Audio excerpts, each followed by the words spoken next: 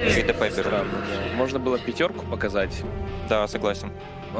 Получается, сейчас прям не могут забрать. Могут? Всего у ребят Да, из да. Страст.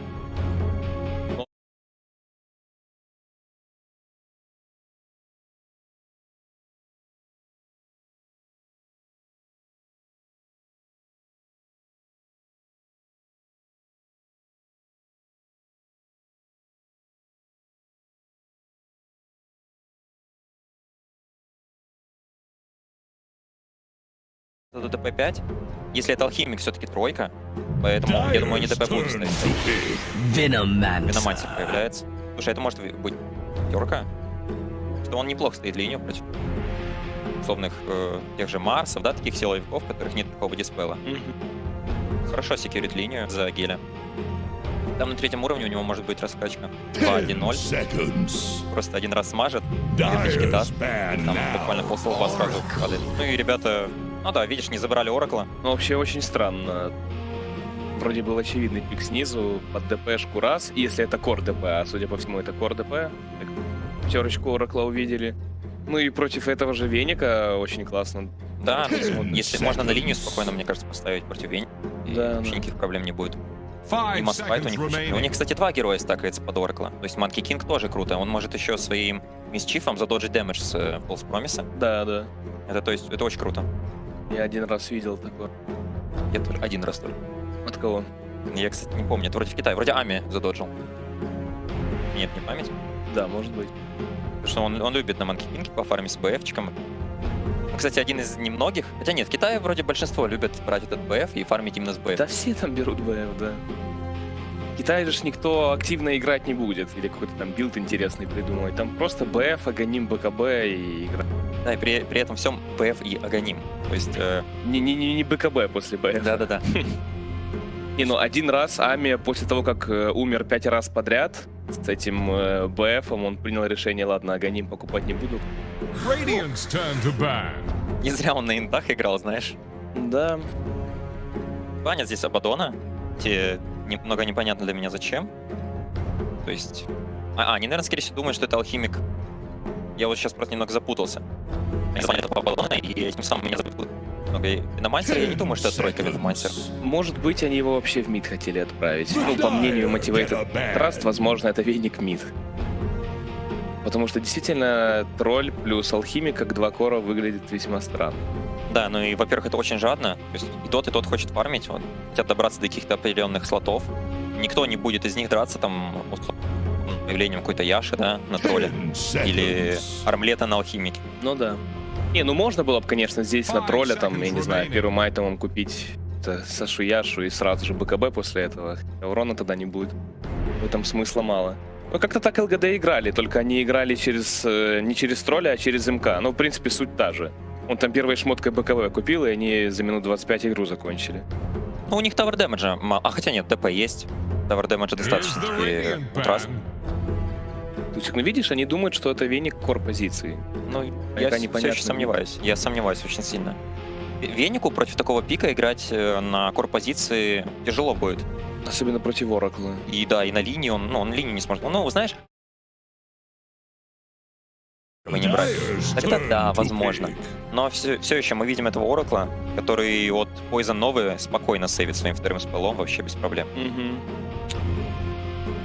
А вот Сигнал Ультра, кстати, проходится так более интересно. Они, знаешь, мидера забанили, и так мидер слэш тройка, этот пангольер. Да и то этого панга можно было бы на четверку на самом деле засунуть. Да, согласен. Там, условно он на линии либо с паком, либо с ДПшкой спокойно отстоит. Да, и если мы можем заметить, что если это алхимик все-таки кор, можно даже, знаешь, пангольера пятерку поставить, и линия будет с Манки Кингом довольно-таки сильно. Он с Свашбакли запрыгивает в спину, прокает пассивка, и они под Манки Кинг. И Рубик, знаешь, ватный тоже. То есть может ставить. Ну, уже этот герой не появится, поэтому ребята думают, что себе добрать нам посредник. Я думаю, это какая-то тройка будет все-таки. Может, это пак просто 4, и они, знаешь, какую-то тройку сильно доберут. 4 настолько... Знаешь, Ксинки. Не, ну Ксинкью, да, но с тем, как Пака порезали в 7.29, мне кажется, его точно на саппорт все-таки берут, да? Ну, Слушай, могут еще, знаешь, Oracle 4 поставить ДП5. Ну, могут так сделать, на самом деле. Мне нравится эта идея, потому что у Oracle на 3-м уровне достаточно много burst damage. Там в районе 500 дэмэджа у него с 2/3 и первого связки. И под легионкой как раз ты хочешь себе взять того персонажа, который поможет тебе быстро заработать дуэли, скажем так. Обычно же под легионку берут какой-то Sky Mag или там мидера какого-то. Да, которые могут влить дэмэдж. 10 секунд, давайте. Удивите нас, да. Может, сейчас зарандомят просто, это будет не менее... Лишак. Ну, это, я думаю, мид Лишак, да. Да, это мид Лишак. Ну, слушай, как по мне, то драфт немного жадный. Это Алхим не тройка. У них Гримс это 5. Ладно, но я думаю, что тролль не сможет ставить линию вообще. Ну, если они не поменяли внутри команды свои позиции, то номинально это Алхим 5. Ну, под тучкой. Да не, ну это шок-контент вообще. Не, ну просто, знаешь, я считаю, что Лишак сейчас один из самых сильных мидов. Мне нравится сейчас на нем делать это Юл, и он такой как кастер выступает, не как какой-то там фронтлейнер, инициатор драки. Он так сзади стоит, и вот первые спылы бросает под шардом, там раз танчик, да, второй шард, танчик. Конечно, ему 4-й... 3, ну да, 3 стана у него сейчас. Ну, до этого было 2, да. А теперь уже 3 срабатывания. Ну, мне тяжело представить ситуацию, когда оно все сработает. Под котлом можно затаймить, кстати, так, что человек будет стоять в стане все 6 станов. Под котлом? Да. Я видел это в паблике и рассказывали там. Но мне пока что пик, на самом деле, у Trust очень сильно нравится. Я думаю, у них вот где-то такой с 70/30, наверное, даже так. Вот, смотреть по силе драфта. Веник вообще здесь, вот, как по мне, вот именно Веник испортил очень сильно. Особенно против таких героев, как Легионка и Оракл. На его, мне кажется, лучше на 5-ю позицию засовывали. С другой стороны, если ставишь Алхимика на 3, как он вообще стоит линию против МК, я не знаю. Ну, знаешь, на самом деле под Тучкой, под Рубиком, под Фейтболом, это игра.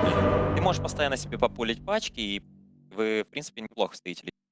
А так, было бы очень круто. Тем более, не забывай, что там есть еще, по сути, ДП, которая этого алхимика, она присосалась, и все, и алхимик такой, ладно. Есть, когда я агоним отдам, и у меня будет ворс. Что ж, ребята расходятся по линиям. Интересно, будут ли они драться на речке или нет, потому что, когда мы комментировали в прошлый раз, ребят вообще расходились мирно.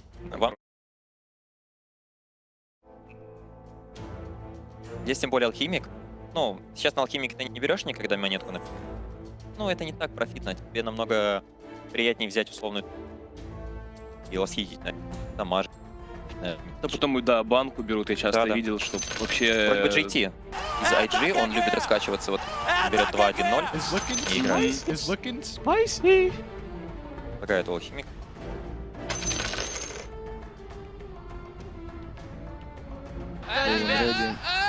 Ну да, он переконнектился. В общем, у них вот на корах могу сказать, что в принципе одни из сильнейших героев. Вот именно данных исполнителей. Ну да, но, слушай, вообще, как по мне, то здесь просолка для Легиона. Прям просол? Вообще, тут, ну, отличный герой здесь. Во-первых, она может стоять в бэклайне сзади и там пресс за атаки раскидывать. Может шардик себе собрать, какое-то дополнительное БКБ давать. Тем более против тех героев, которые я вижу слева, БКБшечка такая, даже секундная, плохо выглядит. И на Легионке, если она хорошо стоит линию, она должна хорошо стоять линию с алхимик, с 5. А судя по закупу, это 5 алхимик.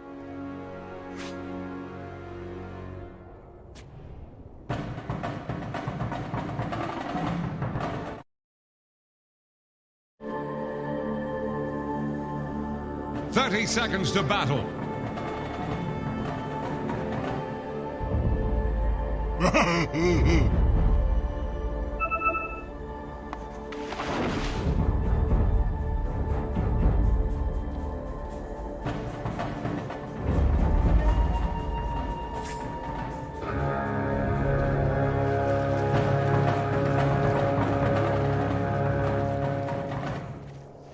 cast off the lines. We embark for battle.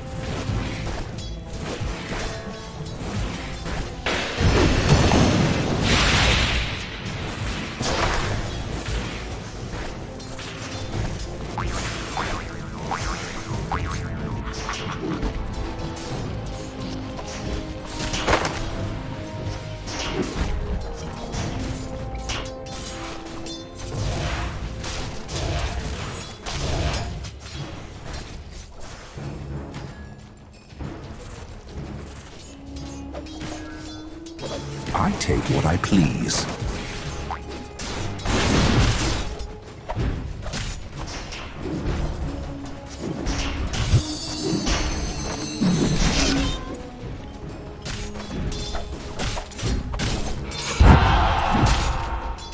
Denied!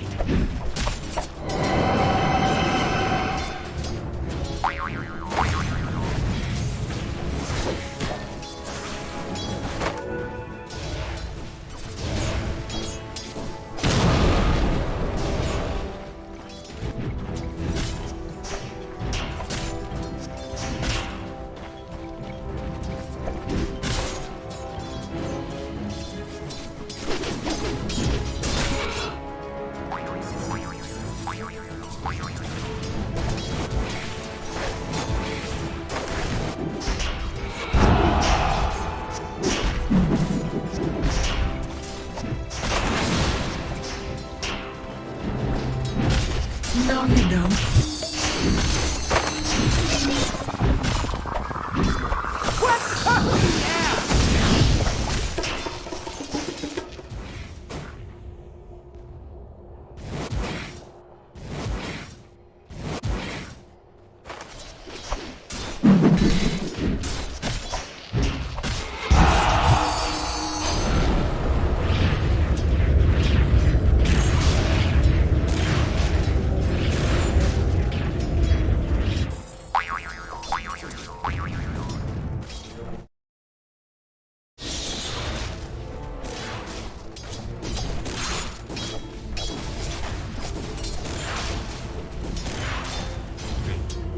Да, и, ну, соответственно, у него никогда проблем с деньгами не было.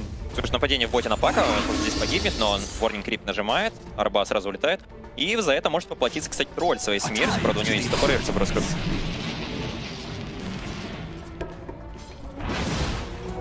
Thank you, my beauties.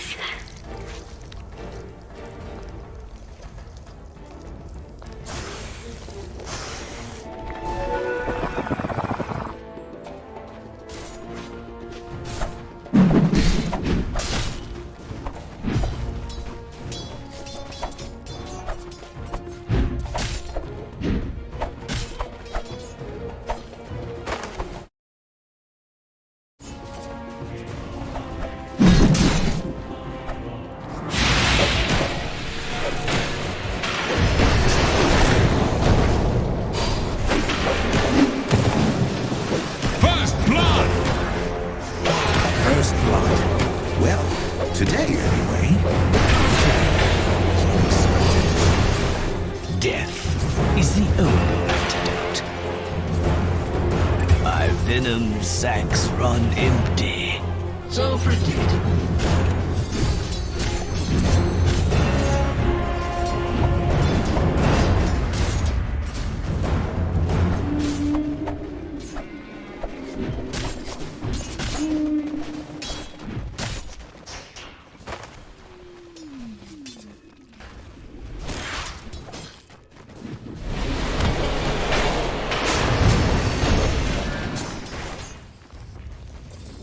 Dire's top tower is about to take the plunge.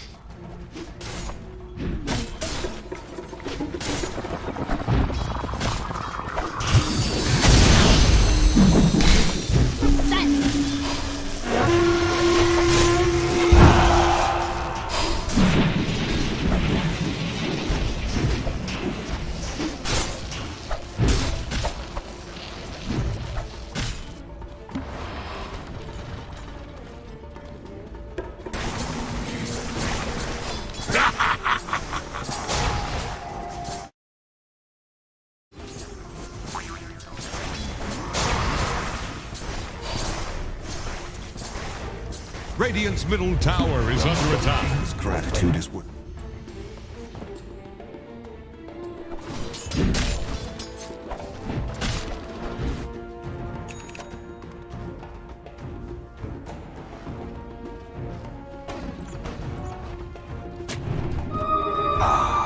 All in service to imbalance.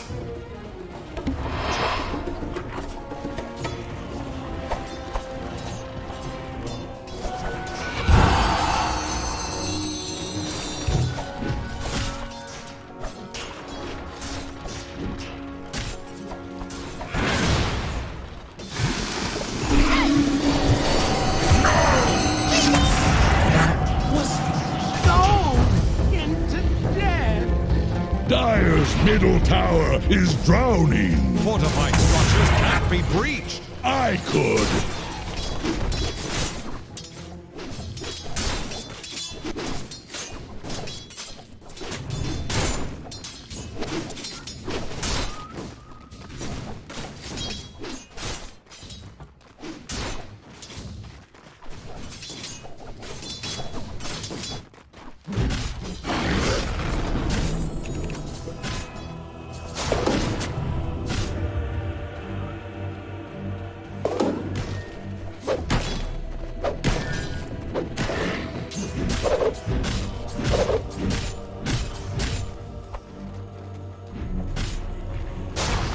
Dire's top tower is under attack.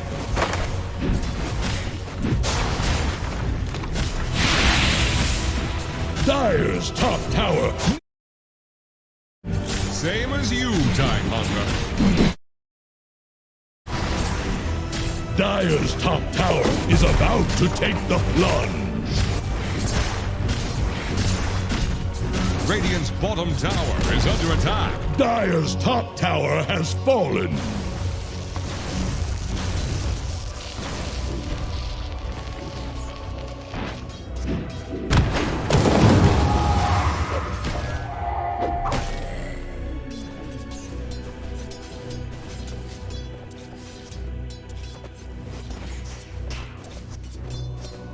Denied. Unworthy. Radiant's bottom tower is staggering. Like a drunk sailor.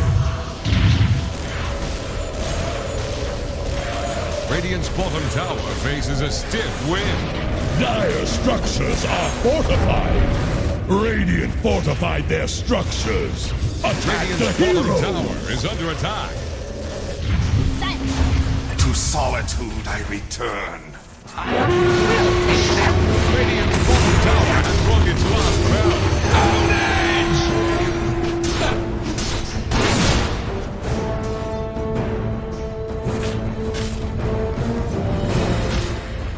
Dire's top tower is under attack. Thank you, refugees.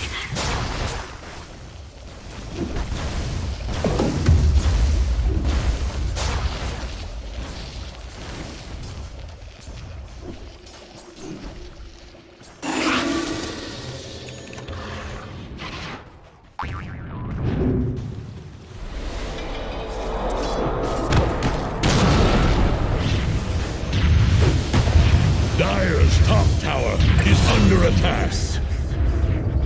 Fall by my edict. Invisibility. It did not take a second to see them.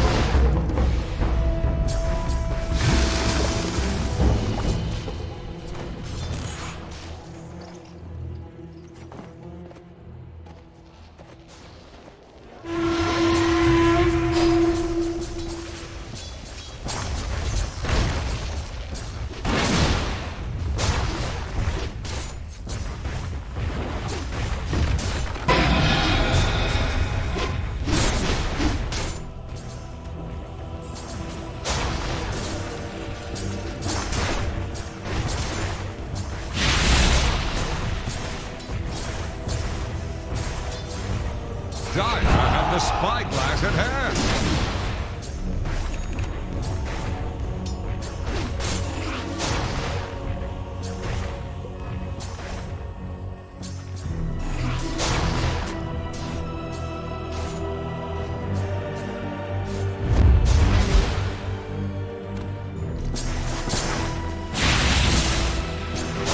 Are Radiant using echolocation?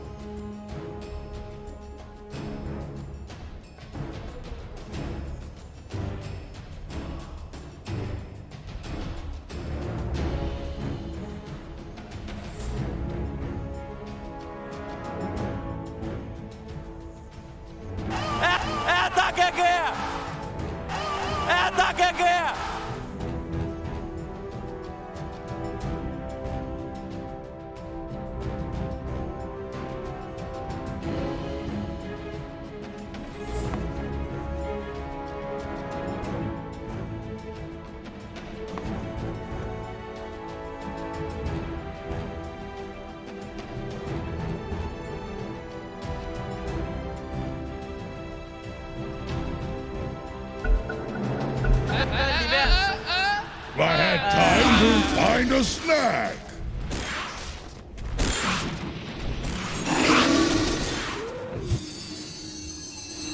Behold!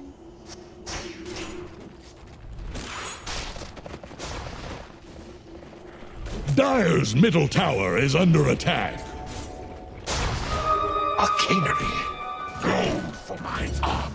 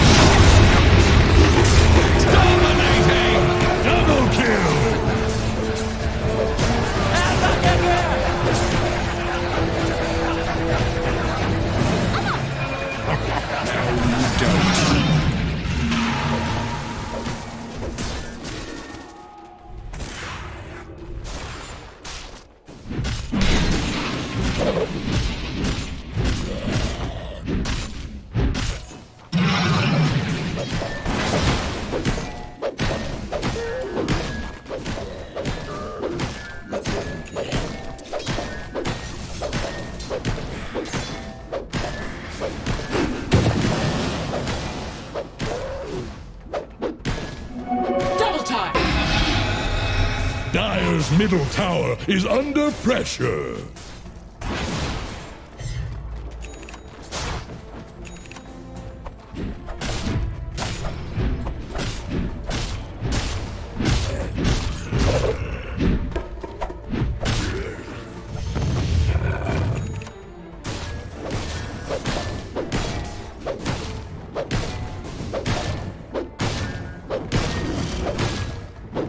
We'll take that.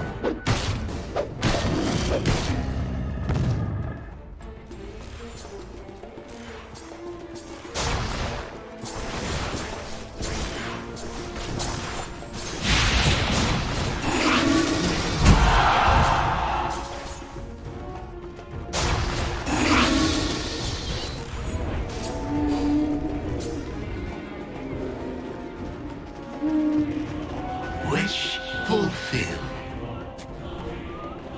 Radiant are scanning for enemies. That should help.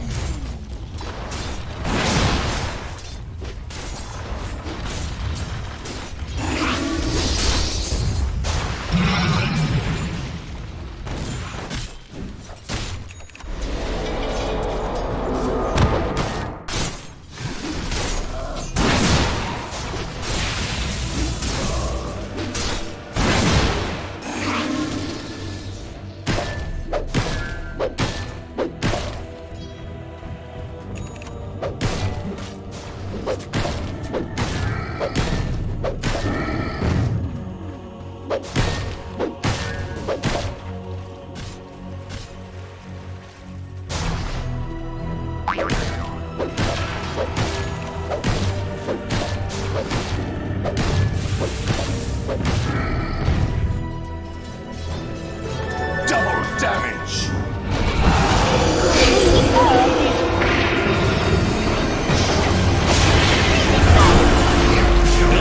Middle tower is under pressure. Killing spree! Radiant think just like your save them. Radiant's middle tower can handle this game.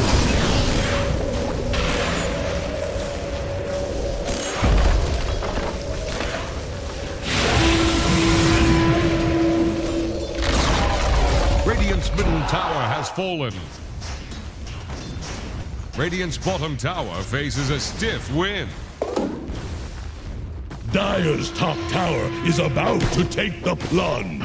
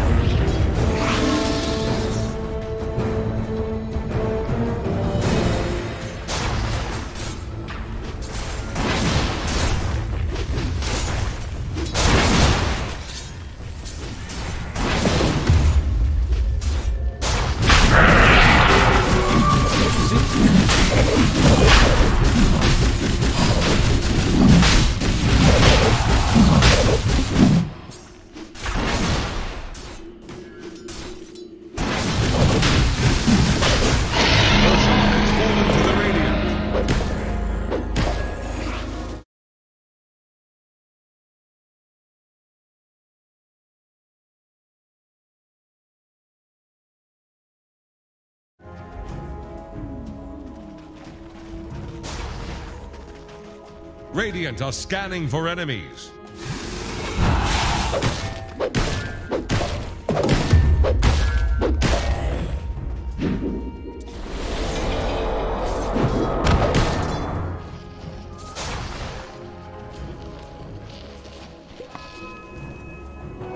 Thank you, my beauties.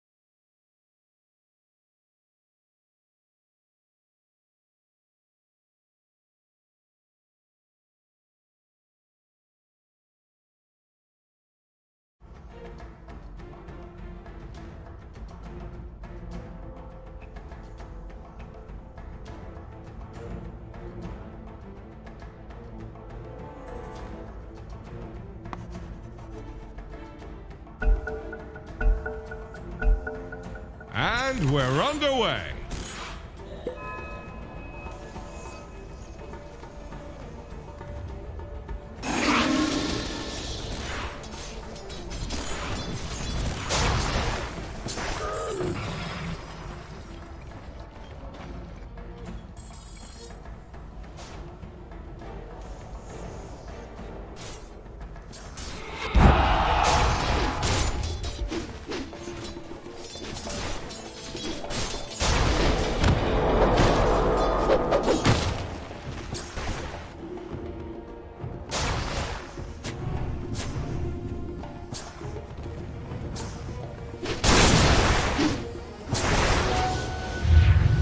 Dire's bottom tower is under attack.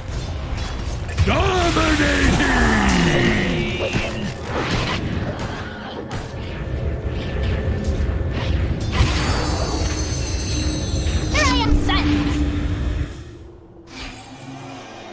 Dire's bottom tower is about to flounder.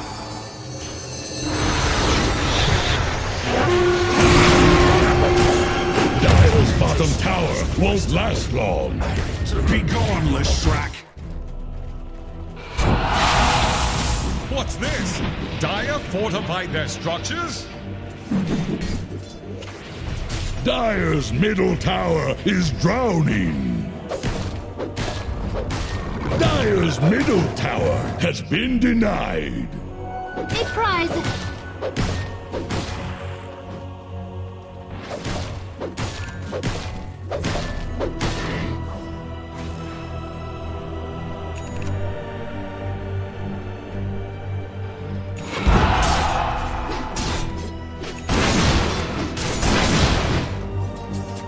Radiant's bottom tower faces a stiff wind.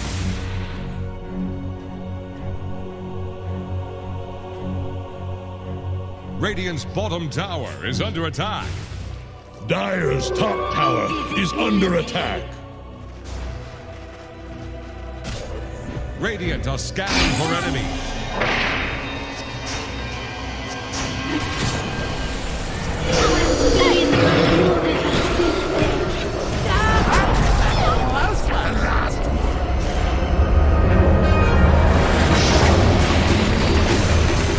Dire's middle tower is under attack.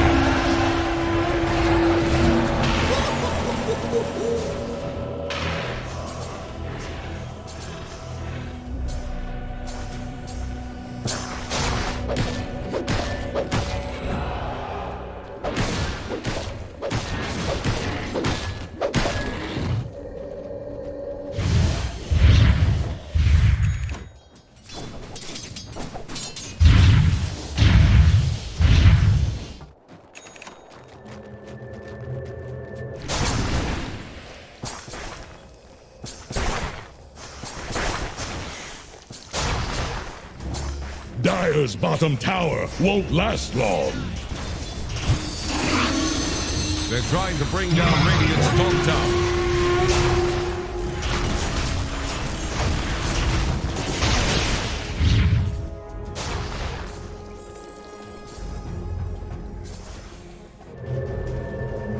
We'll take that.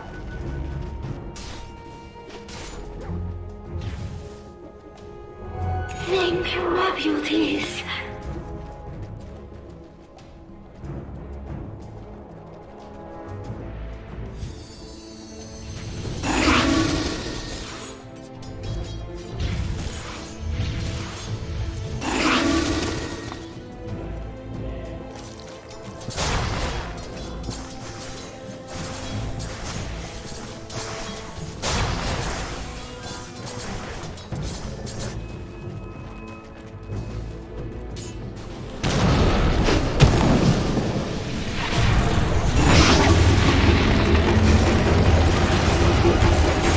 Killing spree!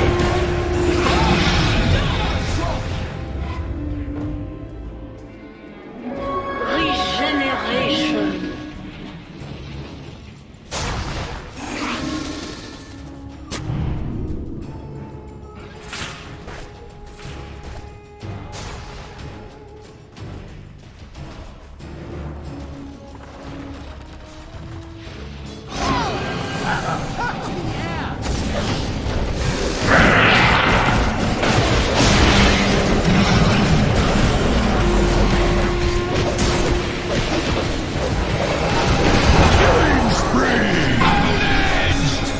Mega kill!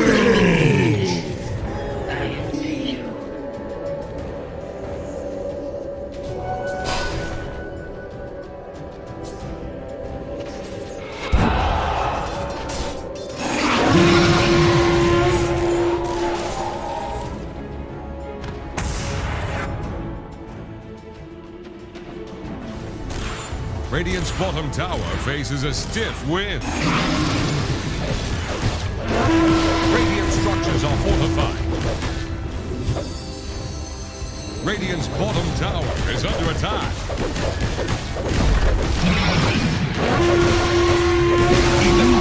Radiant's bottom tower has fallen.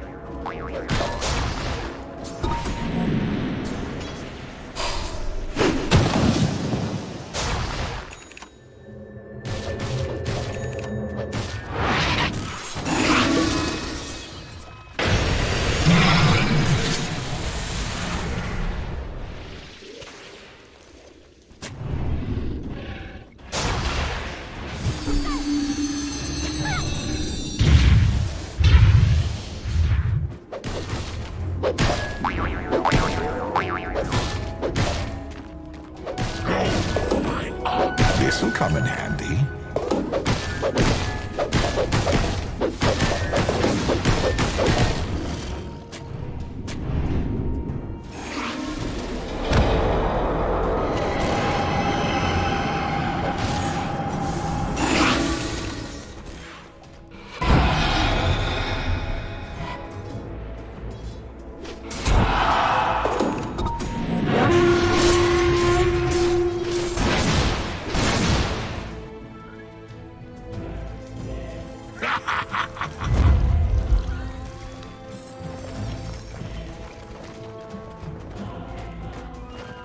Radiant are scanning for enemies.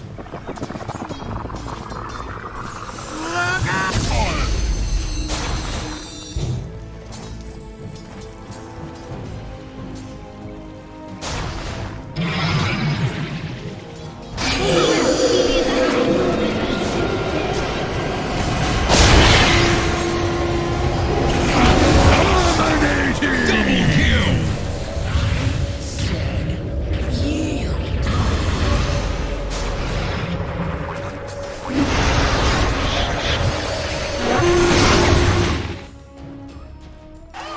Это ГГ! Это ГГ!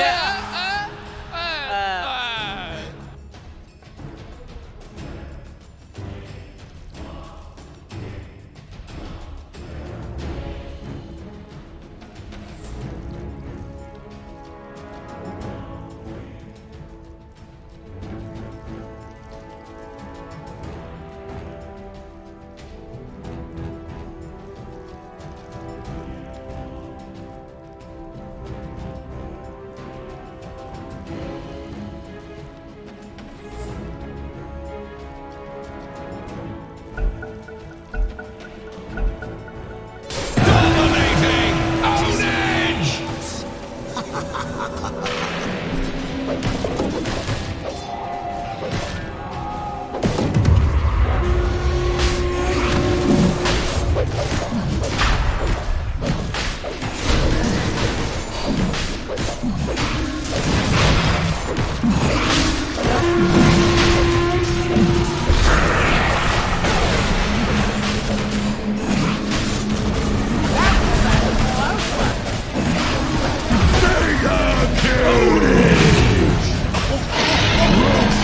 Has fallen to the dire.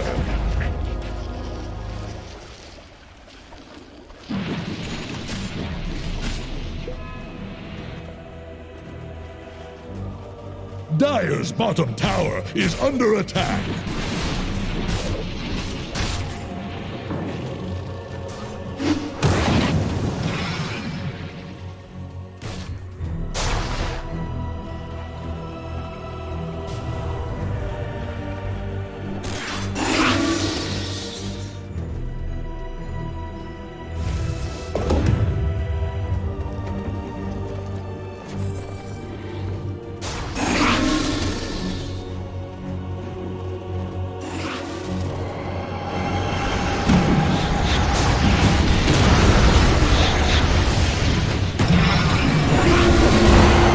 Unstoppable!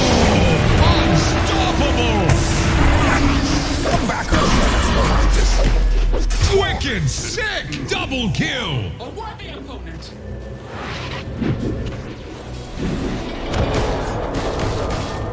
We'll take that.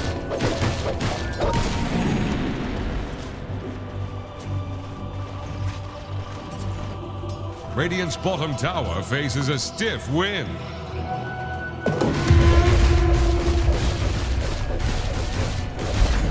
Radiant's bottom tower is under attack. Radiant's bottom tower has fallen. Radiant's bottom barracks denied.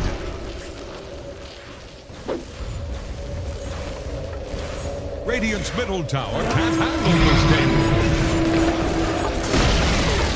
Radiant's middle tower Radiant's middle tower is under attack.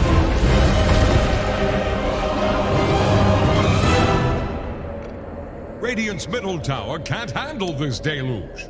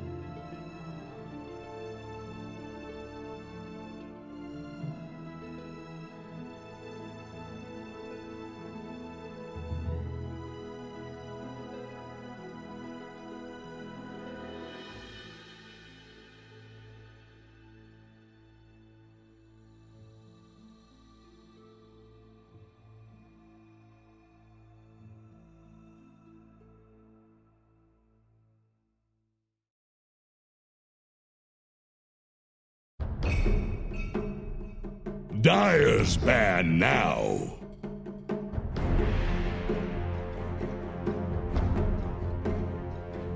Radiant's turn to ban.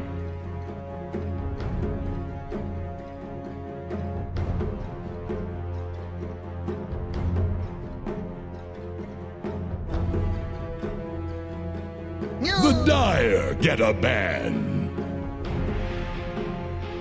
Here's the Radiant ban.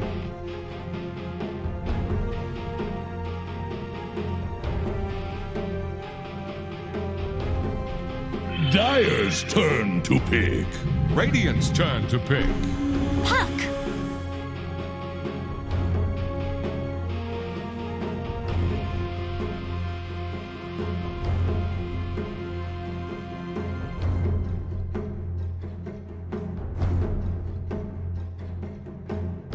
10 seconds. Radiant's turn to pick. Dire's turn to pick.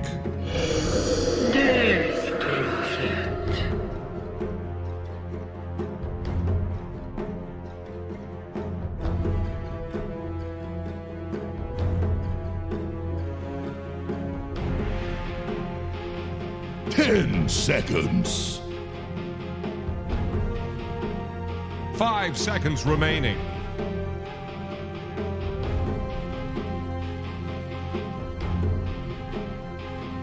Dire's ban now. Elder Titan.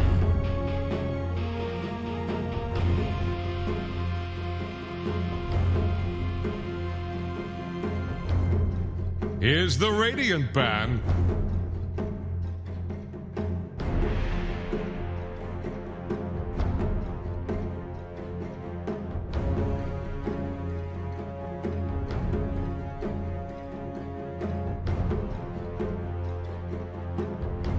Ten seconds. 5 seconds remaining.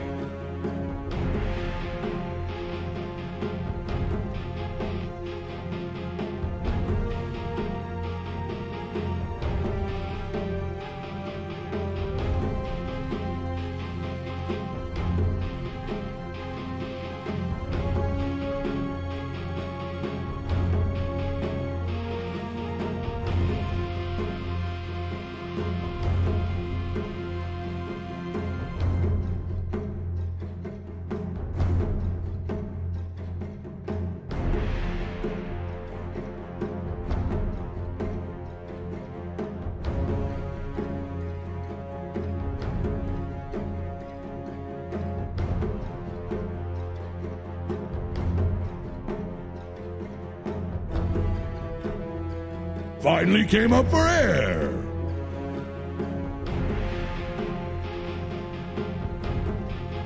Welcome back, landlubber. Get any salt in your lungs?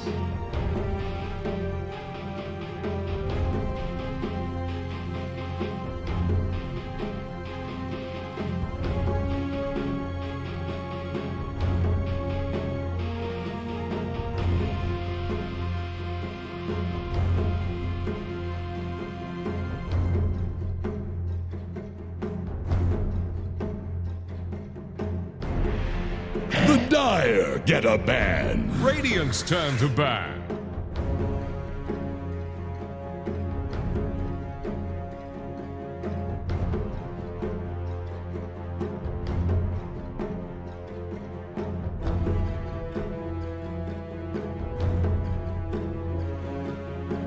Ten seconds. 5 seconds remaining.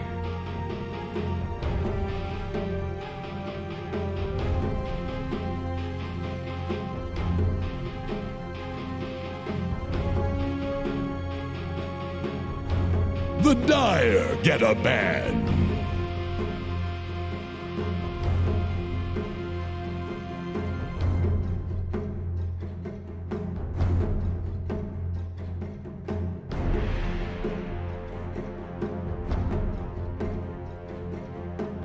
Ten seconds.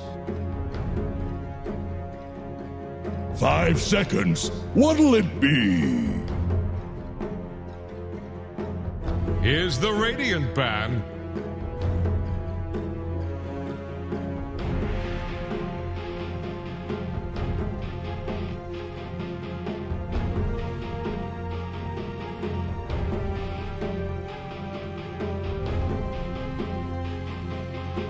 10 seconds. 5 seconds remaining. Radiant's turn to pick.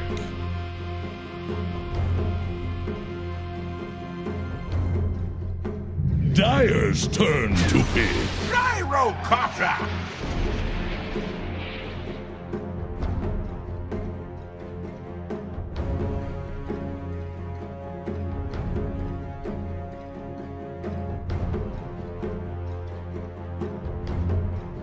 10 seconds. 5 seconds remaining.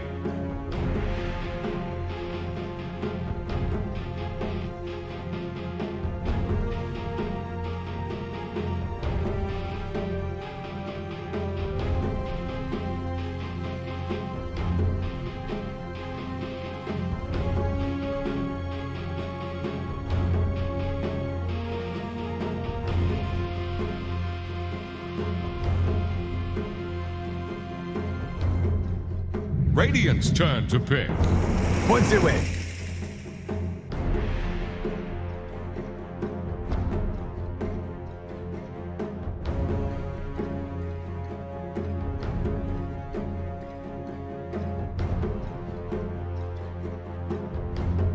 Ten seconds. 5 seconds remaining.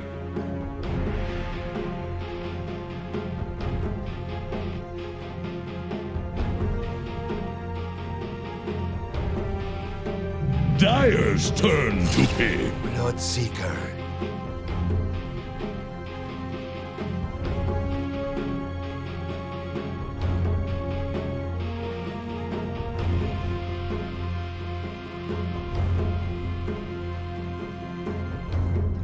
Ten seconds.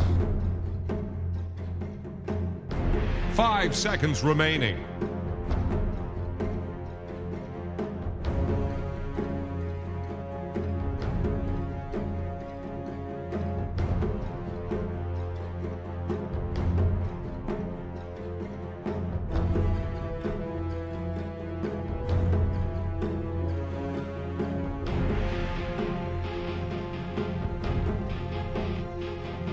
Dire's bad now. Medusa.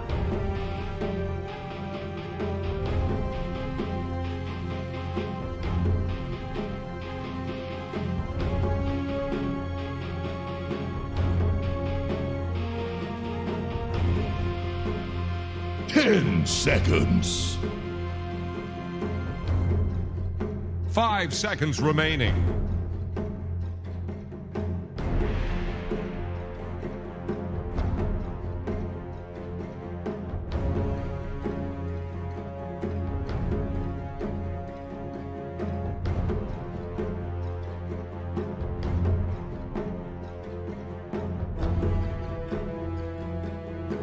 Radiant's turn to ban.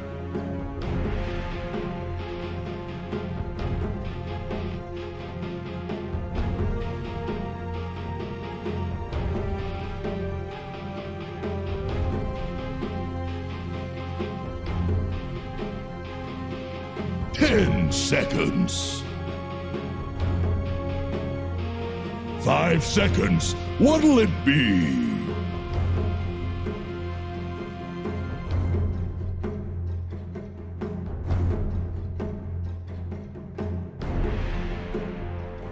The Dire get a ban. Radiant's turn to ban.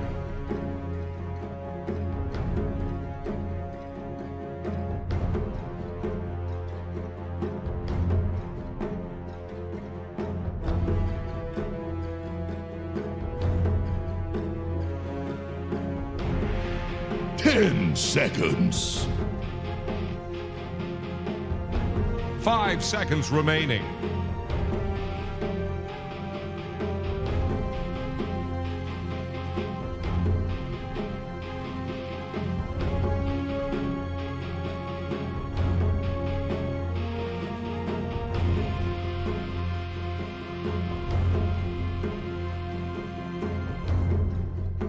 Dire's turn to pick.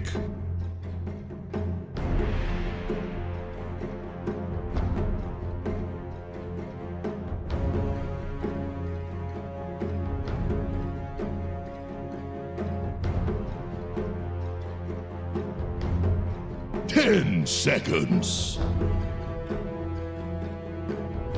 5 seconds remaining.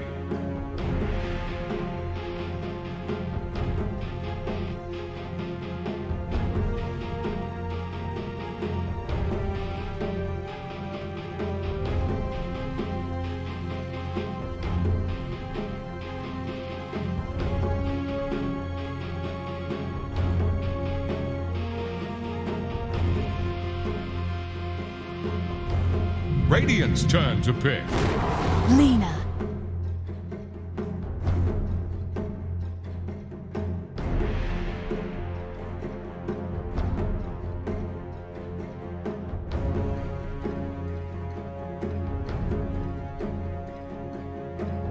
Ten seconds.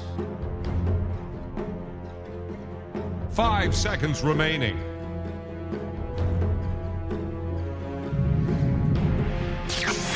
Storm Choose Spirit. your hero.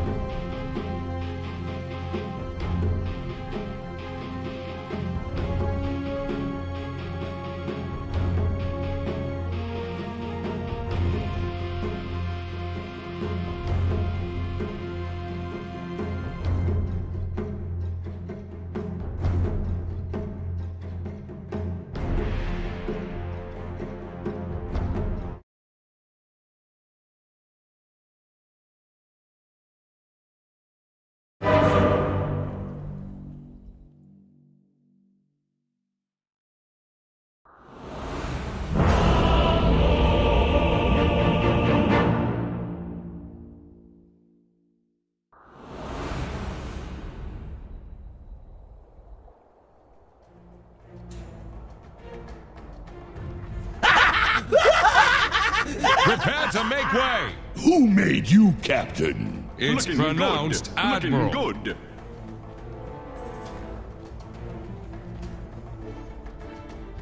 Wanna play with fire?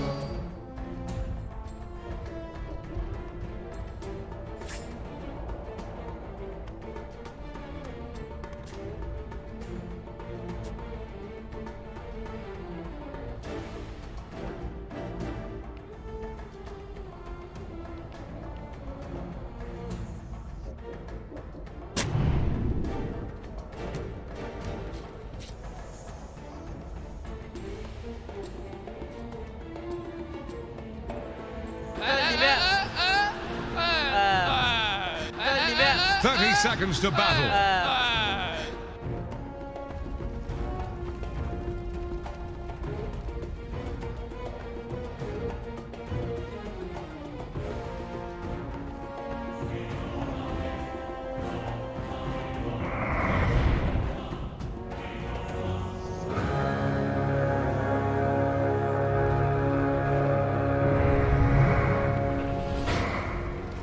And we're clear for running.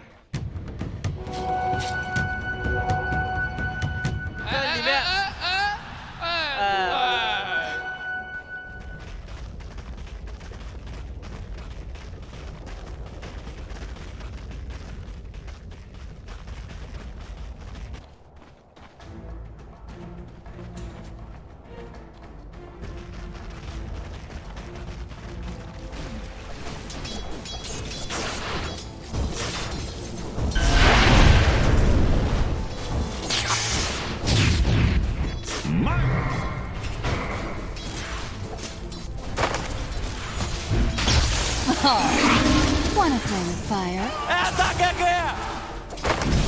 Cannot mess the golem.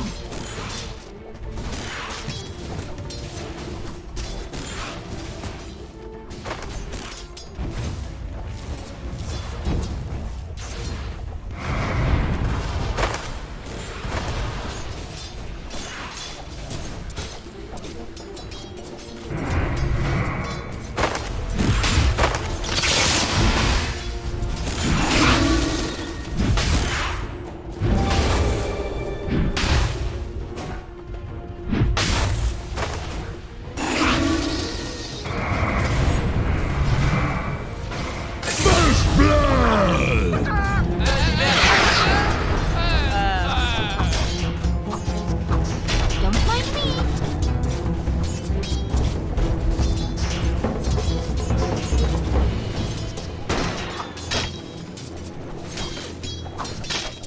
I see for you a future full of death.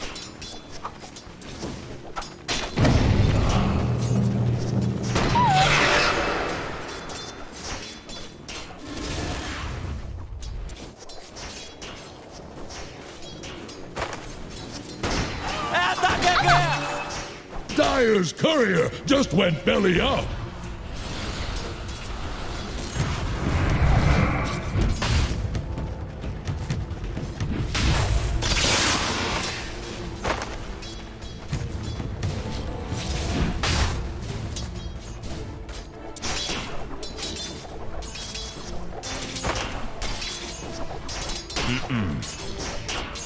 Puck out!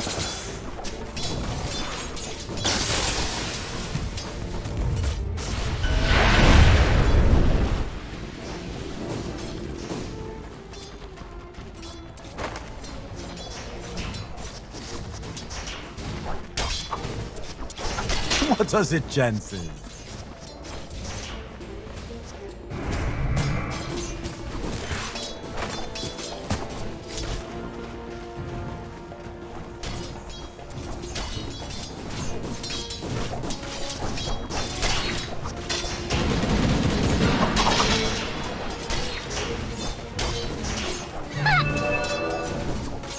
Stupendous!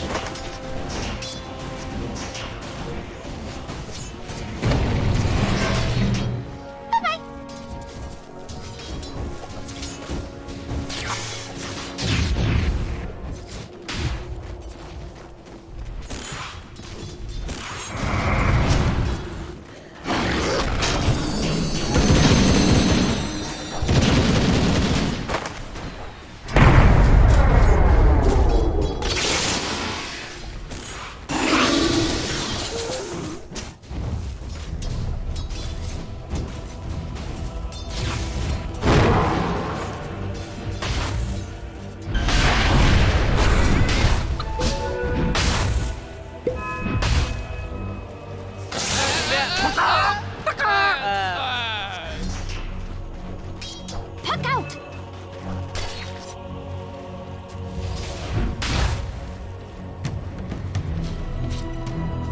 In your face.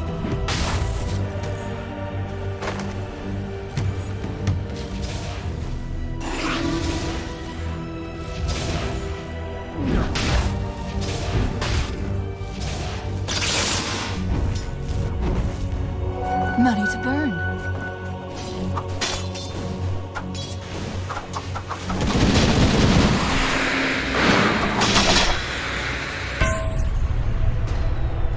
Denied! Radiant's bottom tower is staggering. Like a Dire's courier has been killed.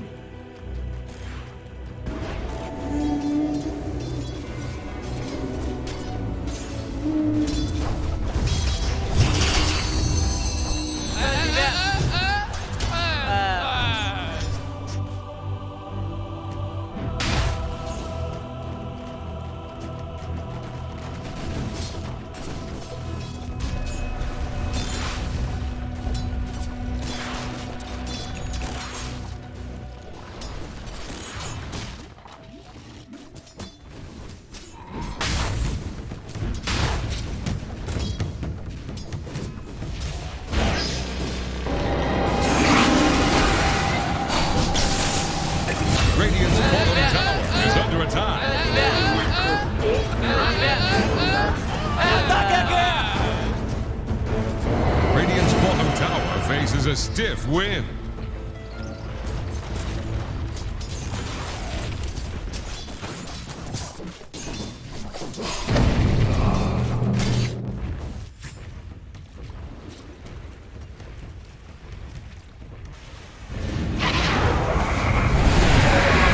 Generations are precious. Over here now. Double kill!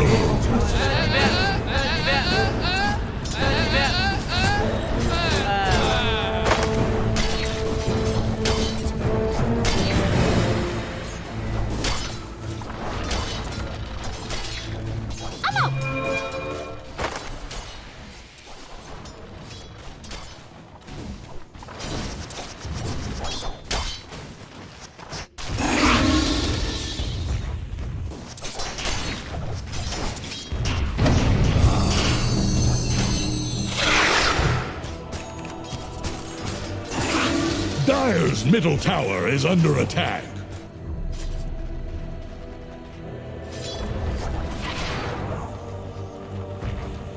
Dire's middle tower is under pressure.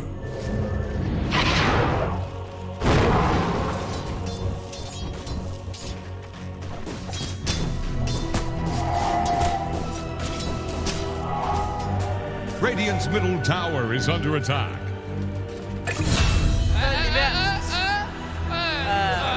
Blood for the twin. Are Radiant using echolocation? Dire's top tower is about to take the plunge. What's this?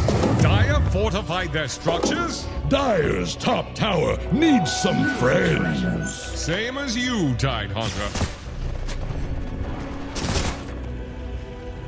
Dire's top tower is under attack. Throw a line to Radiant's middle tower. It's sinking, just like yours. Dire's top tower is gone. Radiant's middle tower can't handle this deluge.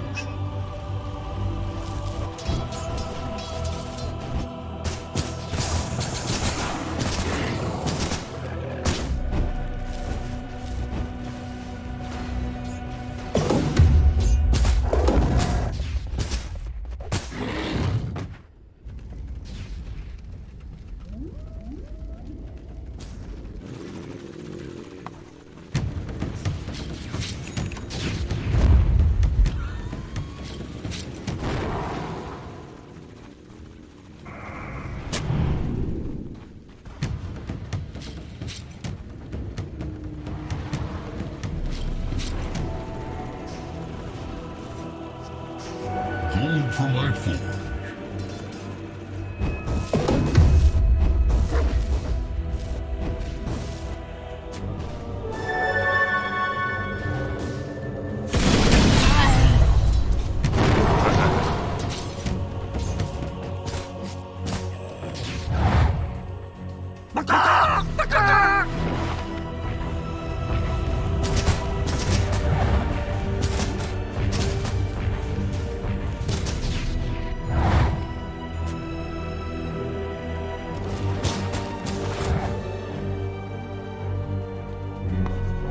Stupendous!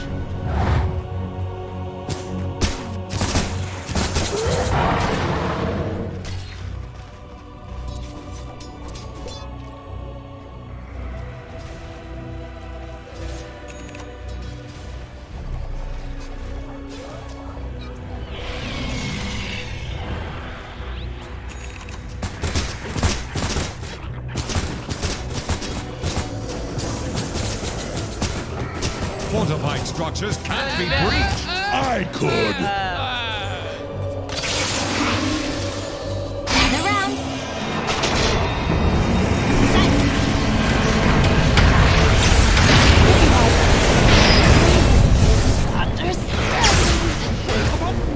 Regeneration!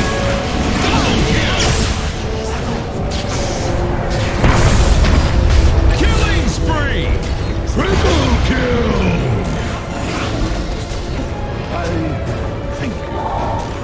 Dire's middle tower is drowning. Dire's middle tower has fallen. Where's my pension?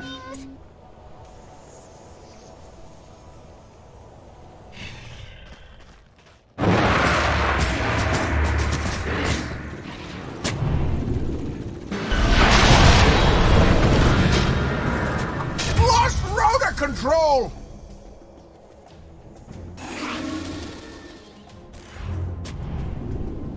Dire structures are fortified.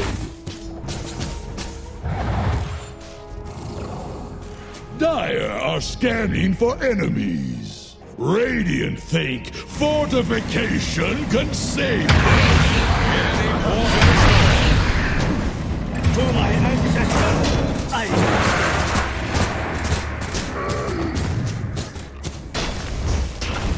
Radiant's bottom tower faces a stiff wind. Radiant's bottom tower has rung its last bell.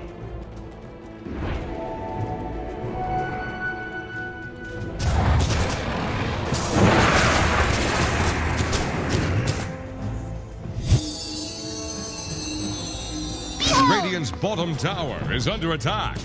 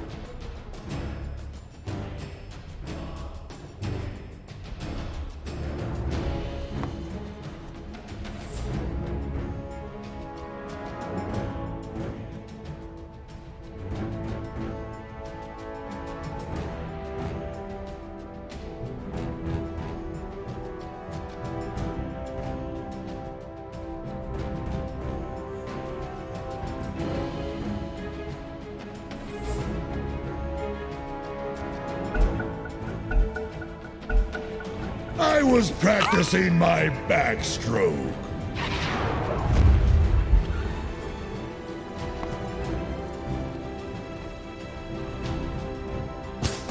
Radiant are scanning for enemies.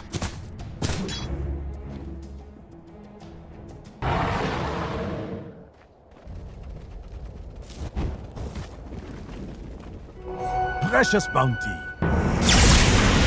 I'm over here. Dominating! Mega kill!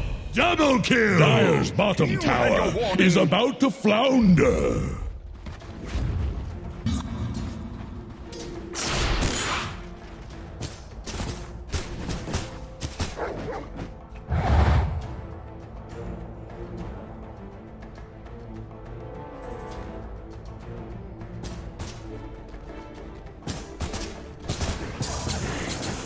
Dire's bottom tower is about to flounder.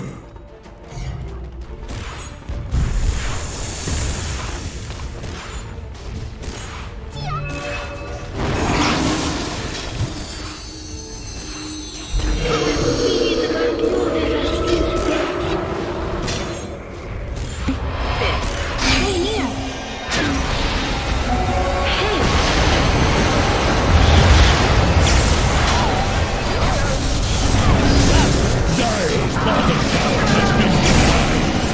Killing spree!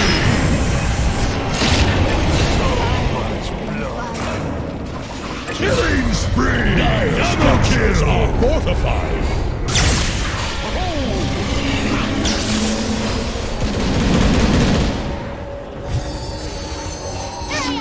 Dire's bottom tower is under attack. Run dry. See you in the spring. Puck out.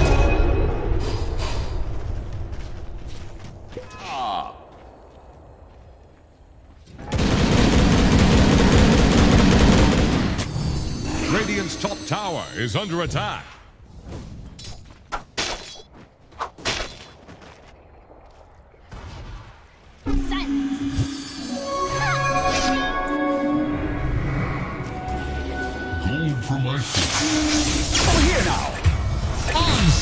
Unstoppable! Blow the man!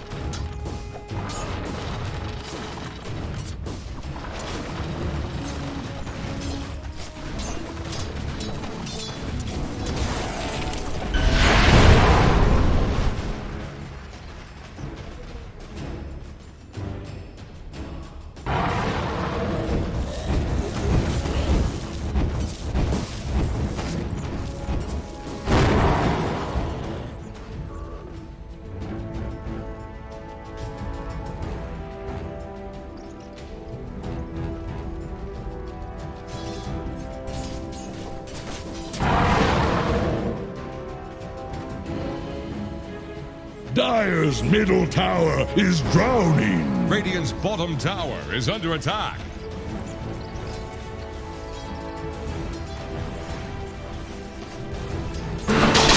Radiant's bottom tower faces a stiff wind. Roshan has fallen to the Radiant. Radiant's bottom tower is under attack.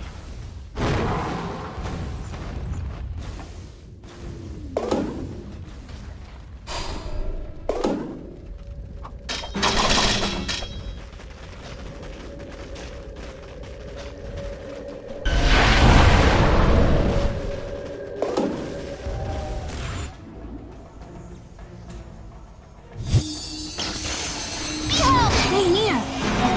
Perfect for your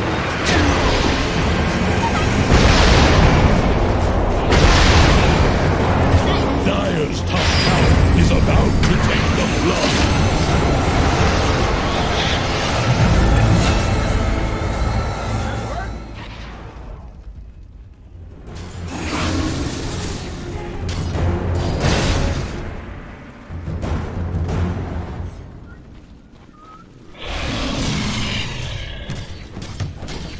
Radiant's bottom tower faces a stiff wind.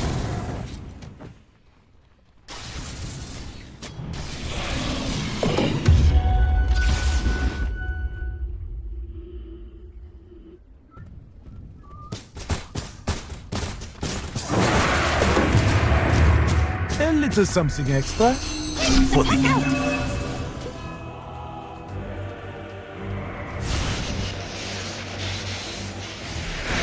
Regeneration. Where's the party?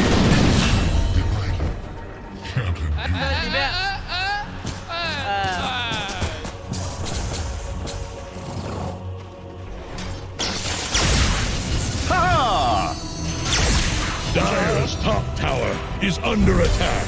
Radiant structures are fortified.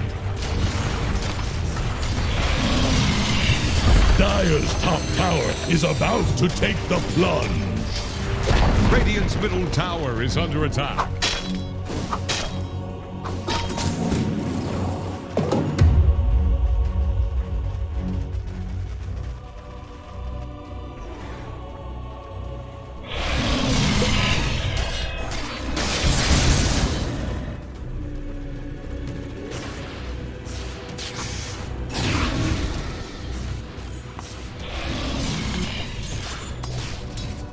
Radiant's bottom tower is under attack.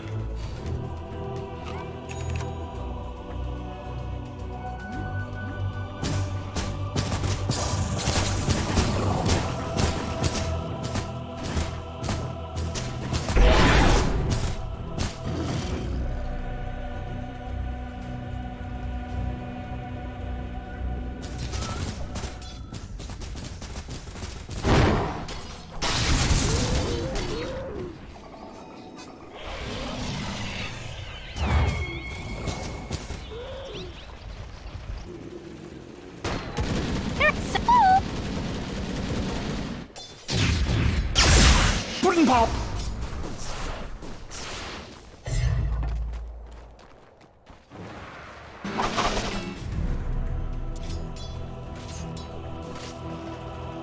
Radiant are scanning for enemies. Zap! I'm over here! I'm over here!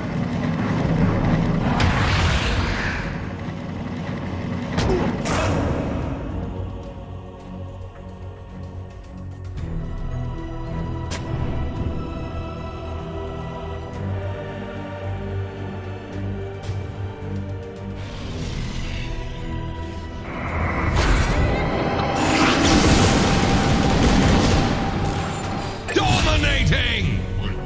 Love you.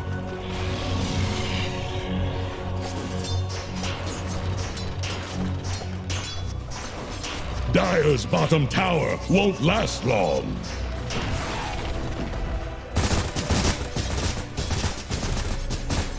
Dire's bottom tower is about to flounder. Dire's bottom tower couldn't withstand the Tower is under tide. attack. Radiant's middle tower can't handle this deluge. Here I am. I'm up. Radiant's top tower is on the rocks. Silence. Gather round.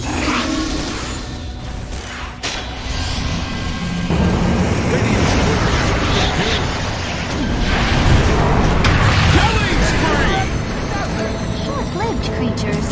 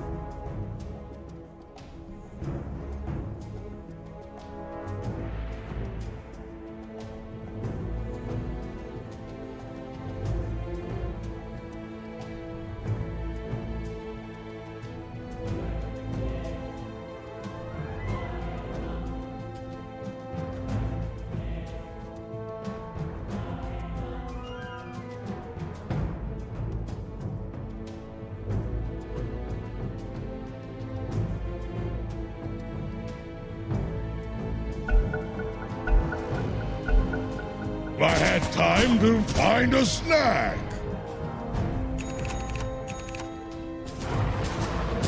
Stupendous!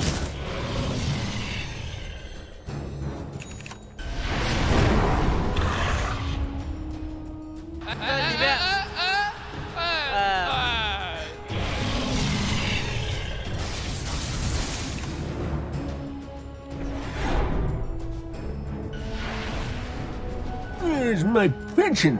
Precious bounty. Zap!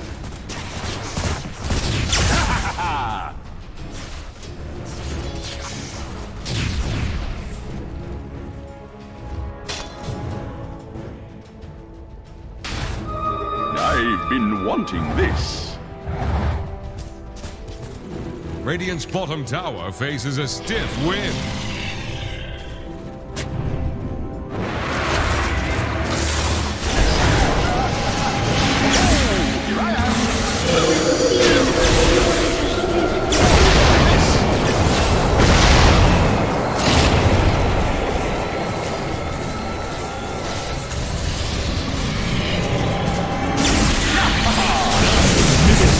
Is under pressure.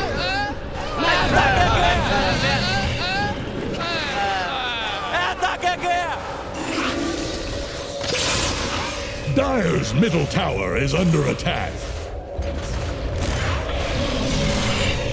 Dire structures are fortified. Radiant's middle tower can't handle this deluge.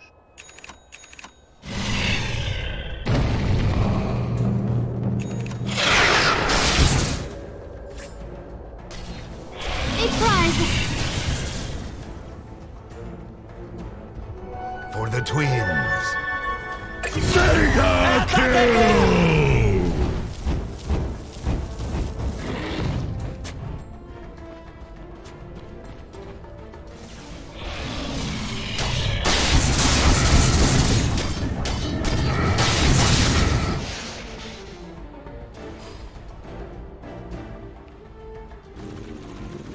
Dire's middle tower is under attack.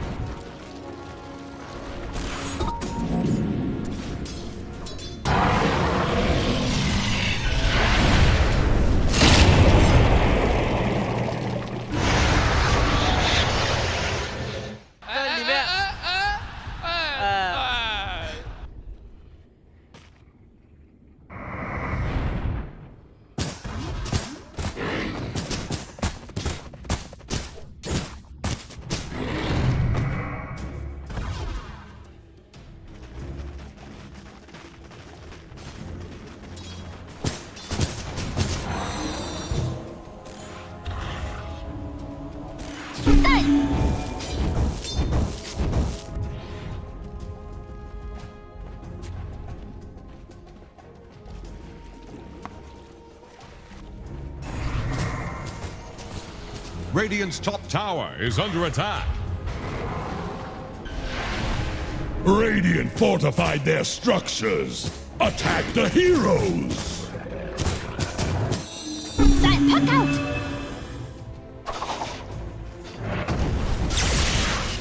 Over here now.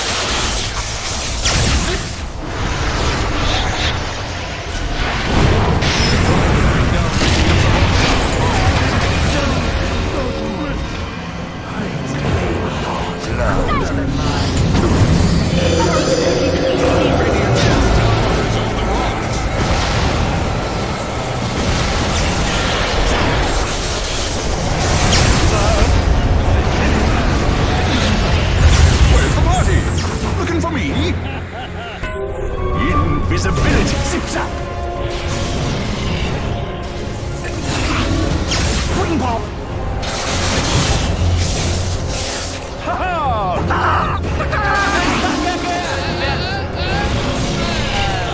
Dire's bottom tower is under attack.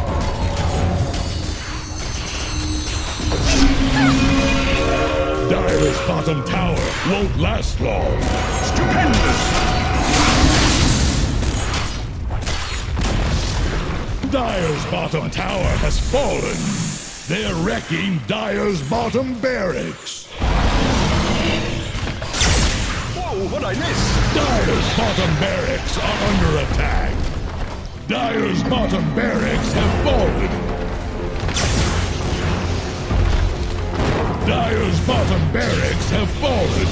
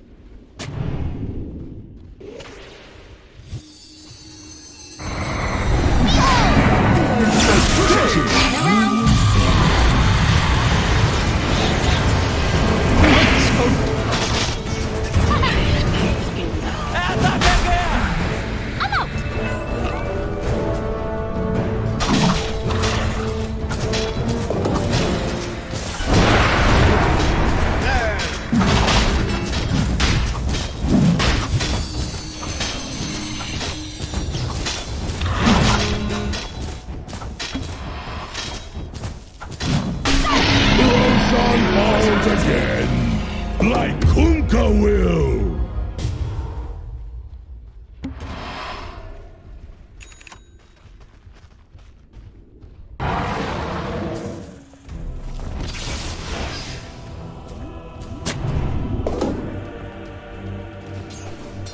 Radiant's middle tower is under attack.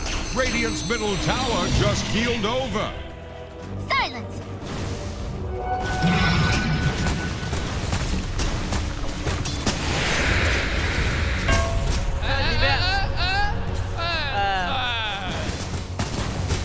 Radiant structures are fortified.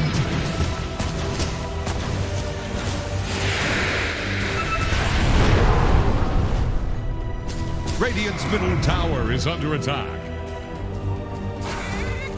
Mine's burn.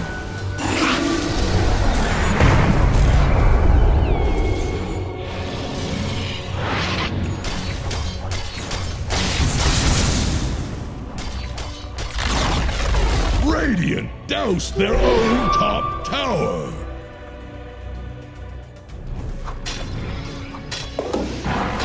Gold for my food.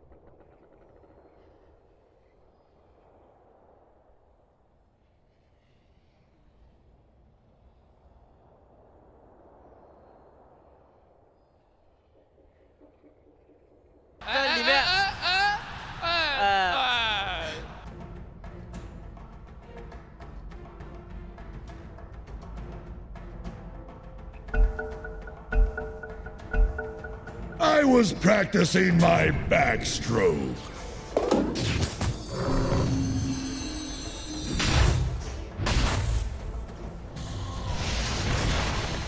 Oh! You blew it!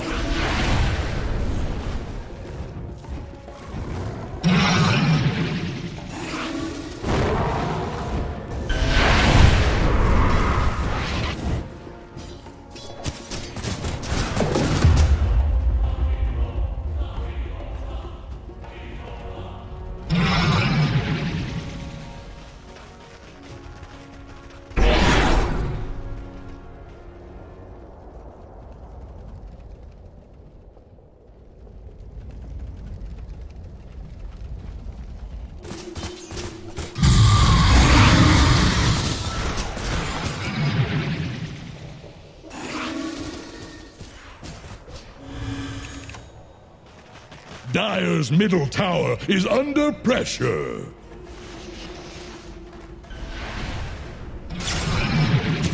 Radiant's bottom tower faces a stiff wind. Dire's middle tower is drowning. Radiant's bottom tower is under attack. Radiant's bottom tower has fallen.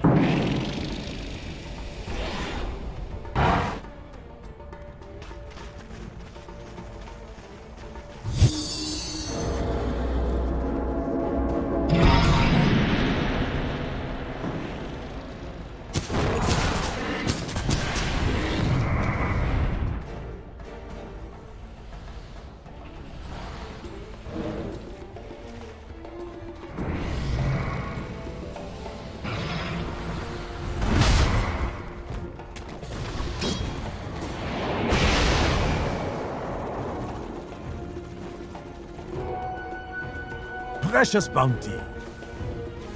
Radiant's middle tower can't handle this deluge. Radiant structures are fortified. Radiant's middle tower is under attack. Radiant's middle tower has fallen.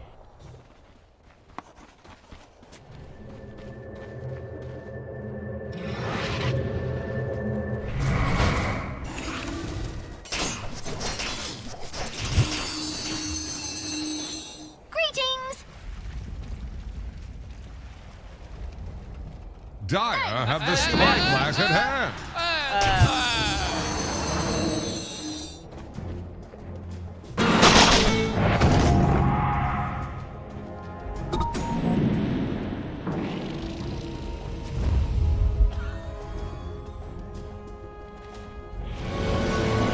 Can't outrun a wildfire.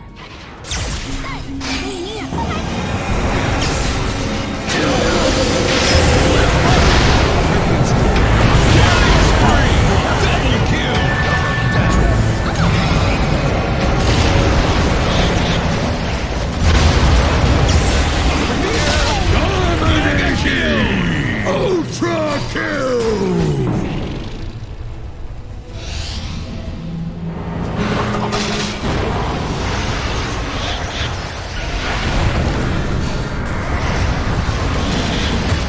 Radiant's bottom tower is under attack.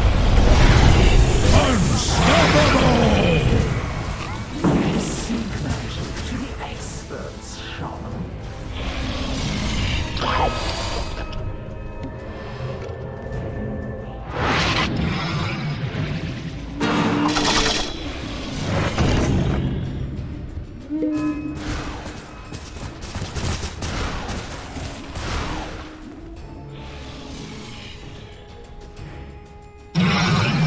Radiant's middle tower can't handle this deluge.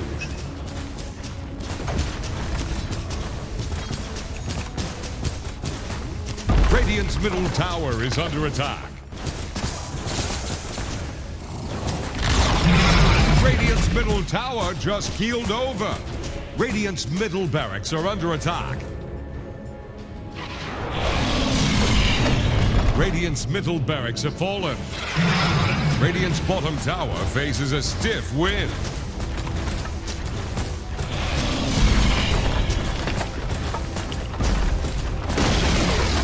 Radiant's bottom tower has rung its last bell.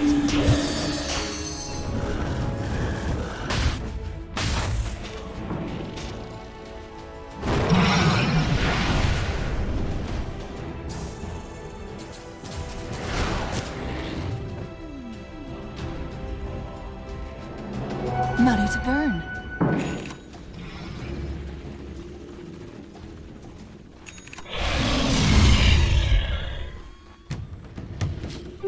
Invisibility.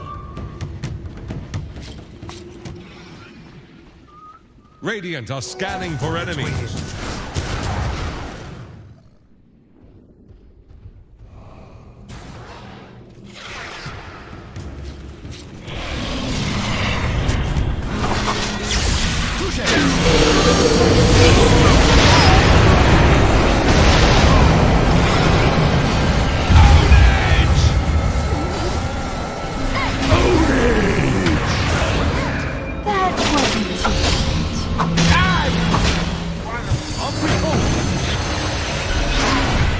top tower is on the rocks. That wasn't too bright.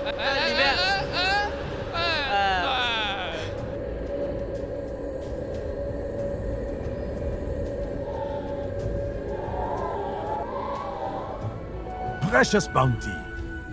Dire structures are fortified. Radiant's top tower is under attack.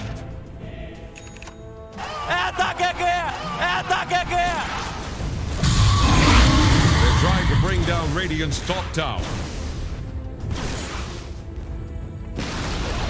Radiant's top tower has fallen. They're trying to bring down Radiant's top tower.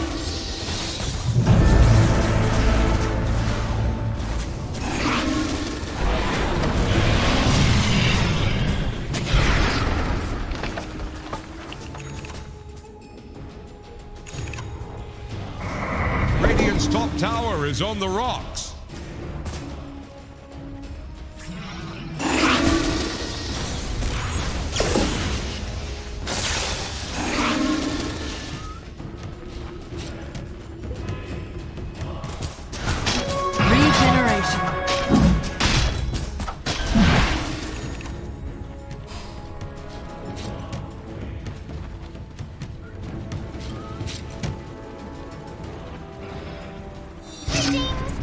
Dire are scanning for enemies.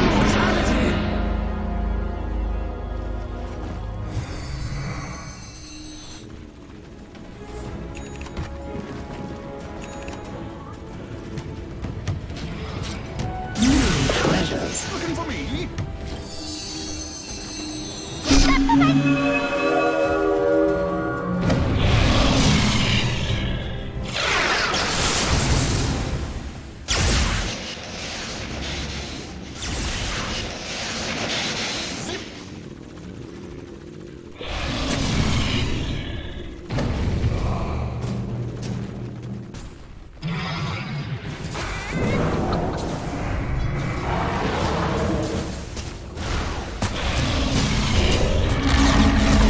Radiant's top tower just got sent to the bottom. Really tight on that. Odin! Get up if you can. Over here now! Here I am!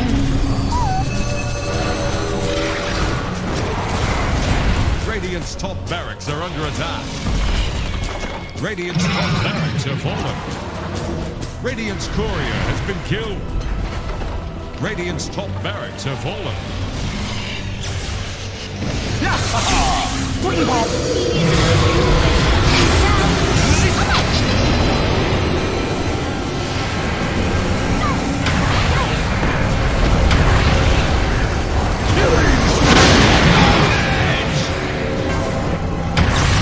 Killing spree!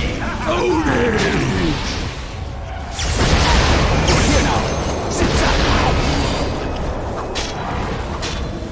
Radiant's bottom barracks are Radiant's bottom barracks have fallen.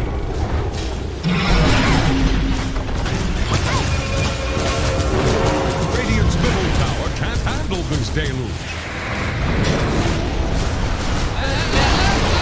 Radiant's middle tower has fallen. Radiant's middle tower can't handle this deluge.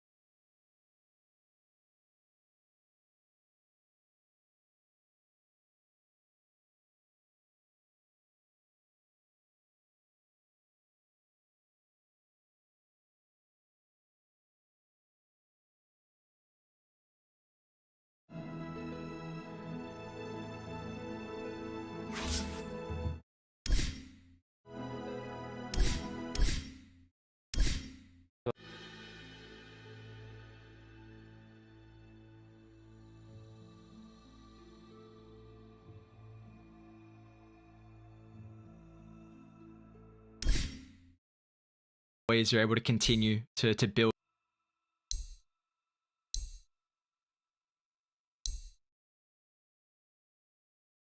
There's plenty of Dota.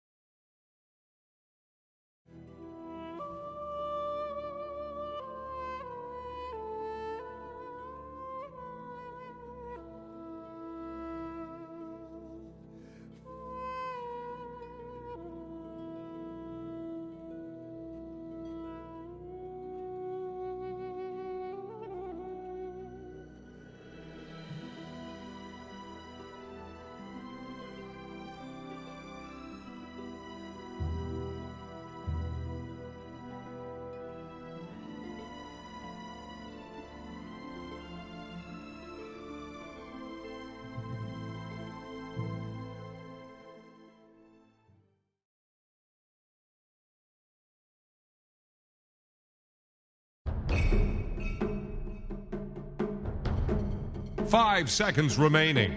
Dire's ban now. Here's the Radiant The ban. Dire get a ban.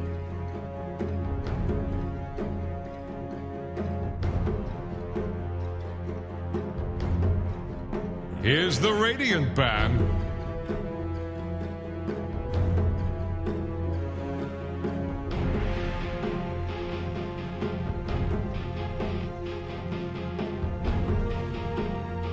Dire's turn to pick. Radiant's turn to pick. Beastmaster.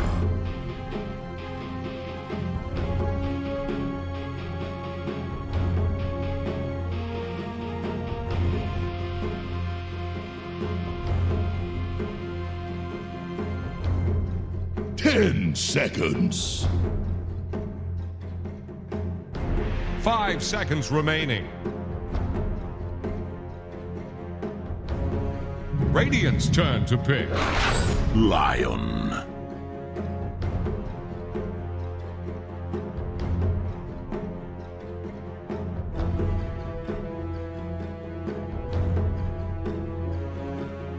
Dire's turn to pick. Time.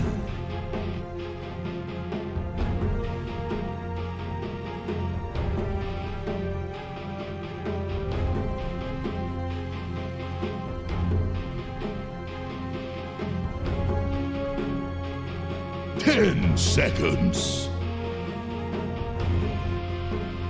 Dire's ban now. Radiant's turn to ban.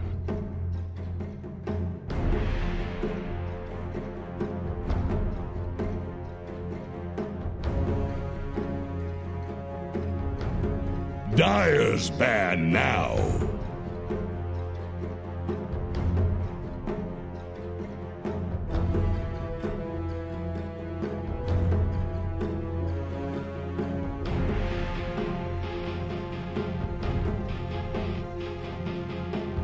Ten seconds. 5 seconds the remaining. Radiant ban. The Dire get a ban.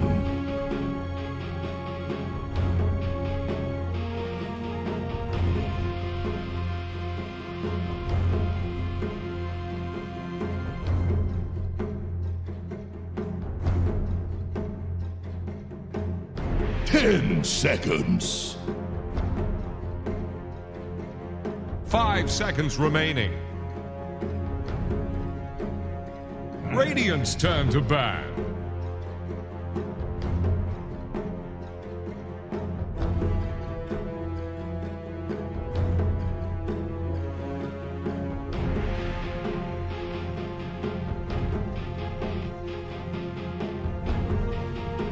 Ten seconds. 5 seconds remaining.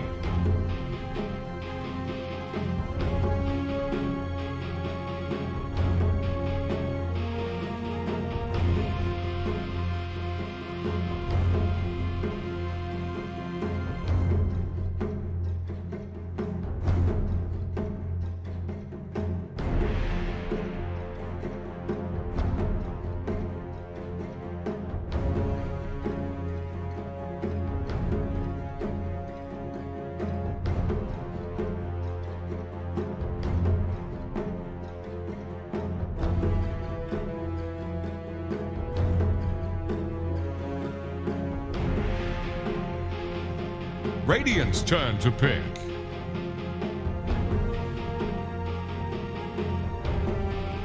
Dire's turn to pick.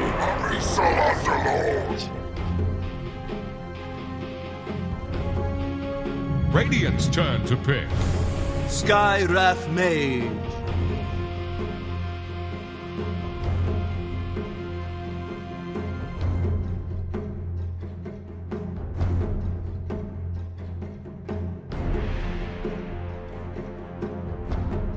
Ten seconds. 5 seconds remaining.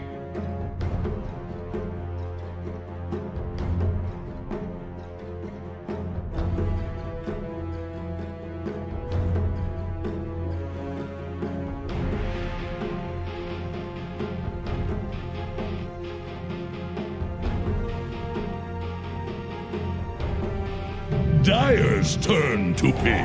Lone Druid.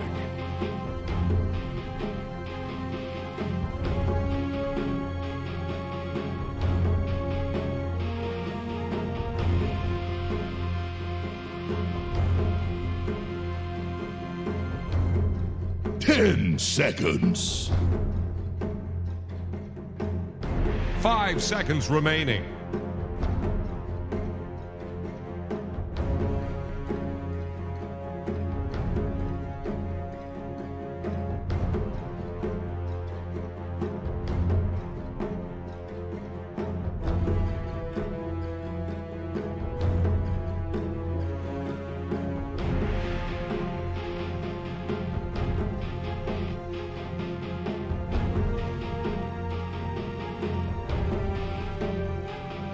Dire's ban now.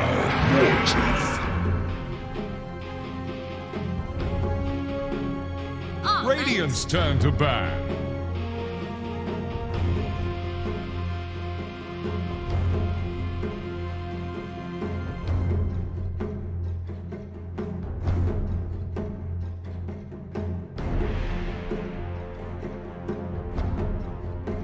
Ten seconds. Remaining. The Dire get a ban.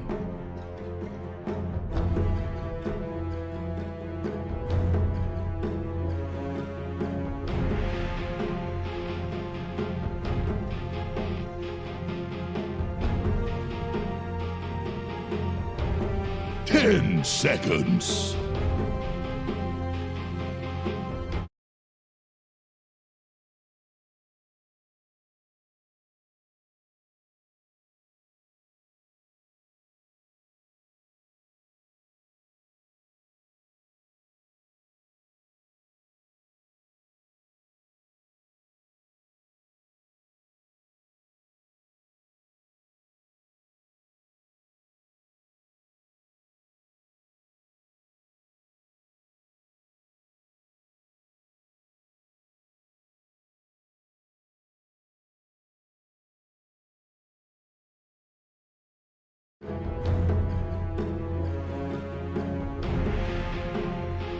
Radiant's turn to pick.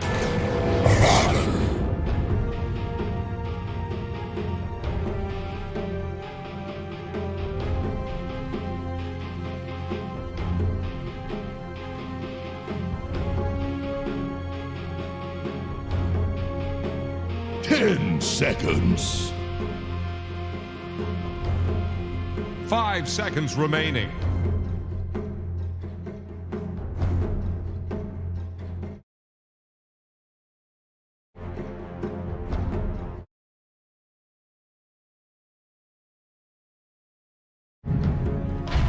Templar assassin. Don't you dare pick Tidehunter. What? Conquer!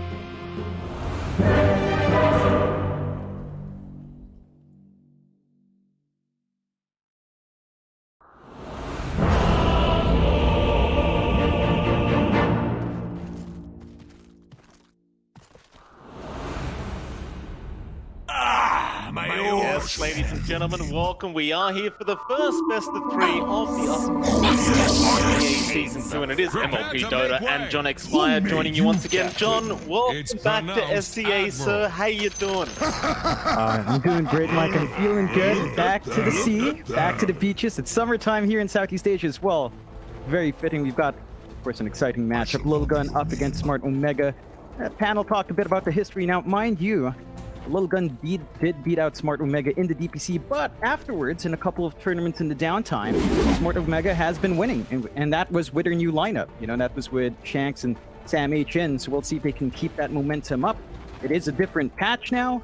We'll see if that affects anything. For Lilgun's part, this draft is pretty much in line with what they've loved to play.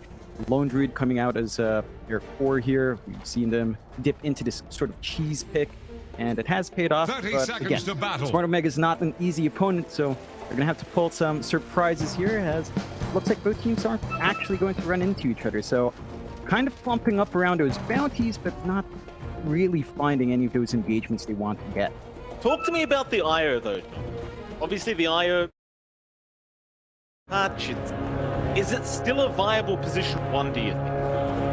I think it is. Like, the timings as mentioned by the panel, it's a bit tighter. The initial damage isn't great, but once you have your ags, it's still ridiculous. You have to note as well, Tino was one of the first players to bring back the core IO in Southeast Asia. BTS Pro Series 4, Pro Series 5, and maybe even Pro Series 3, if I'm not forgetting wrong. He was one of the few players that kept reaching into the core IO. And back then, we were doubting it as well, but, you know, just somehow makes it work. It's probably a comfort here for him at this point. So Smart Omega just kind of want to set themselves up with a core that they're very familiar with. And, well, Tino's played a lot of this, so it's just something that he knows the timings of. And I think despite the nerfs, he should still be able to hit those timings well. Absolutely. We are having a gander at the mid lane, Sanctity against Mac. Because we do see the mid Beastmaster showing up again on the second day, and I suppose it is still very popular considering that Aghanim Scepter has not really been changed. Up against the TA, who we haven't really seen much of. He did receive a few changes, but I feel like the Beastmaster might still just be favored. Yeah, I mean, there's some back and forth you can do here. You've got the range advantage on TA. You can play with your side blades. Mac is obviously not going to go for board build for the most part. Maybe a value point down low. Sanctity can punish those summons, and as long as you play around your refraction here for Sanctity, you're not going to be worried too much about the damage. You can still pile up.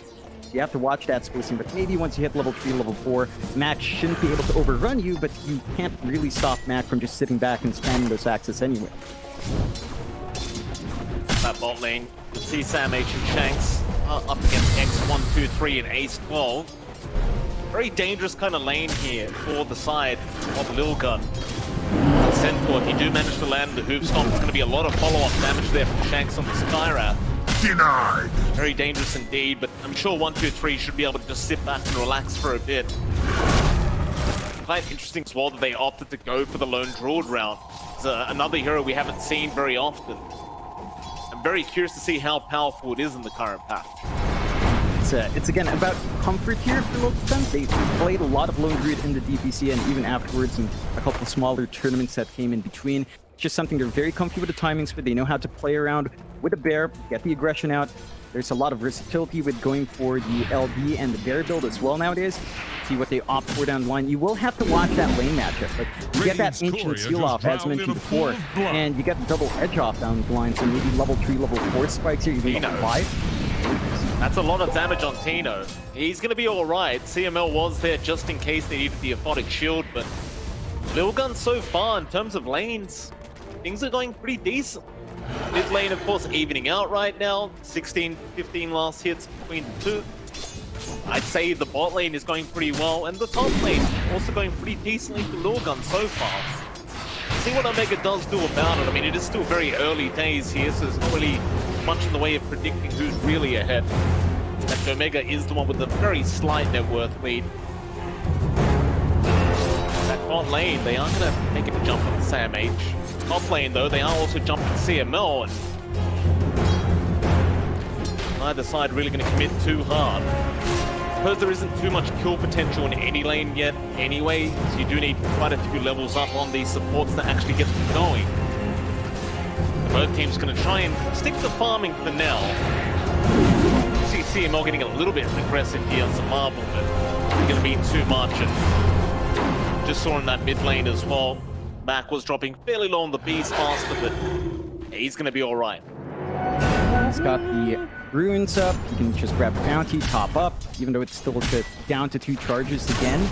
Still a lot to play around with mid, but you are giving Sanctity space out on the mid to kind of get his farm back going as well. So you're giving a lot more space towards the TA. The flash farm for the TA can really skyrocket if you let him get some levels up. Ace. And again, Nice stun out on Shanks. He thought about coming back for the courier, but realized he couldn't really afford to. Just salve up and walk away. I do like the fact that Ace is trying to pull that large camp before he can get the pull off, but it looks like Shanks was dedicated enough to make sure that pull did occur. They will still get the small camp pull on the side of Lilgun anyway, so it does even out. It does allow 1-2-3 to get involved now and try to be a little bit more aggressive as Sam H is going to have his mana drained, but not too big of a deal. And meanwhile, mid lane, Mac again dropping extremely low on the Beastmaster, but will barely be able to get out. yeah, it's just such a tough lane for the Beastmaster to hold. You get hit a couple of times here by the TA. You get a lot of minus armor going. You don't pull that lane too well. Sure, you can try to build up stacks if you're wild access. Against the refraction, the added damage will still stack up, but it takes way too much spam early on for the Beastmaster to kind of sustain that. So just a bit more of an edge here for Sanctity early on, and side lanes, you're still trying to get aggressive. We are hitting some level spikes here. Sam H is now level 5. He did opt for Max and Retaliate, so he wants to hold the lane steady instead of looking for opportunities with his Skyrat Mage. That does mean, again, it's a more passive lane. The supports just poke each other, but the cores are still finding that farm they want on both sides. They are. Now he's going to take a fair bit of damage out from Shanks. Going to be just fine. Neither team really finding that first spot opportunity quite yet, but we really haven't seen many rotations occurring either. I suppose this to be quite expected when you've got a Beastmaster TA mid. You're not really going to expect too many rotations early on. Both sides really just want to farm up and get those levels up. Ishki gonna run into Mac. Mac will just roar him immediately on the Tiny. Can he find himself out of this? It looks like he can. Mac. He went back for the bounty, but still can't get the axes on target, and CML is going to be the one to get the first blood gold on the Abaddon. Very nice stuff. Really nice kill to get. Mac just kind of zoning out for the rune. Bounty, he really wanted to get it. They wanted to give it to the Tiny, and CML seeing that opportunity to keep you down makes for a nice rotation. Of course, they might want to line up for Sanctity, but without Roar, the TA is a tougher target, and CML's only at level 4, so his potential tankiness up front and his damage isn't as great, but some early movement out from Smart Omega. And the one thing with these lanes is that for both sides, it's really hard to bully out some of these cores. Like Lone Druid, you can maybe drop down, he can just sit back with his bear, and that just allows 1-2-3 to kind of farm up safely. Same thing for Tino up against Marvel. The Underlord versus IO is really not one where you'd expect either side to get any kills, so the supports can just kind of roam around the jungle, maybe get stacks, and just play poke with the other supports, but it does mean the side lanes hold very steady, for the meantime at least, in the lane phase. Look a little bit concerning here for Omega. Like, you look at the side of Lilgun, and those top 2 networks right now are 1-2-3, and the TA, of course, Sanctity. That's going to be a bit of a concern for Omega, as these heroes, once you get to that mid-game, assuming you got a good laning stage going, you can really just snowball and take over the game. Dyer's wondering what Omega intends to do as top lane. CML is going to get hit down by Marvel.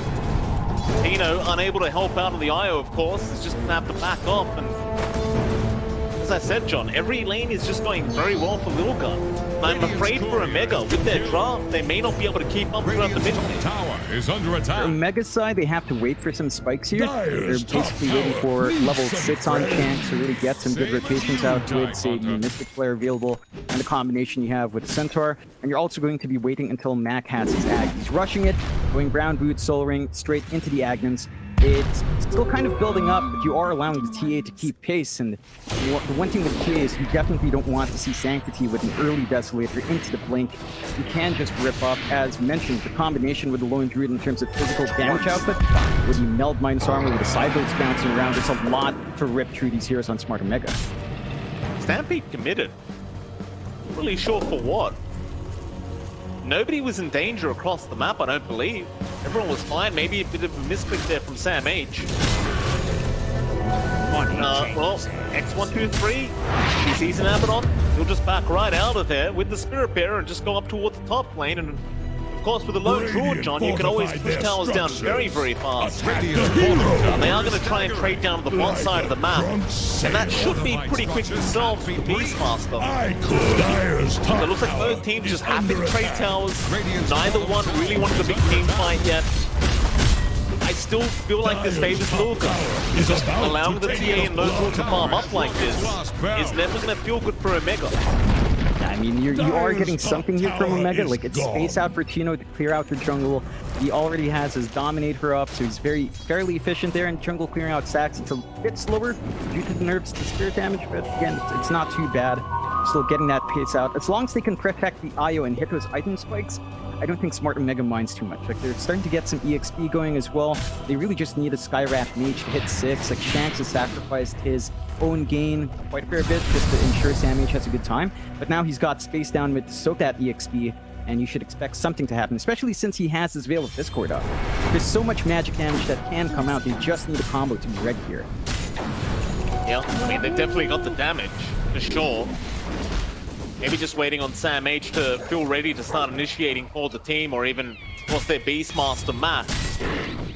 Speaking of, Mackie is getting fairly close now to having the Aghanim Scepter up, which might be about that time where they want to start moving as a team. Still mid lane. TML looks like he's been caught out on the Abaddon again, and of course he's not level 6 yet, so he will die. Now the Hex is out. Sam H trying to get a stun in time. Right there, and Lilgun, they're just going to back off. Nice, easy pick-off for them. Sam H, he's being very aggressive with his positioning. He does have the backup. Lilgun, they are not participating, or maybe they are, because they're going to chase down Sam H and force another Stampede. The second Stampede of the game that really hasn't amounted to anything. It doesn't hurt the center as much, mainly because of that buff on the cooldown, like 90 seconds to use for an escape. It's gonna be up by the next fight, unless Lilgun really force the issue. They are smoked up right now, though. We've got Ace and Hishki, and they're both at level 6. They've got a ton of burst on hand. And if they catch out anyone, they're gonna get hero. Oh, smoke pop, but Shanks, he runs right into them. Well, he gives him a finger, but now Mac, he'll turn around with Aurora and will at least find one as a trade. They might even be able to take down Ace if they can get a stun off in time. But Sam H, he was unable to close the gap. They do at least get a trade themselves, and it's a very even game so far between these two teams. 3-2 right now as mid lane. Bottom tower faces a stiff Had win. to be around to defend the tier 1 tower, which was being forced in by the Underlord. Pretty much it. Bottom tower is They are under indeed attack. just going to continue waiting on Tino. Still ready on the IO. It's They kind are of the putting same all their playstyle. trust in him. Kind of the same playstyle for Lilgun as well. Like, Sanctity still saving up for the Desolator, more than likely into the Blink. They're getting some free farm here out for 123, who's also going for a Desolator after this Mask of Madness on the bear. Maybe a bit inefficient, but I don't think you mind too much. It allows you to really just play solo as Lone Druid, go into any lane and pressure a tower if you want to. And again, when it comes down to a farm war, you are getting a little bit more here from Lilgun. It's a lot more efficient for the TA to clear out these camps at this point. So much damage on hand, pretty good mobility on hand as well. Damage. Just walking around, they're not punching. Mid lane, he's been locked up. Do they have the damage output from the tanky Centaur? They may just. The Meld Strike comes in, but CML be out with the Aphotic Shield, and that's going to be enough to force them back, at least for now. The only problem being, though, is they can easily take the C1 mid tower, unless Omega want to take a 5v5 team fight. But it doesn't seem like they want to. They'll stick around with the Wild Axes and keep pushing out the lane, but Lilgun, they might just commit here. Get a balance down. Still frontlining, but here comes the bear, and now Sanctity, he's going to be in danger as they get the stun out with the Mystic Flare, but a great toss away. He's going to stop anything from occurring, at least for now. The Sanctity is still being chased down. They will eventually find the kill. Now Omega, they can make something happen here. Onto Marble they go. It'll be a dead Underlord. Into the mid 1 tower themselves, they even found Hishki. Came back in for an avalanche toss. It wasn't quite enough to do much. Radiant's middle tower is under attack. Right into that tier 1 mid tower. Mega, they played that team fight extremely well. You've got to respect that burst damage. You get the Ancient Seal off, you get the Flare off, even with the toss out, it's just not enough. Beautiful wraparound from Tino as well from back to clean up. You get so many kills on the Io, just accelerates that farm. And the one thing here for Smart Omega as well, when they throw these spells out, they're lower cooldowns compared to the side of Lilgun. Like, Finger is such a long cooldown, 160 seconds still. There's more uptime for Smart Omega to play with their own burst, and they can just easily force fights whenever. That's why it's really low committal from them. They've stalled out long enough that Mac does have his Ags up, so you've got that major spike on the Beastmaster, and he can really just do what he wants to on the map. Like, he's got consistent damage output now. He can look at the Roche. If the side of Smart Omega wants to try to pressure that objective early, there are some good wards here from Lilgun watching the area though, so they're gonna have to commit the smoke if they want to sneak that one out. Bot lane, Hishki. A little bit cautious, Shanks. Find him, but have what it takes to initiate. He wasn't really nearby. Again, it's a bit of a farming kind of game here between these two teams as Tino will just keep going on the Io, but now Shanks has gone very, very deep underneath the Sentry Ward. 1, 2, 3. And he's basically a one-shot by Sanctity, but top lane, Tino kills off 1, 2, 3 with Matt. That's a really bad trade for Lilgun. Definitely very bad news. This is the point where you can see some more activity from Smart Omega. Like, Lone Druid still needs time to cook up.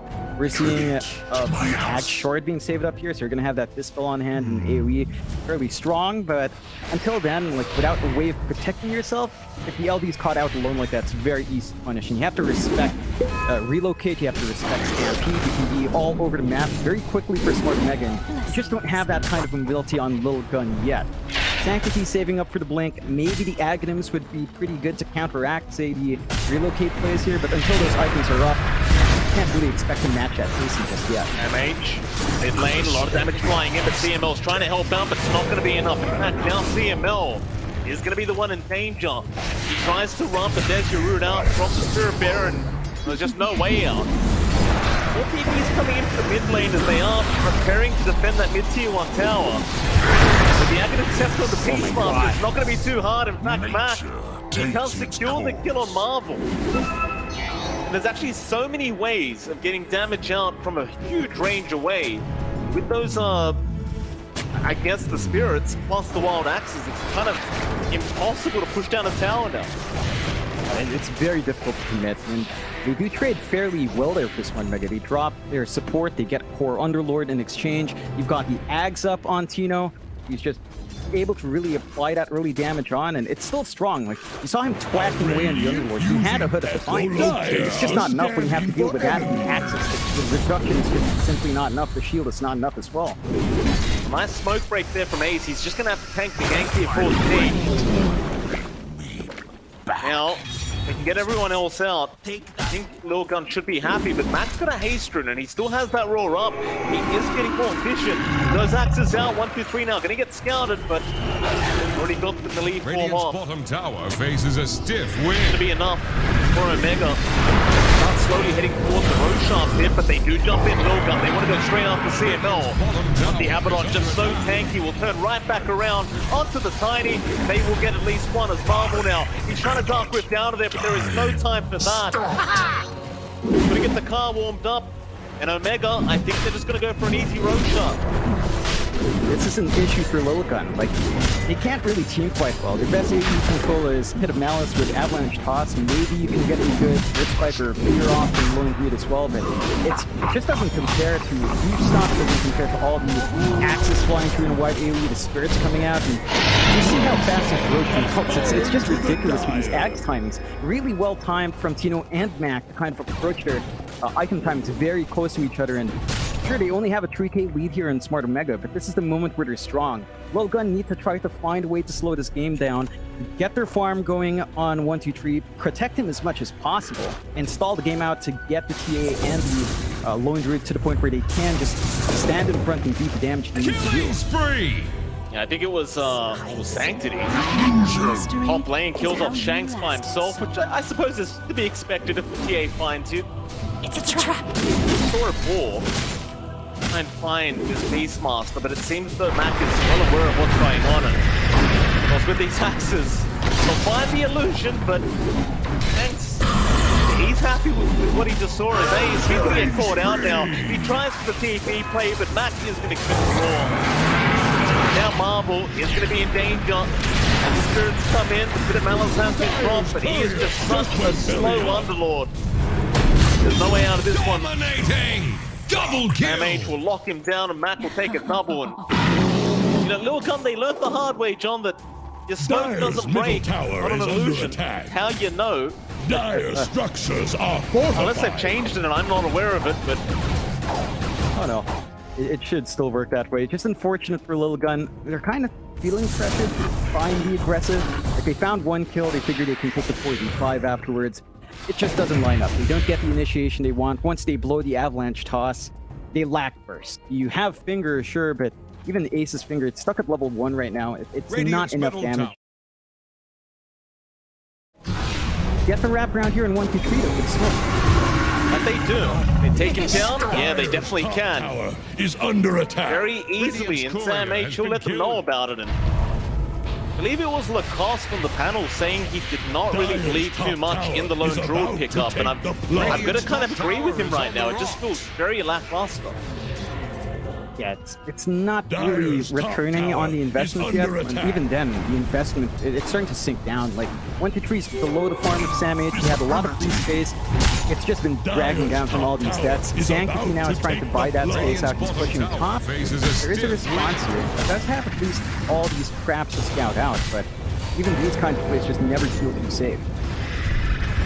Mel's going to have his forward time prompt, and now Marvel, he's going to go right in onto Sam H, but he blinks away in time. Ishki couldn't really get much done on top side. Sanctity times. Mac and Shanks, they get a bit of revenge, and now back on the bot side, Omega, they're going to try and move in, knowing that the TA is dead. It shouldn't be too hard of a team fight. They're going to try onto Marvel, but he does get Dark Rift away. They still manage to find the T2 bottom tower. And Lilgun, yeah, I said they were going to be strong in the mid game, John. Radiant's bottom tower has fallen. That good laning start just proved to not really be a factor. Omega, they're just playing way too well. They were just allowed to sit back and allow Chino and Nat to farm in jungle. Like, there were some moments where Lilgun could maybe have looked to play aggressive, but they've got 2 heavy farming cores as well. And the power spikes of those cores just doesn't feel like it's enough. Like, RTA has Blake Deso. We saw Sanctity trying to split, but you have to respect the Hawk. Like, he was hiding in the forest, but there's so much vision that Omega can get just with the Beastmaster and damage that it's just hard to play that split push game. And Lilgun are being punished for this kind of pace. Smart Omega just able to stand in front. Sam H having a lot of impact after that slow restart. Like, ever since he got the Vanguard Hood of Defiance at minute 12 and 13 or somewhere around that time zone, he's been unkillable. He just stands in front, he cops all the damage. The rest of his team is there to back him up. They only killed him once, and that's because CML couldn't gap close to give him a shield. So they haven't been able to even answer the Centaur. They've jumped Sam H a couple of times in these fights. They need to redivert their focus, find someone else to pick off here on the side of Lilgun. Certainly agreeing with you on that, John. Sam H is doing a great job, making it very hard, but they do go in Ishki. He finds Sam H again. Hit everything on him. He's going to be just fine. He stampedes away, and now they'll reinitiate the baseline. TML is right onto Hishki. They'll get the Tiny. And Lilgun, they are finding nothing, as now they're surrounded by Tino, who cuts them off from the backside. Marvel is going to try and fight this one out, but it's not looking great. Man, he found the roar on the TA. Sanctity's gone. Marvel is dropping very, very low, and should just die here, and does. Omega once again just playing these teams like perfectly. They even get the Hawk dive going. It always feels kind of bad when you get stunned up by a Hawk. That's what just happened.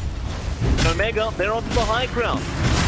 Radiant's middle tower kind of cursed them. I just said they can't jump Sam H. They throw everything they have on the Centaur, and it just doesn't amount to much. Now he's being held up by the IO. They're melting right through the high ground. They can't get the Megas as the top lane's completely safe, but they're still going to be able to find at least one Rax. And Lilgun, they just need to find a new angle, find a new approach, and maybe wait for the BKB on their TA. But even then, that just makes you a primary roar target for Matt. Radiant's middle barracks have fallen.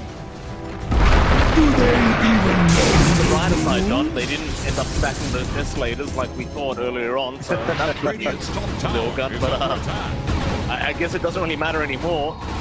The Mega are in complete control of this game. Has fallen.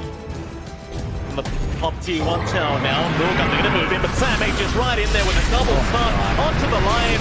Ace, he's just gonna melt, or maybe not. They're trying to save the day. Shanks, he's the one dropping low, but he's still getting out of there just fine. Monster kill! Now Matt will move into the backlines, and Ace will just die with axes in the back of his head. Sam H moves in again for another stun. Ishki trying to get out. Thanks, he will go right back in onto the Sentinel, but how do you kill this guy? The Avalanche toss is there. Tino, he just keeps him alive. They can't kill Sam H.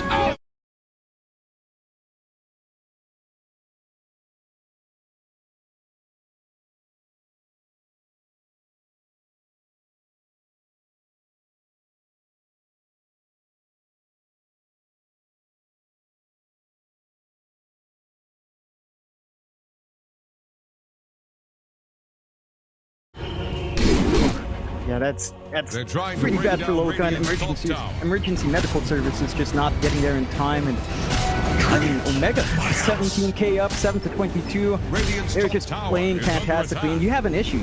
Like Radiant this time around, they structures are jumped fortified. CML after Sam H, and it's still not the target. It's still an Abaddon. He's got Radiant's a top Solar tower Crest on is top. on He's the got the rocks. borrowed time always off cooldown. You need to maybe reach out and try to kill off Tino, but with a BKB, it's just Sam really H. impossible. Another great initiation there onto Marvel. Not going to be quite enough damage to take him out. But Sam H, he's instilling the fear of God into Lilgun right now, Radiant's just top tower is under constantly attack. making sure he jumps in, gets a nice little cheeky stun off, and Radiant's just backs top off to his team tower again. Just got sent Lilgun, to you can the just kind of tell by the way they're bottom. positioned, they just don't feel safe Really across the tight map. hunter. They've got to just stick on their high ground. While Omega, they're just taking over the map. They're in the triangle now. They're waiting for the right opportunity to jump back in and find a pickoff.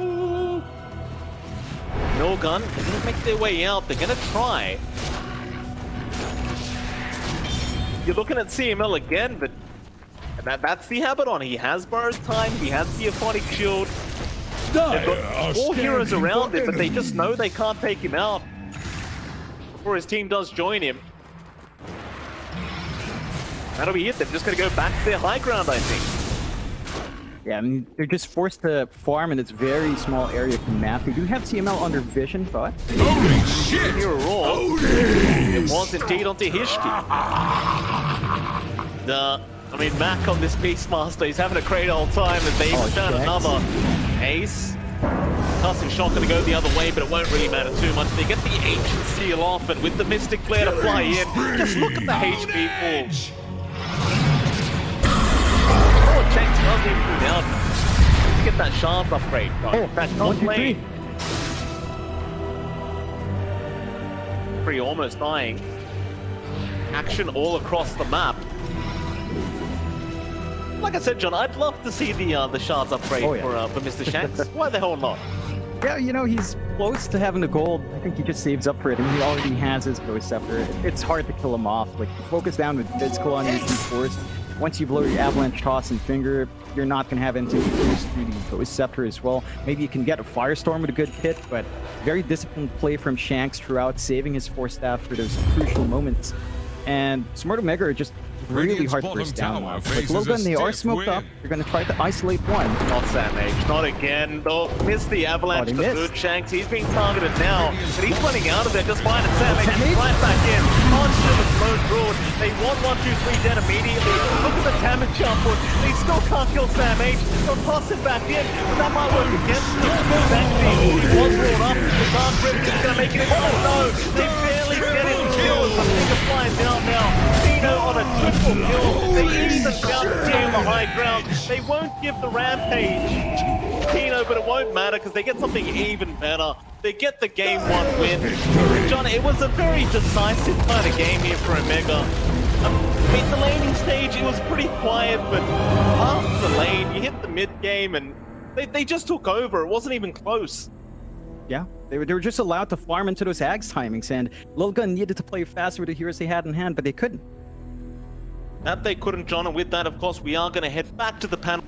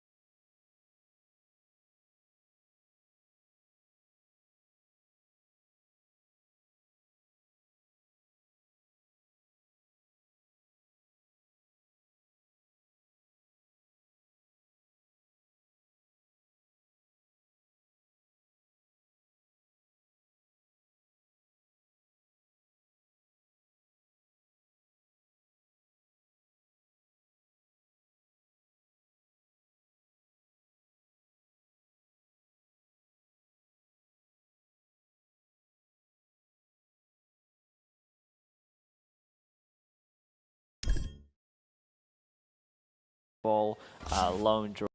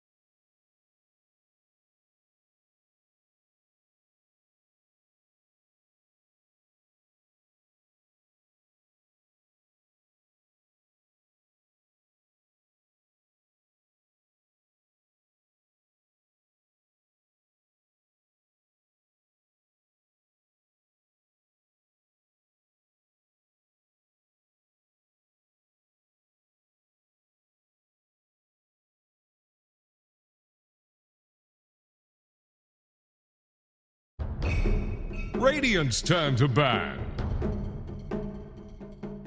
Dire's ban now. Here's the Radiant ban.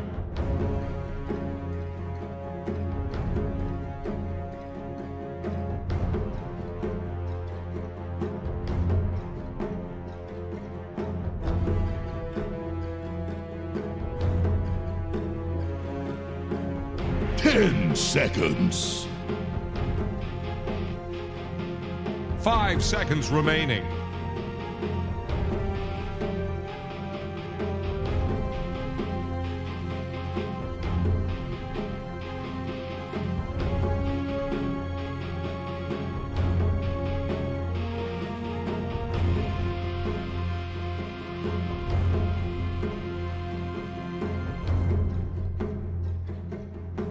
The Dire get a ban. Radiant's turn to pick. Dire's turn to pick. Tiny.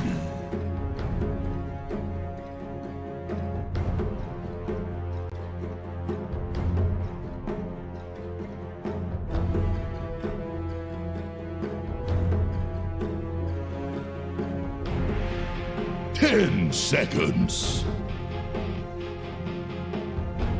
5 seconds remaining.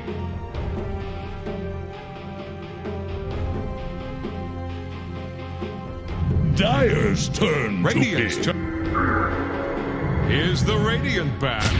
Tusker. Tusker. The Dire get a ban. Radiant's turn to ban. Dire's ban now.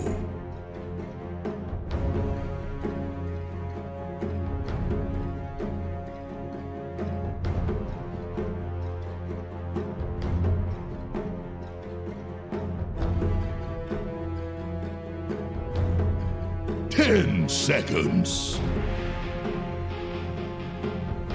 5 seconds remaining.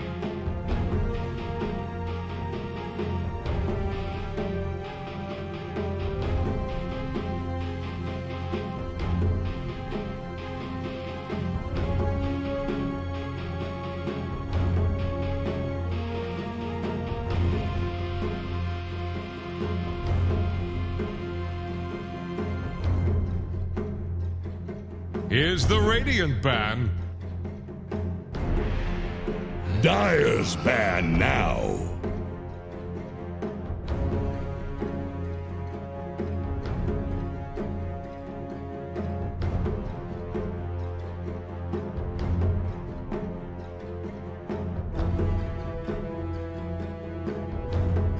Ten seconds left by my count.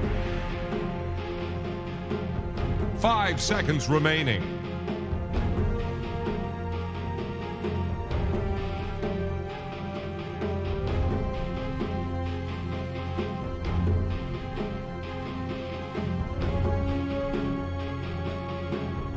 Dire's turn to pick.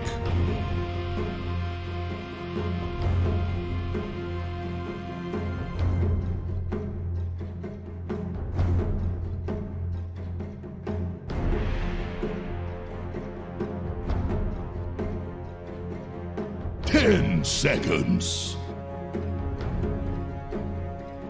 5 seconds remaining. Radiant's turn to pick. There's perfect.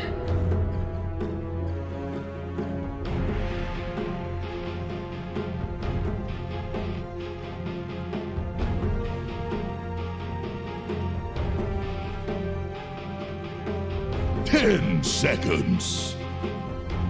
Dire's turn to pick. The undying waits.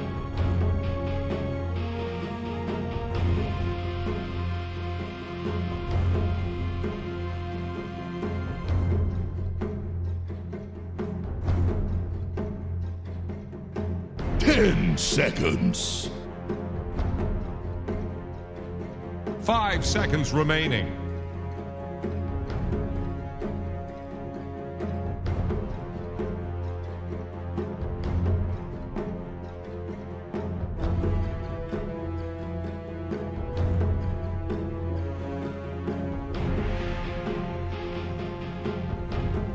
Radiant's turn to pick.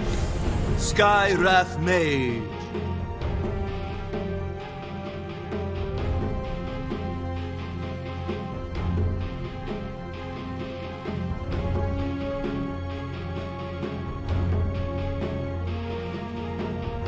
Ten seconds. 5 seconds remaining.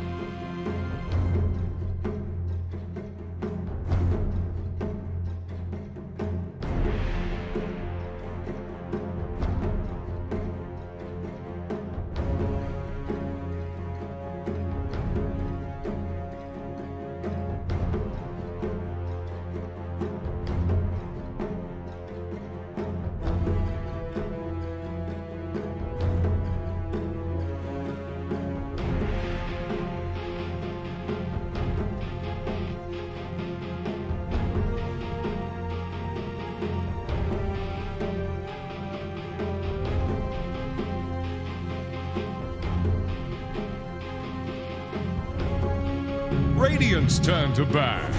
Omni Knight. The Dire get a ban.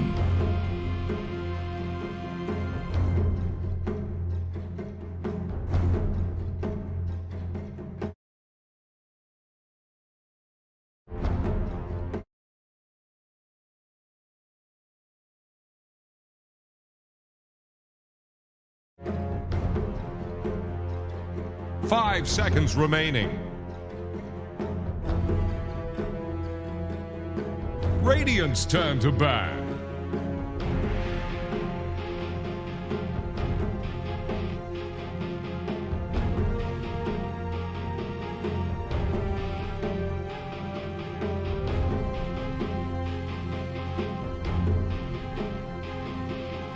Ten seconds. 5 seconds remaining. The Dire get a ban.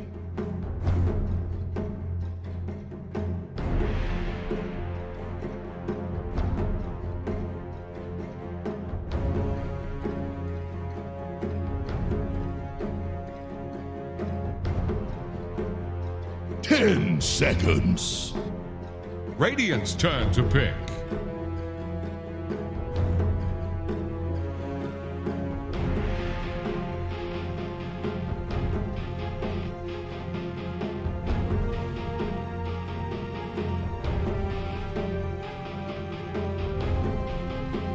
10 seconds.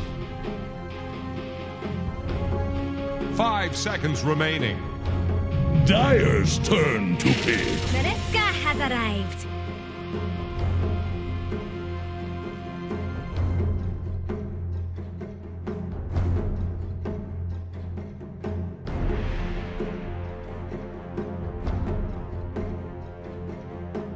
Ten seconds.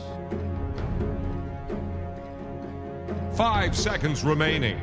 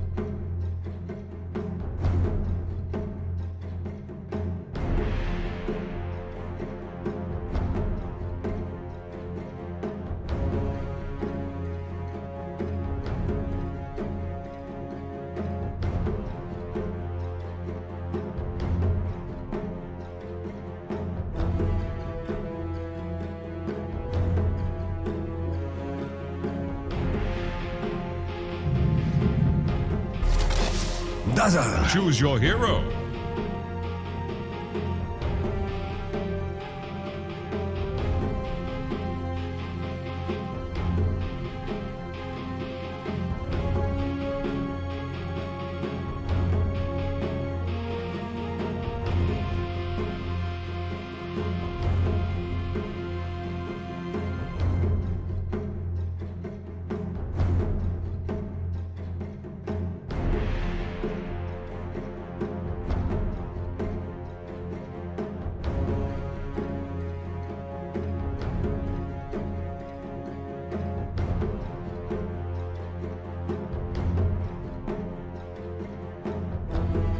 Ten seconds. 5 seconds remaining.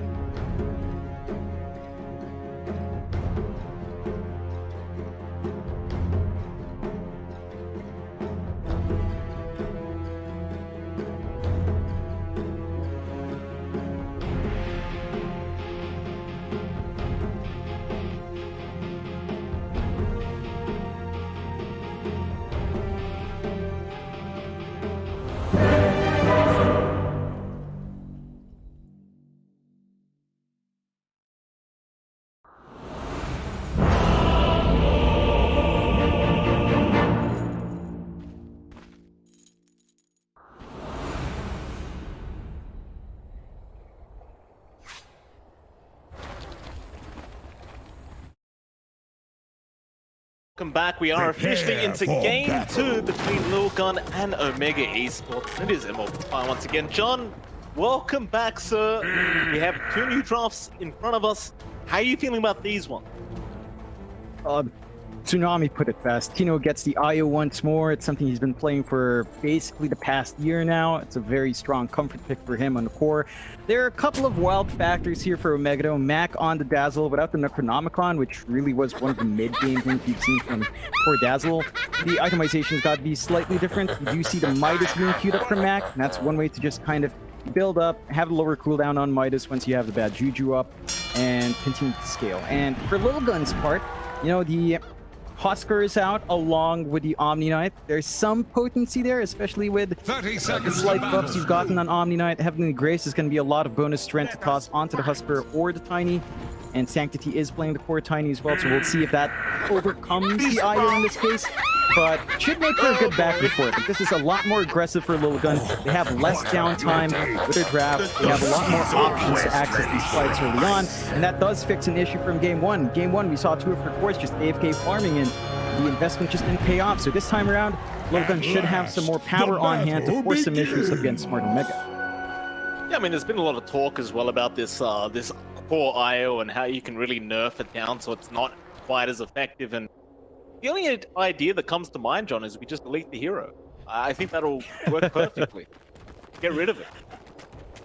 Yeah, it's just way too potent. I don't know if you'd want to delete the hero. I think there are other heroes you'd want to delete on top of that. I mean, you know, you delete Io, but then Techies is still a hero, right? And it's not been picked in Southeast Asia, but we did see in other regions where the Techies was kind of famous. So I think the Techies deserves to be deleted more.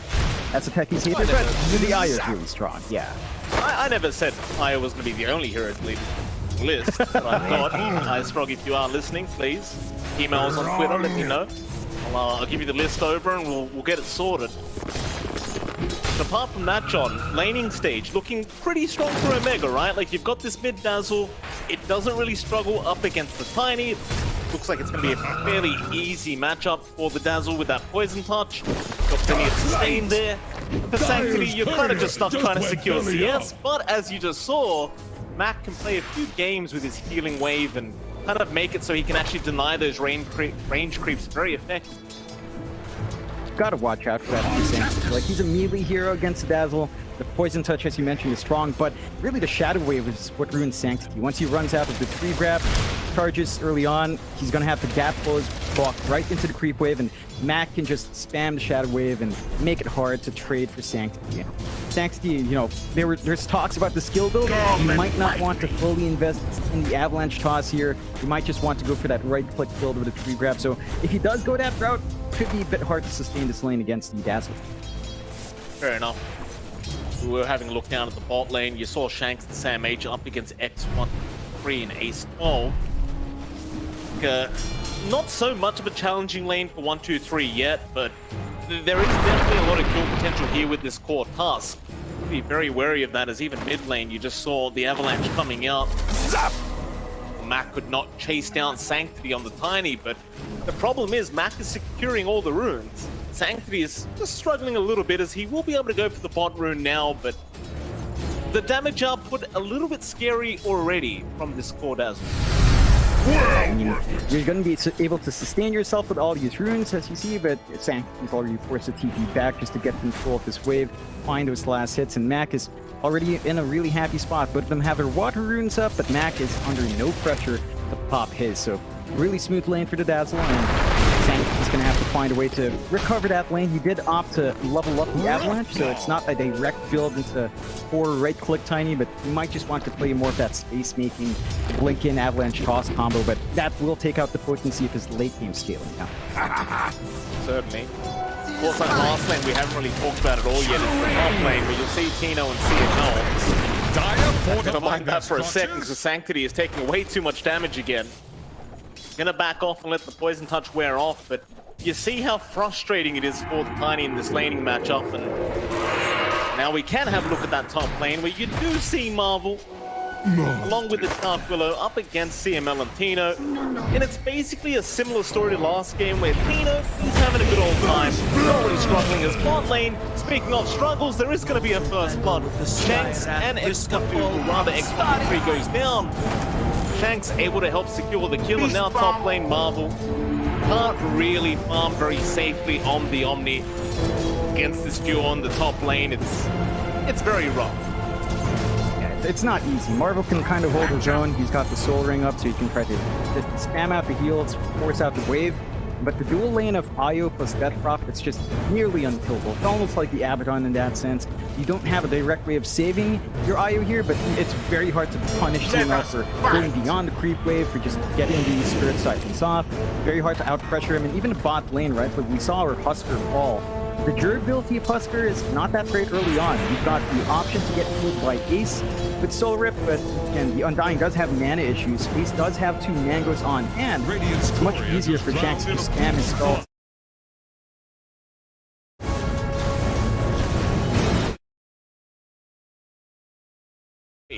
Every time he comes close, he cops the poison touch.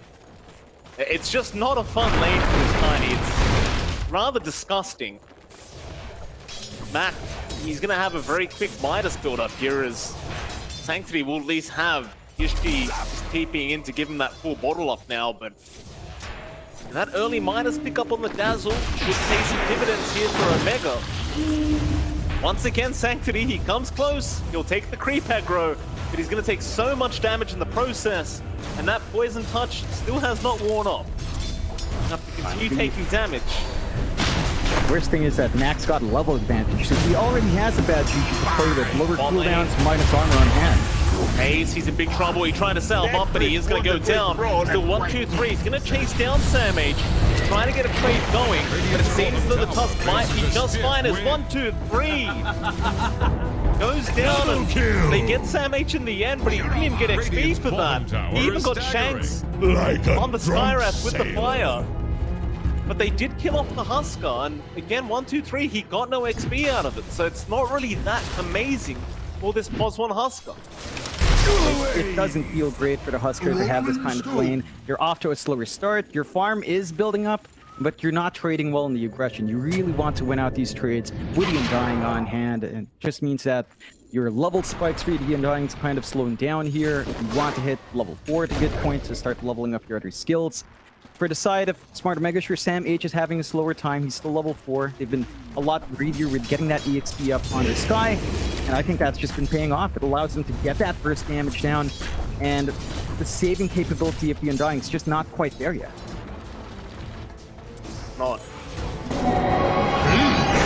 Nothing good about the Undying changes anyway. In fact, all that thought, this top lane, they're going to go in right now, but the Avalanche toss is there for Sanctity. He does kill off CML. Now Tino just needs to TP out, but he sees the Avalanche being used up. TP out of there. At least for Sanctity, he does manage to secure a kill for himself on this Tiny, which is naturally going to be quite important considering how bad of a lane he has had.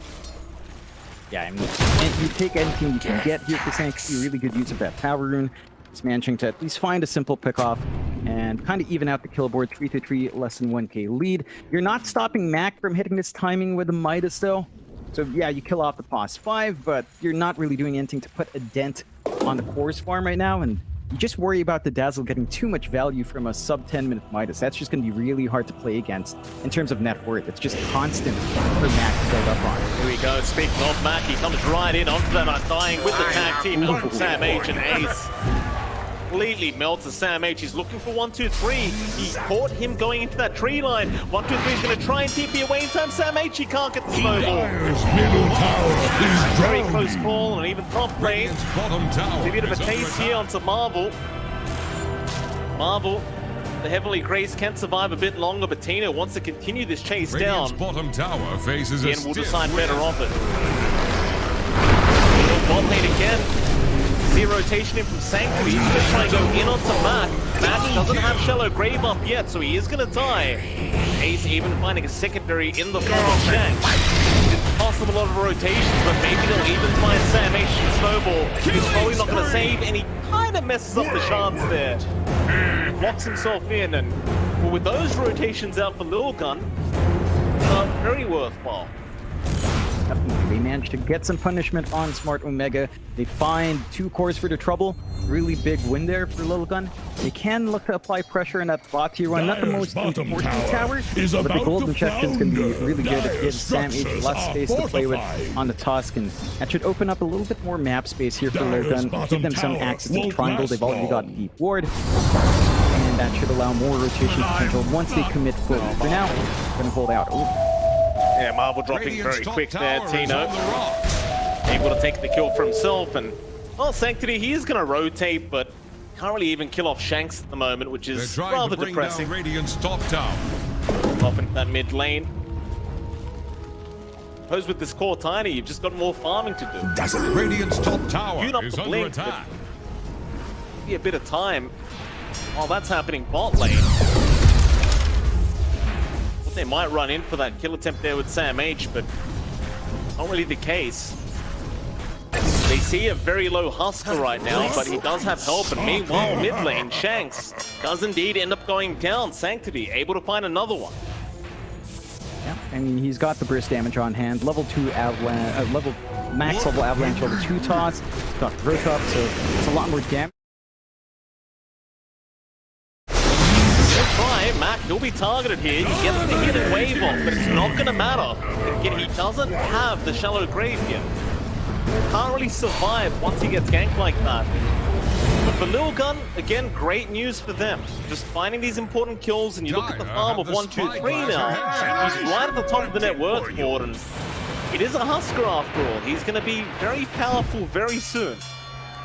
And he's already at that. He's got the armlet up. Like, it's very hard to burst down 1, 2, 3 with all the regen on hand. You've got really high leveled Undying now. He's got his level 6 and max level Tombstone. So if you do go into these prolonged fights, it's not good news for Smart Omega to force that issue. Although they are smoked up here. That's great. It's going to lead to anything.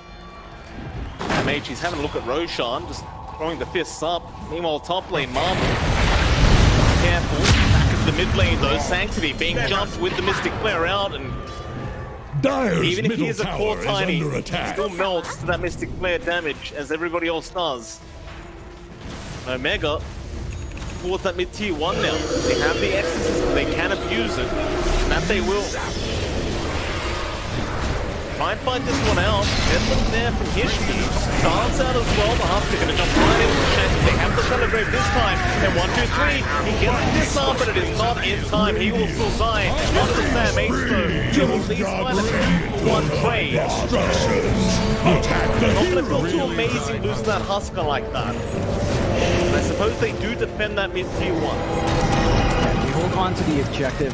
What really hurts here for Lilgun is the fact that they're forced to throw their pause one Husker in front. Again, it's fair. Husker is a very mid, early game oriented hero, but look at how much space Tino gets. Like, he's basically free farming top lane. He switches down bot, maybe looking to push in that bot tier 1 now, and you just haven't done enough to stop the IO. So even if you're getting this Husker finding some support kills and having your tiny around to soak, the question still stands, is that enough to stand against a free farm IO? And it just doesn't feel like they've done enough to stop Tino from just playing the game he wants to play. Gonna try and farm up on this Husker and just try to keep up on 1, 2, 3. Radiant's bottom the armlet toggles, you can easily just take these ancient stacks by yourself. Top tower needs some friends. And do the same thing with Roshan as well, and we'll see when 1, 2, 3 wants to commit for that Roshan.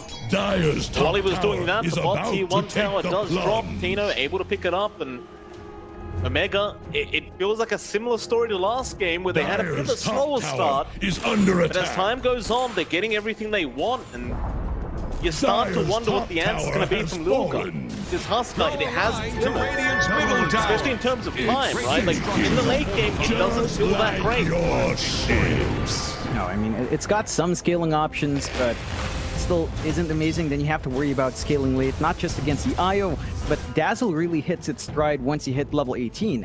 Max level bad juju, 50% CDR on, say, Guardian Greaves, and lower cooldown Shallow Grave, and the Shard that can come out with a Hex on Poison Touch. It's a lot of control to contend with, a lot of durability coming out from Smart Omega as well. And they are sort of allowed to slow down the game while also finding objectives. Like, Mac is still finding farm, just right behind the Husker, and Lilgun, again, they're playing passively, but their lineup doesn't really want to do that. So they need to find some opportunities to be aggressive. Perhaps with this blink done on Sanctity flying out, they can look to set up, find some angles, get a smoke out, invade the jungle for a bit. They don't have the best aggressive wards here from Lilgun though, so it could be a bit blind if they want to roam into the other side of the river.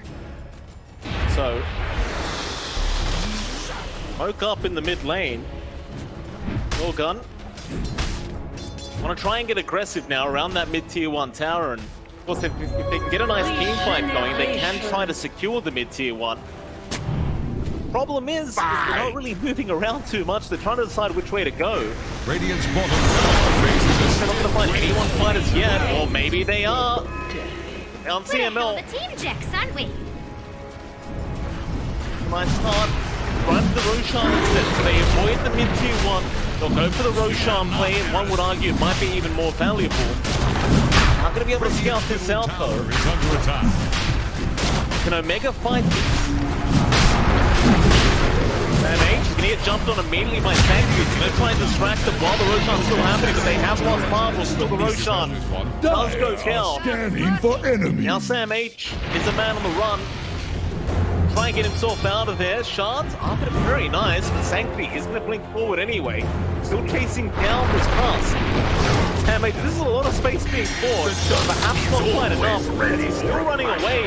Now the Pet looks out, but Sam H is not really taking too much damage. He'll turn around with the snowball, still on the run, will avoid all the roots. Still running away, Sanctuary toss it back in. Won't get rooted up, but it won't matter. They get the kill in the end. It just took a while, but they get it done. That's so much space he's mentioned. It's so hard to play against that, and it opened up some space. 1-2-3 was trying to chase down Tino in that downtown. If he had the rest of the team, they might have been able to get the punishment on the eye. So because of that space, he's missing opportunity. He still line up for mid. This could be good. Shanks, big trouble. Avalanche toss, the shallow grave was there by Max, but it's not going to help him out. Under pressure. Fairly easily there. Well, this core Dazzle, just got it's got some catching up to do now. It's still ahead of the Tiny, but it feels like the side of Omega need a lot more. Really be able to make this Dazzle pick worthwhile, but I suppose as time goes on, the later this game goes on, the more Omega are going to be facing this middle tower is under attack. Speaking of, Tino, he's got the axe up now on the IO. Just needs to be careful because they are kind of surrounding him. Radiant's bottom tower faces a It's going to be just fine, at least for now. And they're playing this really smart for smart Omega, right? Like they are kind of split pushing, CML just solo pushing that cross tier 2. And they did cut the wave, but there's still enough for CML to maximize this exorcism, so you might find a good play here, although down mid. They are trying to push in the mid tier 2 tower, but you see that bot lane being forced in as well there by Tino. Shanks.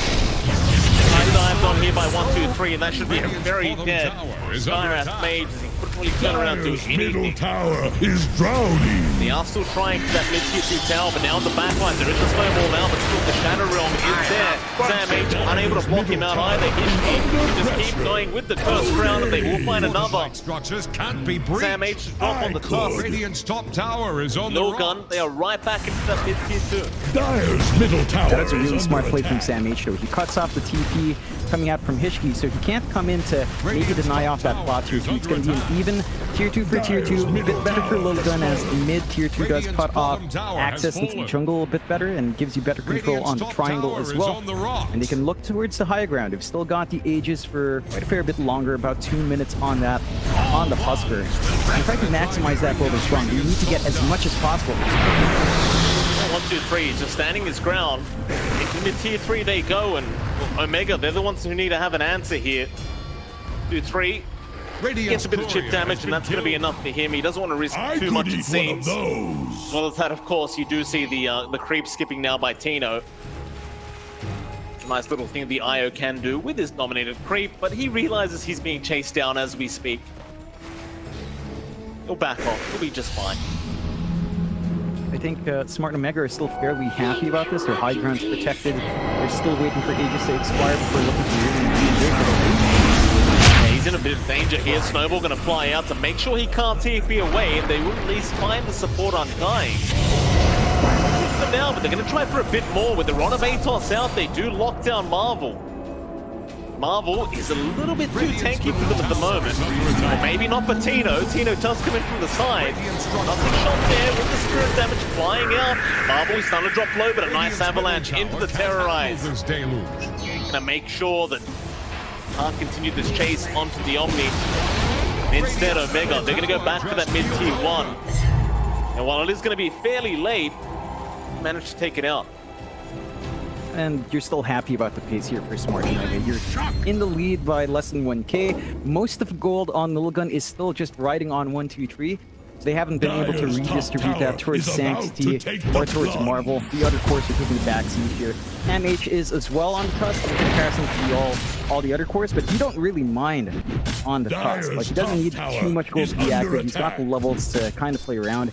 You might want to prioritize the blink now. They are trying to line up for the tier 2 top here on the side of Dire's Lilgun, top tower but is bot tier about 2 to takes take pressure, the and you do have plunge. exorcism up on Smart and Mega Set. It's only level 1 exorcism, but it still does do a fair bit of damage onto those towers, and he's going to end up popping it. Tower is gone. Of course, Lilgun are going to be forced to rotate and defend this tower. Sanctity is going to rush right in, looking for a toss target. Might find one. Of course, that's what Omega just wanted, is to force them back and not allow them to go on high ground again in the Dire side of the map. Radiant's bottom the back tower off. faces a stiff win.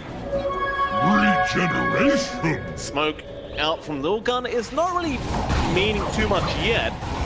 But Tino, he is under vision right now, so this could be a great time to initiate, but they don't find him. Scanning for enemy. Be able to back down to the south. The dusk With is that, it looks like a always bit of a ready reset for for a both fight. teams. If it could just kind of get back to what they were doing. I suppose for Lilgun, it's trying to push that high ground again, but the problem is this bot lane is always being forced in by Sam H and Shanks. I don't think they can really commit for that mid-tier 3 tower yet. No, I mean, they also lost the Aegis. It does expire. So Smart Mega can actually look to make a turn on Husker if they want to, and they're still lining up for bot. Like, it's just a consistent push. Creep wave is cut off now, but there's fresh creep wave coming in, and they have to pop the fortify for the tier 3. I love the fact that Tino just cheekily kind of relocates in. He was not going to take Sam H back in sync. They're going to leave him there and keep applying pressure, but Sanctity now is going to come in and clean him up. They'll get rid of this pesky Tusk, and they might even find Shanks. Right for the TP play, but the damage output is way too high on Sanctity, and it's right into the mid lane. Again they go. That high ground, the tier 3 tower, once again being chipped away here by Lilgun. Omega, they're going to be around to defend, but it's not going to be quite as easy as it would have been with your whole 5. So they are doing a good job of it. 1, 2, 3, forced to back off. Now the rest of the heroes are going to respawn from Omega, so once again for Lilgun, they get a bit of chip damage, but they are going to back off, come up a bit more, and maybe come back a little bit later on. They're starting to get some good farm distribution here for Lilgun. Sanctity's getting a little bit more. He already has his Echo Saber, going for the upgrade down the line, just saving up for that. Smart Omega, I don't think they mind this time too much.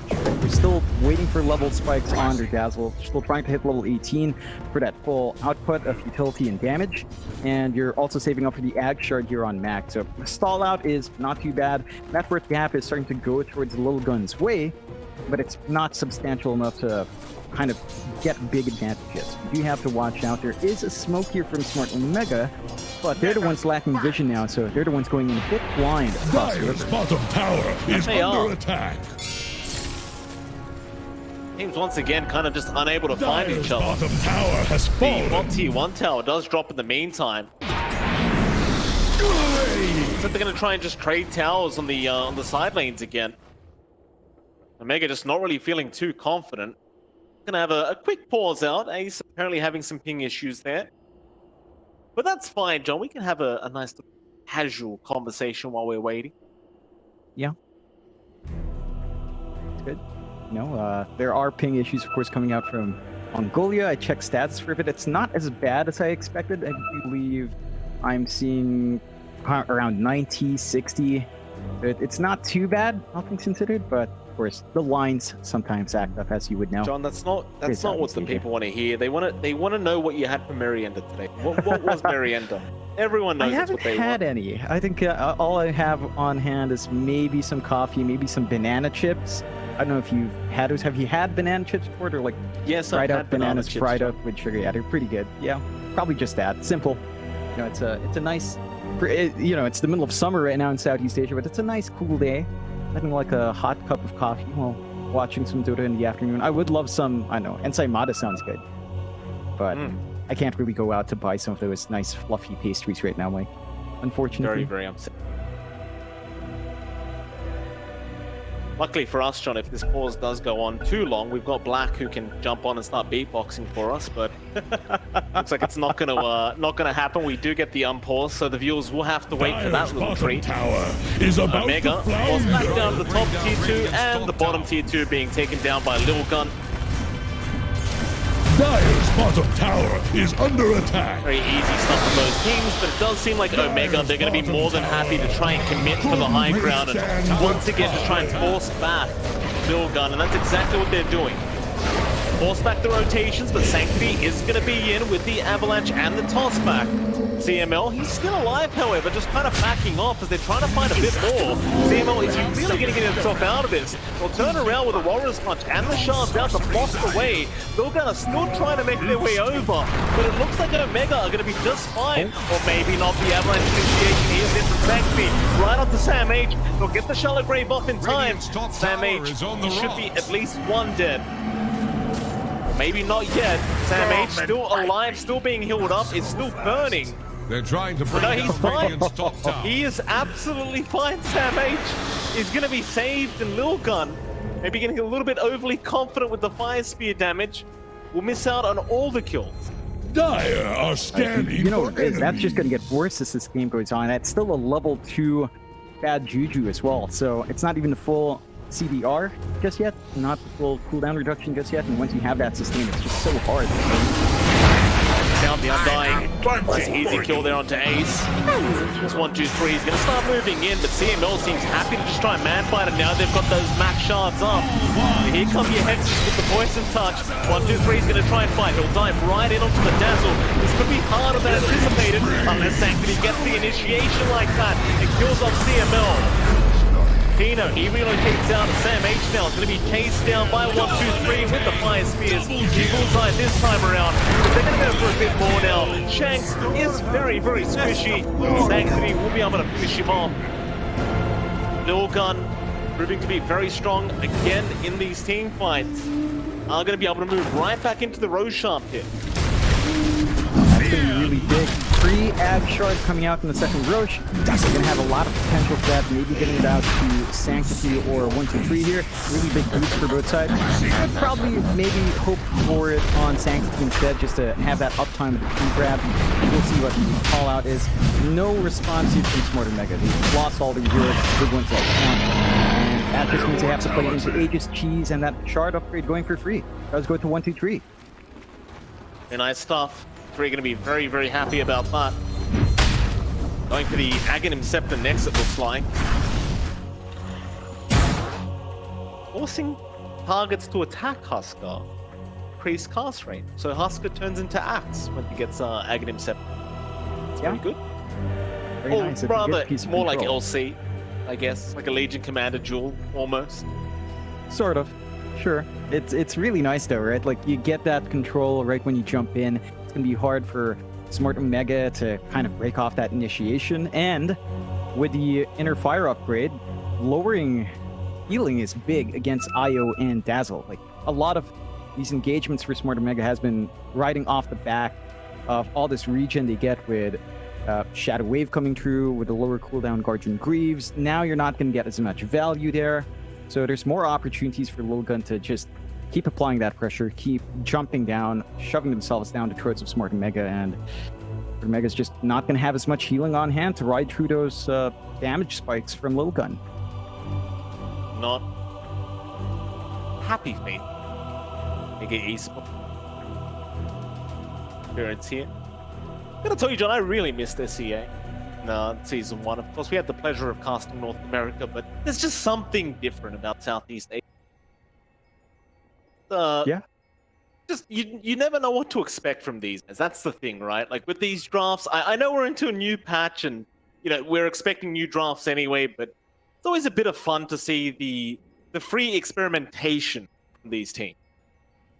No, definitely. There's just a very different playstyle, and I think we mentioned it when we were casting NA. Like this patch specifically feels like it's kind of forcing the Southeast Asian playstyle, or even South American playstyle, to all the other regions. I mean, it is. It's just team fights, constant fights, up till there's early runes. Supports might want to throw their bodies out, or they just want to contest their lanes.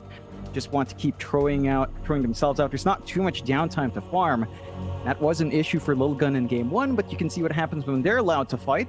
As long as they play to the pace of the patch, it's working out just fine so far. And it is.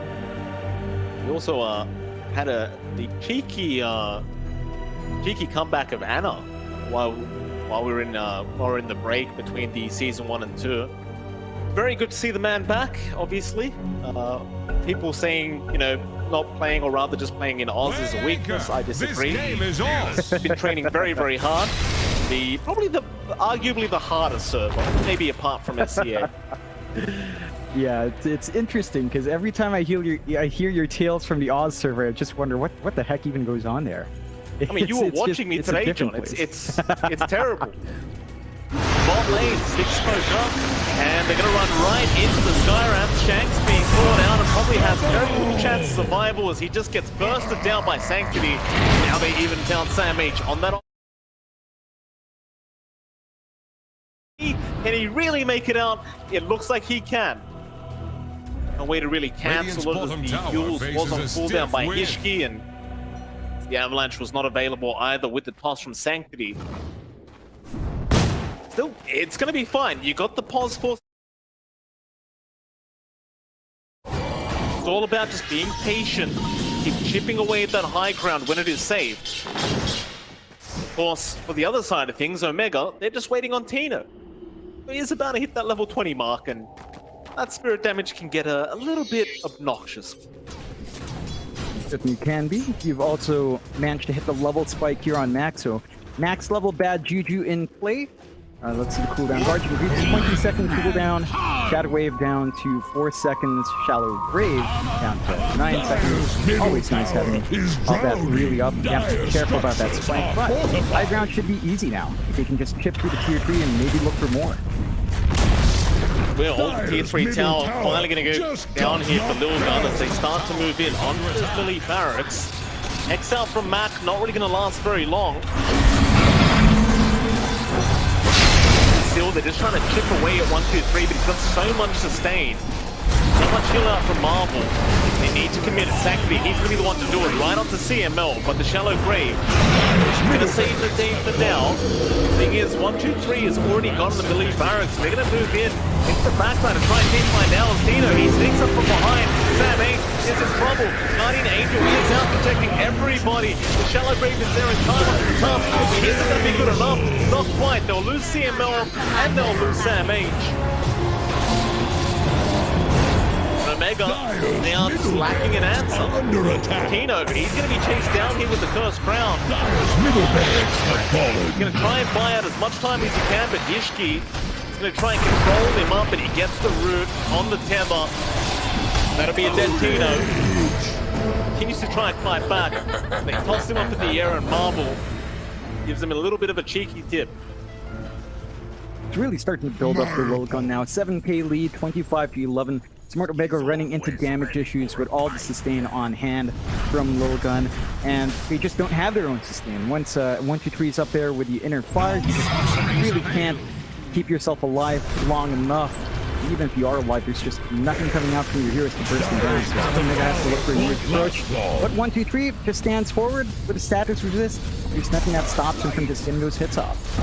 1, 2, 3 just having a very happy day as we'll go right on to CML now. CML forced to back off, but Ishki is moving in.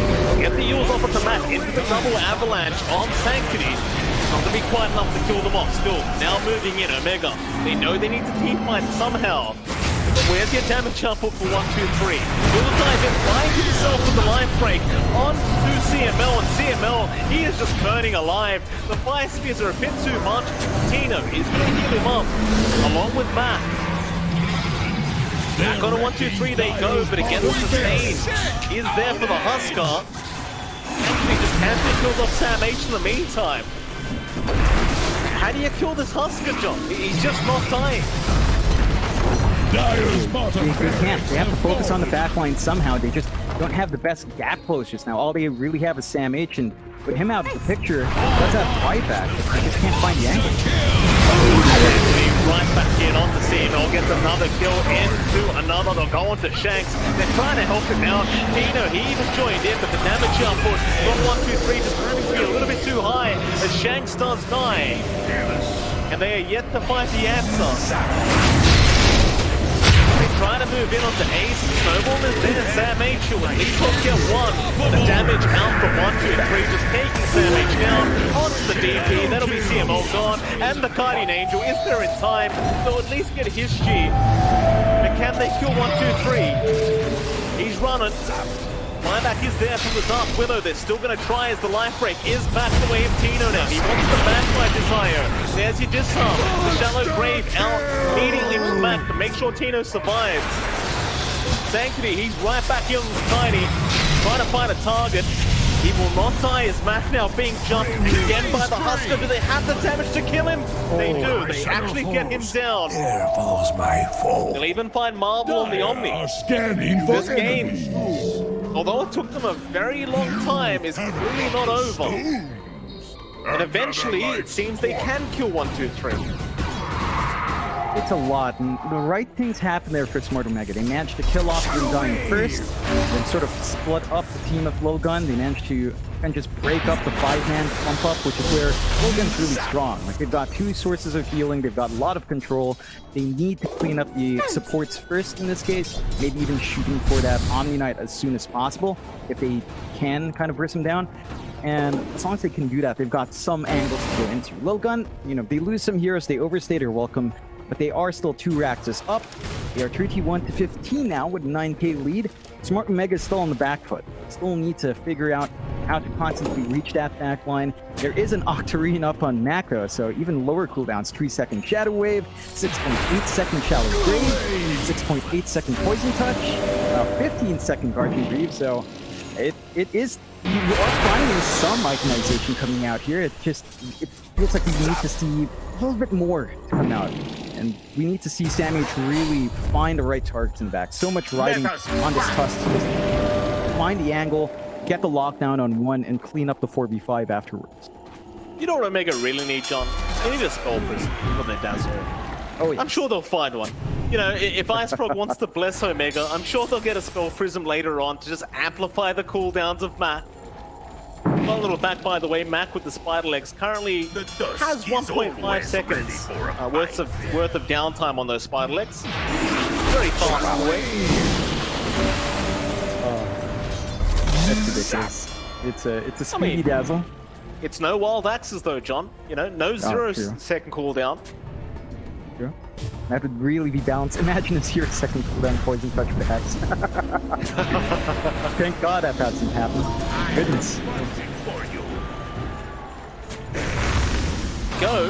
Right, jungle is occupied right now. Lilgun, they're going to move in with the first round out of the CMO on the life break just from a mile away. The challenge reach to the stage for now. Sam H jumping with the snowball, trying to go onto the Omni Knight. They want to burst him down first, but they've lost Sam H and they've lost Tank.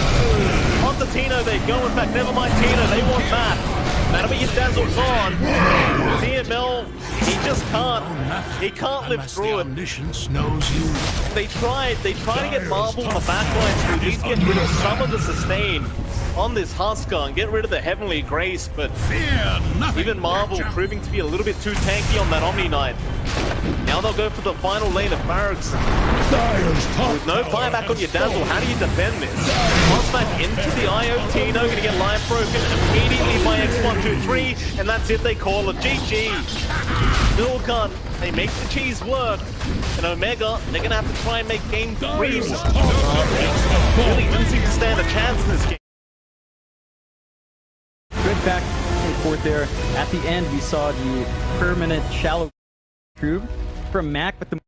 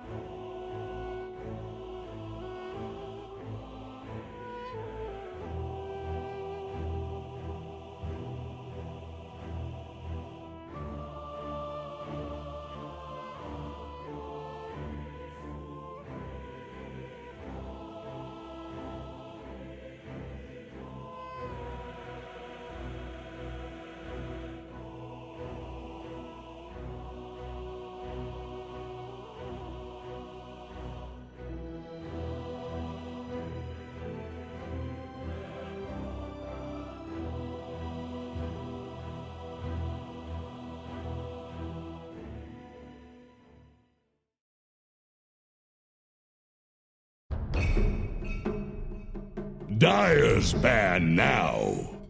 Here's the Radiant ban.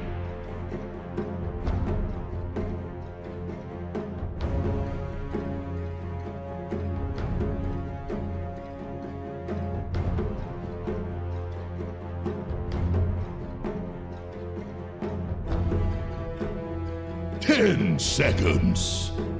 The Dire get a ban. Radiant's turn to ban.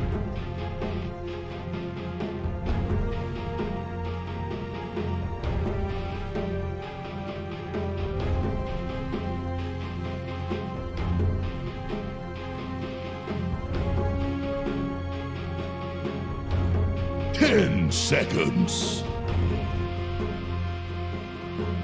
5 seconds remaining. Dire's turn to pick. Radiant's turn to pick. Puck.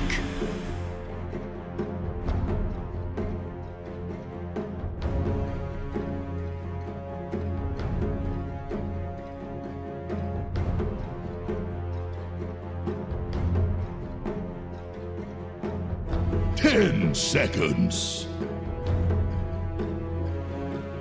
5 seconds remaining.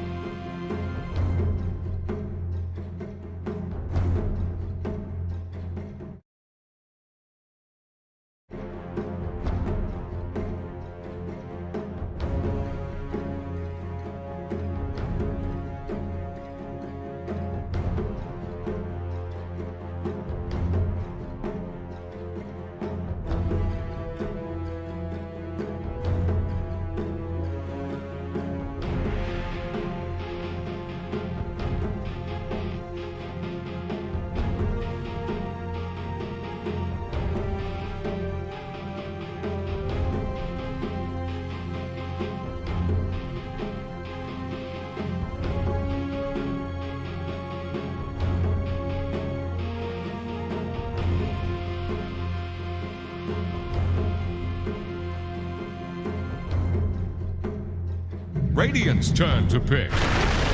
Dire's turn to pick. Lion.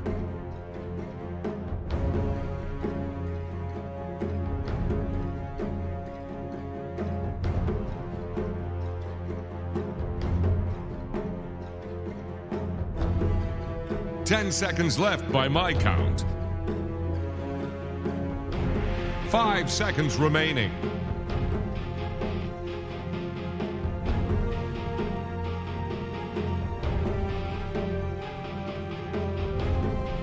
Dire's ban now.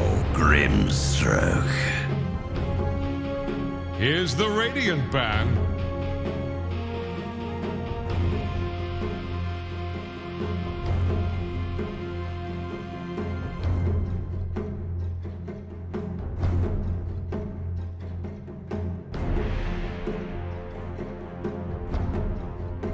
Seconds.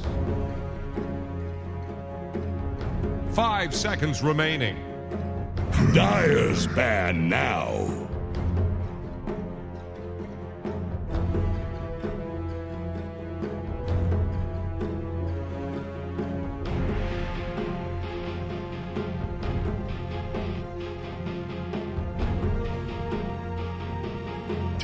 Seconds. 5 seconds remaining. Here's the Radiant ban. The Dire get a ban.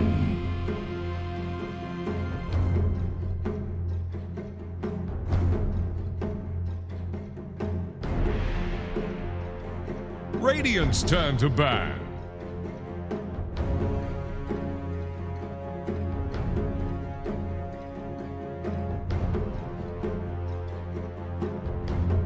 Radiant's turn to pick.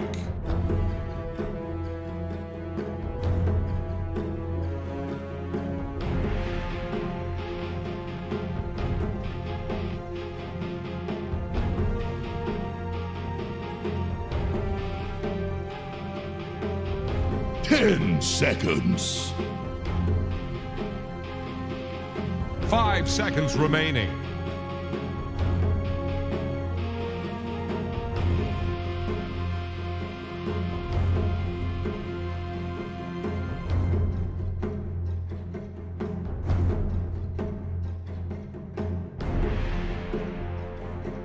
Dire's turn to pick.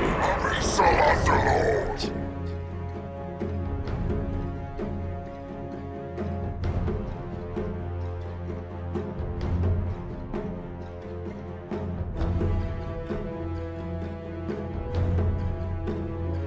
10 seconds. 5 seconds remaining. Radiant's turn to pick. Earth Spirit.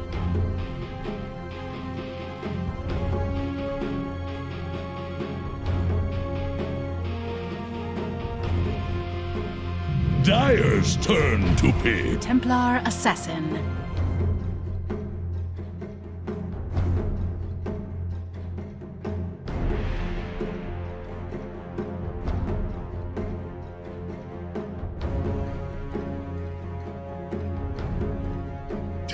Seconds. 5 seconds remaining.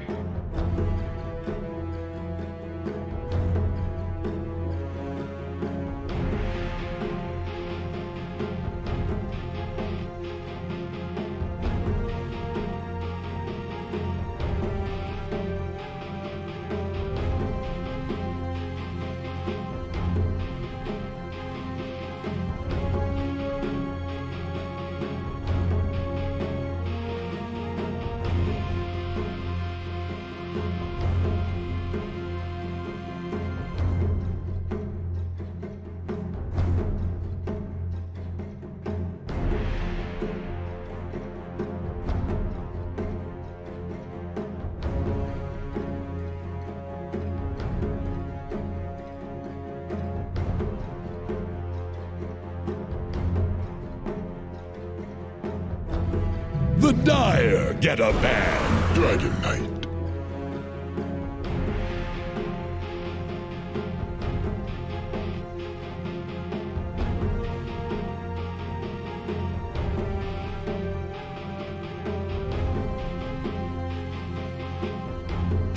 Seconds.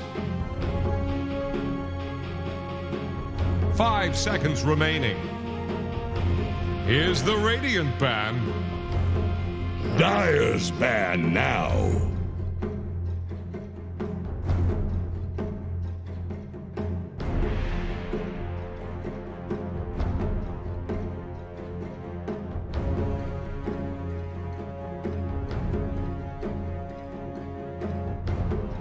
Seconds.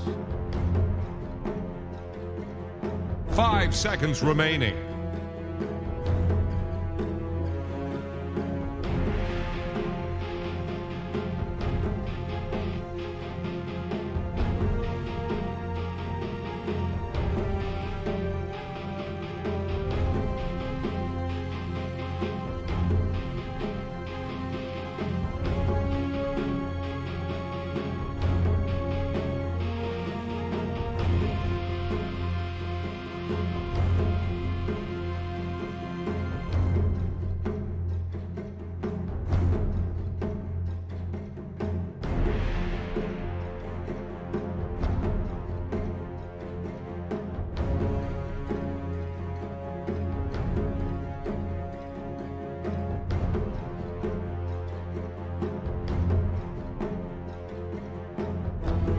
Radiant's turn to ban.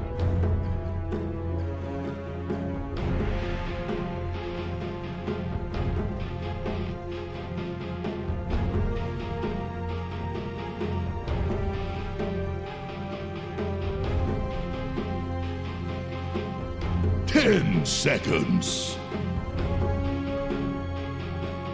5 seconds remaining.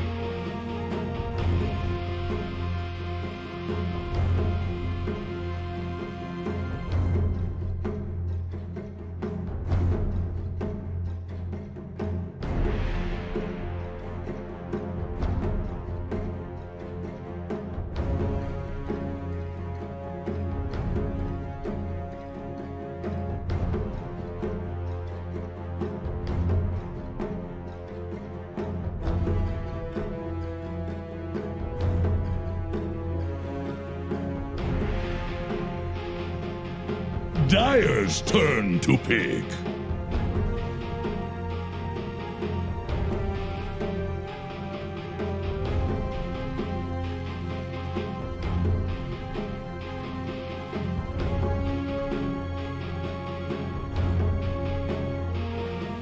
Radiant's turn to pick. Alchemist.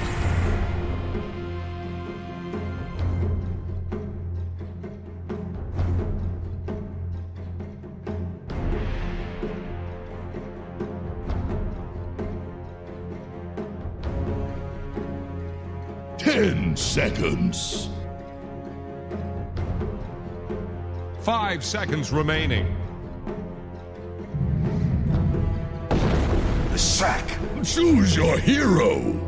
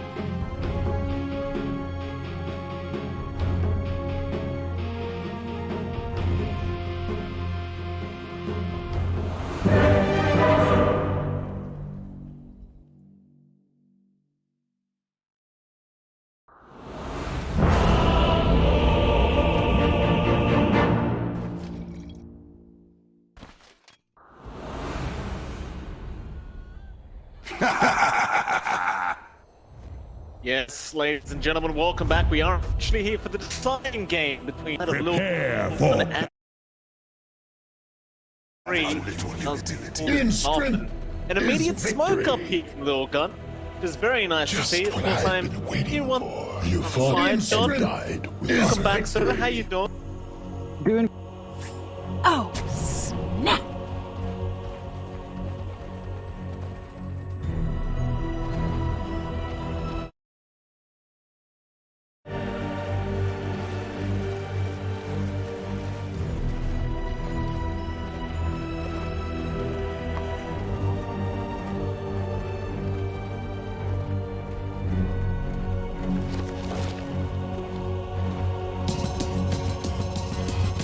Adriel Lens just to have that max 30 max seconds to potential.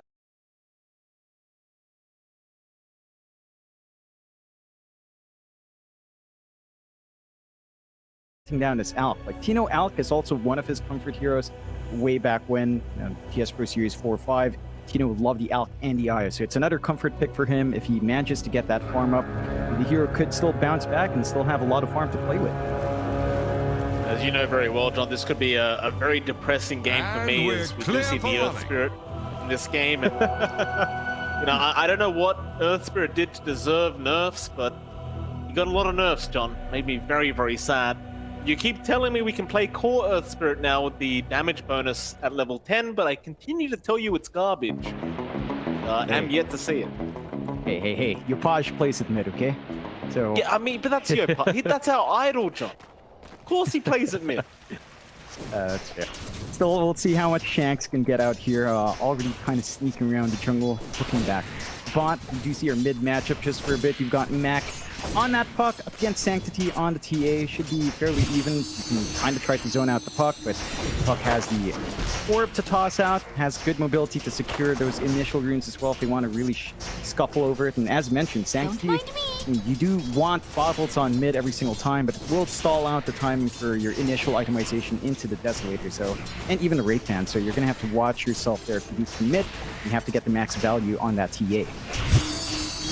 Taking a fair bit of damage right now, Sanctity. Max trying to be extremely aggressive. In fact, it might be a first blood, Sanctity. What's this? A fascinating Not substance. a great start from the TA. Already going down. And now you're going to have an XP advantage on Max, which is going to feel pretty bad for Sanctity. That's not good signs. I mean, the puck is a hard hero to lane against, but not something you'd expect to immediately take over on level 1, so Sanctity's going to have to watch that spacing and try not to bleed out anymore. If Mac is just allowed to overtake this lane with that EXP advantage, it's going to be hard to recover against puck. It is. Let's have a look at the other lanes as well. Bot lane, as you see, bit of an initiation there onto the Earth Spirit. Meanwhile, top lane, Marvel is also getting extremely low, and well, there are going to be kills happening across the map. Marvel does die. Bot lane, nothing really panned out there. It was just a bit of harassment out onto Shanks. Speaking of Shanks, he's trying to go into Ace 12 now, but with a DK off lane, you don't have really that much synergy, I feel like, until you have a few levels up on the DK. Sure, you can set up the rolling boulder with the Dragon Tail, but it's like for now, they are just going to sit back and relax. It's a difficult lane for Smart Omega to be aggressive in. Like, it's 2 melee heroes up against 2 ranged. Your setup for the Earth Spirit's pretty much a melee stun as well. It's not like you can gap close onto 1, 2, 3 and just force him out of a bad spot. And that should mean our Leshrac rides smoothly here. You're already seeing 1, 2, 3 on top of the last hits. You can hit him with the fire, the Breathe Fire here, but the damage reduction doesn't do anything against Lesh. Like, you can play with Split Earth, Edict, and you still have a great time finding creeps. Spike out, and they have caught Shanks. He's going to try and kick away 1, 2, 3, and he will be fine as Sam H now. We go right back onto Ace 12, but the Breathe Fire is not going to prove to be enough damage. We'll be able to salve up back in onto Shanks, but they missed the Earth Spike. He'll be just fine to get himself out. Now we can look at the top lane, which is the one lane we haven't really talked about. We've got Tino and CML there up against Marvel. Marvel will have his position for Tiny, played by Hishi. The large cap full, but Marvel playing with fire here onto CML. There's going to be a follow-up stun to the Inkswell. He shouldn't really, or maybe he will. Stroke of Fate doesn't connect, which allows Marvel to get himself out. This looks to be another pretty difficult lane, at least for Lilgun at this top side with Tino. Can get a bit aggressive with CML, and with the Inkswell and follow-up stun from Tino, it can be a substantial amount of damage. They're not really doing enough to stop Tino from finding farm as well. Like, without the threat of kills, Tino just goes in, drops his acid spray, clears out the camp, clears out the wave. You are durable here as the Underlord, but the minus armor from acid spray just makes it very unfavorable to trade. And if Hishki, as a melee support, stays in that acid spray as well, then he has no armor, so you're just not trading fair at all. Certainly not. Bot lane, Earth Spike, not quite out in time onto Shanks. Fine. Still X123 having a pretty decent time with the Leshrac so far, farming up nicely, and well, we've seen this pretty much every game throughout this series. Both positional ones just more than happy to farm as CML. Bring down Radiant. Tino now is going to be kind of just forced to stun himself. Luckily for him, he's an alchemist and he can still farm with acid spray while he's stunned up, so no problems there for Tino. Tino's just having such a great time. 32-6, really efficient for the single camps and pulls as well. They do have good damage here. Avalanche toss. CML should drop. Salve up is going to be enough to survive, and now the turnaround with the Inkswell and the Unstable Concoction. They'll be the ones to kill off Hishji. Fortunately for the Tiny, he gets nothing as they roll in for more now. Marvel spot a danger, but they don't seem to have the damage output. Without those stuns, fortified structures can't be breached. Marvel will be safe, be able to stick in the lane and just survive. It's still tough, right? Like, you're not dying by. They roll in again, Marvel. It'll be just fine. They don't really have the damage output. That's what I mean, John. The Earth's just not that strong. They really need a nerf as bot lane. Onto the DK they go, Sam H. Diabolic Eating gonna be there, but it is not gonna be enough. Sam H gonna be okay to back himself out. Looks like he is left to solo this off lane though, so does have to be very careful on that DK. He's at level 5 now though, and 1-2-3 did go for Dyer's Edict middle build, so the tower damage he is does is kind of Marvel, off lane again. They're gonna try this time around, and this time he should be dead. They do get him. However, down at the bot lane, Ace 12 actually also drops. Looks like Matt, a nice little rotation there on the park, and does at least get himself a support pickup. They're just finding everything right now in Omega's end. Uh-oh. 5-0 and They hadn't used foil. They found the left track. X123. He's going to go down. One thing we always say about Leshrats, John, but they can't really afford to die too many times. Otherwise, they just kind of turn into a creep. Yeah, it's still a really good start for the Lush, but their aggression in that lane just doesn't pan out. You don't want to jump to Dragon Knight with this kind of build. Like, Edict is still great, but level 3 Dragon Blood just mitigates a lot of that damage output because it's physical. So Sam H just gets to live through a ton of that, and now he's got Falcon Blade up in this lane. He'll be able to pressure that tier 1 bot as well. There's not much you can do now for Lilgun. You're walking back into lane. You saw some space down mid for Sanctum to shove into tier 1. But even that damage wasn't significant, and Tino just comes in. You can start going to the jungle now. They've got some room here for the Grimstroke to soak some EXP and some farm up. And there's no punishment yet coming out from Lilgun for this kind of early play from Omega. No, there is not. They're going to try now onto Tino. Blanche toss is there. Not really going to do much though. He's just fine. Continue farming that jungle. They will at least take the stacks away from him, which is going to help. Of course, just amplifying the TA's farm a little bit. But overall, Tino, of course, going to hold on to that net worth leaders. Bot lane, they are going to try and go on to Sam H. They get the follow-up stone with the Split Earth, and now the Pulse Nova and Diabolic Edict is all going on to Sam H. He is a tanky DK, but perhaps not tanky enough, as he should eventually die and does finally go down. Now the turnaround, Tino is there with the Unstable Concoction and the Inkswell. It will all land on Ace 12 on X123. Trying to save the day there with the Split Earth and be able to escape just fine. Timely movement out from Tino. He can start farming down the bot lane. He can look to shove that to bot tier 1. It's fairly low now. That does give some space out on Marvel up top to just sort of free farm on the Underlord. But it's definitely not too bad here for the side of Omega. Like, Tino, you can just go back into the triangle instead, where they are protected with a nice Ops ward. There's no deep wards here from Lilgun yet. So the Alchemist can just go back to this farming game and build up into that Battle Fury.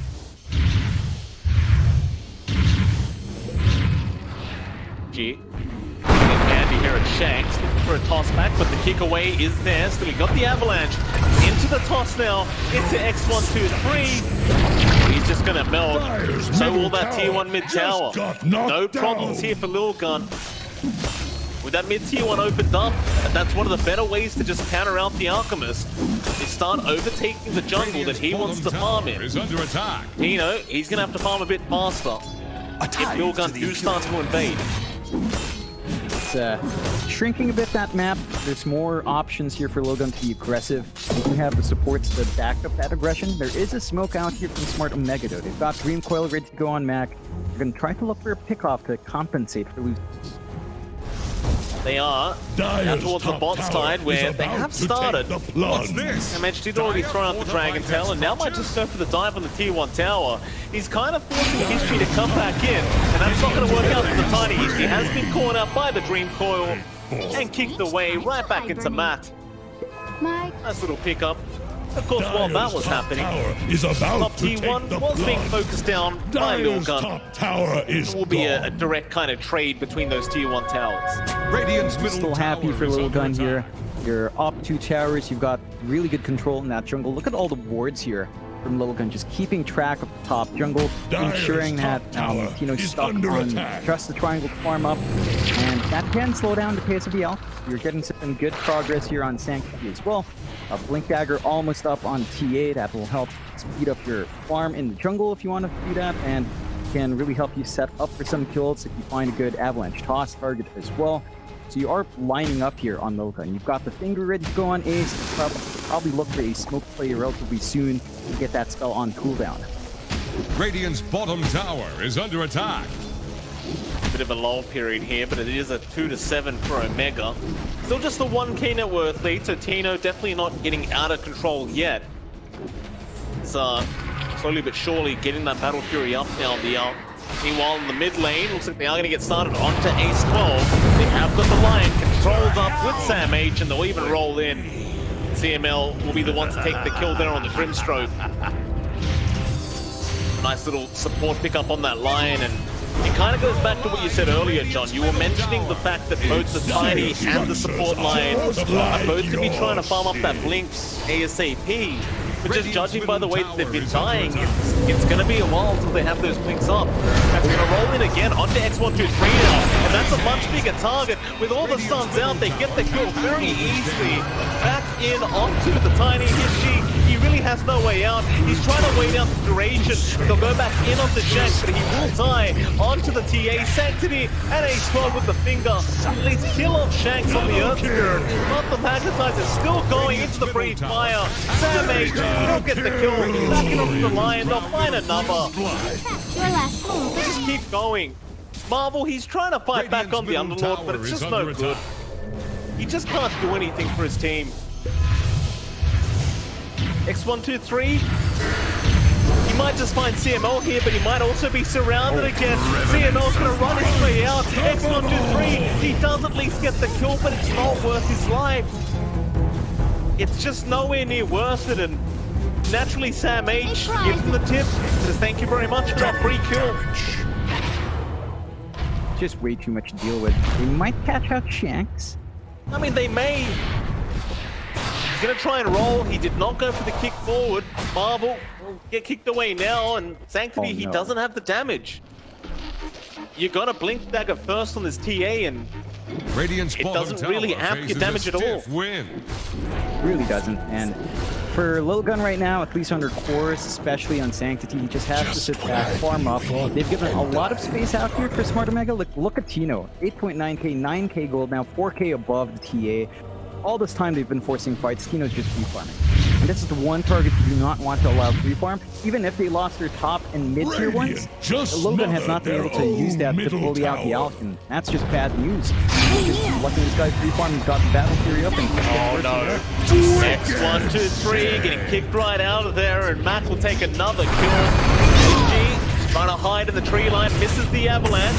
He's get Shanks, but he's not quite out of the fire yet. HG turned right back around for a second, but Mac is a committed man and does ensure he gets the kill on towards the left side. They'll try to Sam H, but he's just so tanky. His DK is not going to die anytime soon.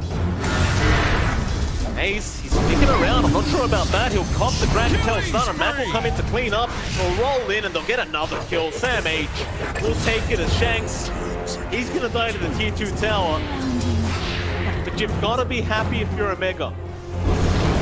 Really pleased. Like, you're getting so much farm. You're winning out these trades for Protect 1 in your playstyle as well. And Tino, he's already got the Sanchup, going straight to BKB. He's going to be joining these fights relatively soon. Sanctity, with the Blink, he just can't burst anyone down. He's still saving up for the Desolator, still looking for the first mythical hammer. And it's just way too much time to wait for. Look at the positioning of Smart Omega. You're just in that bot jungle, constantly forcing fights, looking for more. Going on there onto Hishki. They do spawn him out eventually with the Stroke of Fate, and well, for the Tiny, there's nowhere to really go. Trying to pretend he's a tree, but it doesn't really pan out in his favor. Onto the bot lane now, Omega, looking very confident. Tower is about to take the blood. That Sanctity gonna find Shanks on the ES. They get the constant stuns out, and they will kill off the Earth Spirit.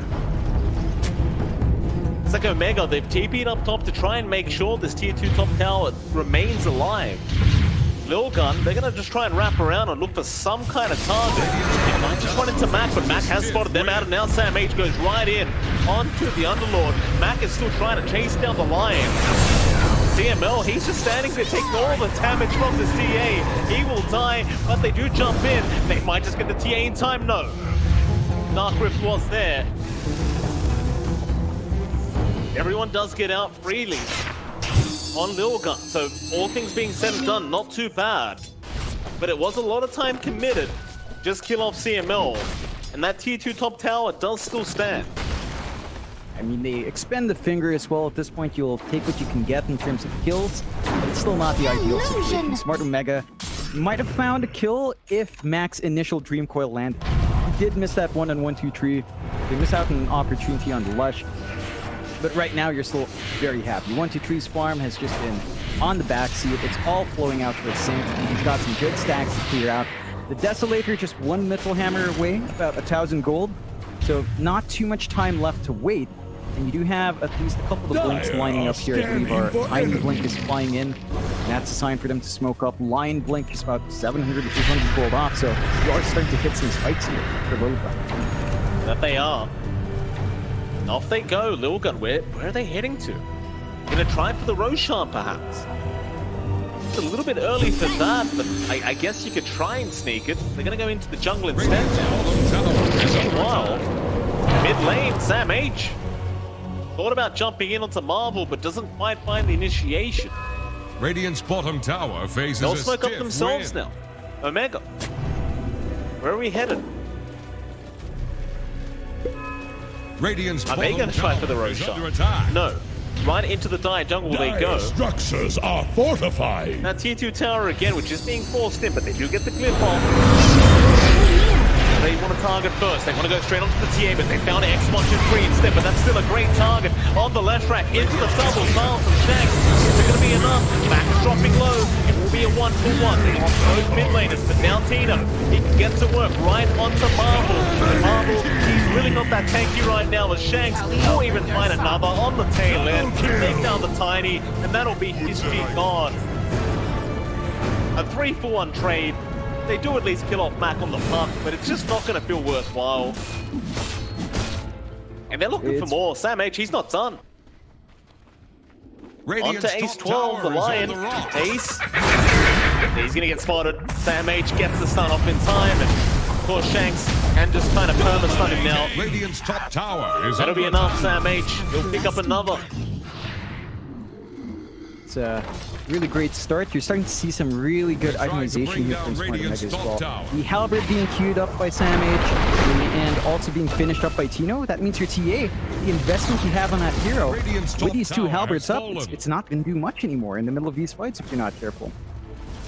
Saw History trying to go for an avalanche toss onto Tino, and I think Tino may have thought he was on a trampoline there for a second, but did nothing. Having a great old time, Tino. Lilgun, with this draft, we know how strong it can be, but it doesn't look great right now. And you're 11k net worth behind, it is very hard to make this kind of draft work. Now Omega, when they're moving into the mid lane, they want more Dire's pickoffs, they bottom want that tower mid tier 2 won't tower, last but long. nobody's showing quite yet.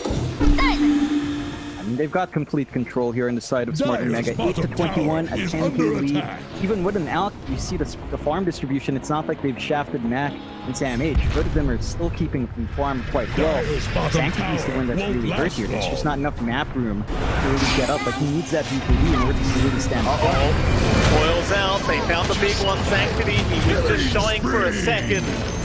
They are going to punish him immediately. Great patience there from Omega. Well, the tips out from Sam H. Dire's Matt, no, he's done a great job. is about to flounder. And he is, John. A lot of impact here from this mid puck. And it looks like they're ready for that Roshan pit. They can melt it really fast. They've got damage for it. The options for team fighting for Lilgun in there are not amazing. They can maybe try to go for an avalanche cosplay with a pit.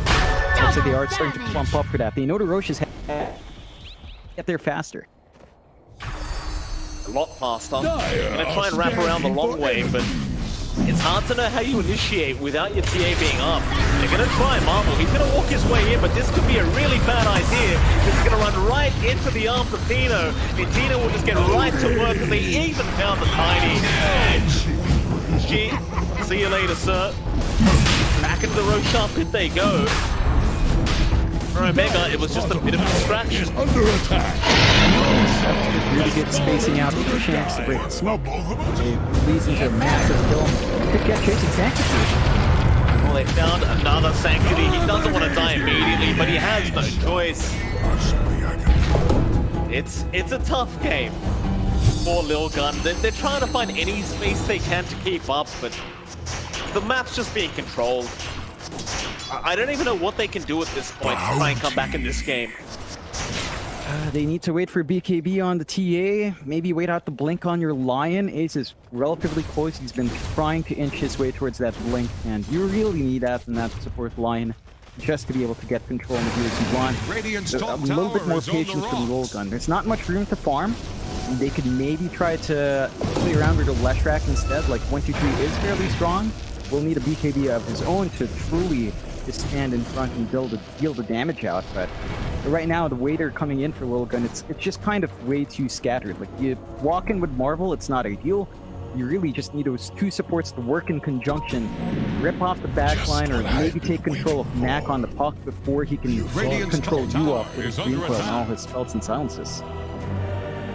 You see a smoke up here. X123, he has his smoke broken, he sees Pino and he runs the other way. That is definitely not the target you want to go on right now. Not while he has his team around him, and there's going to be a counter smoke immediately now by Omega.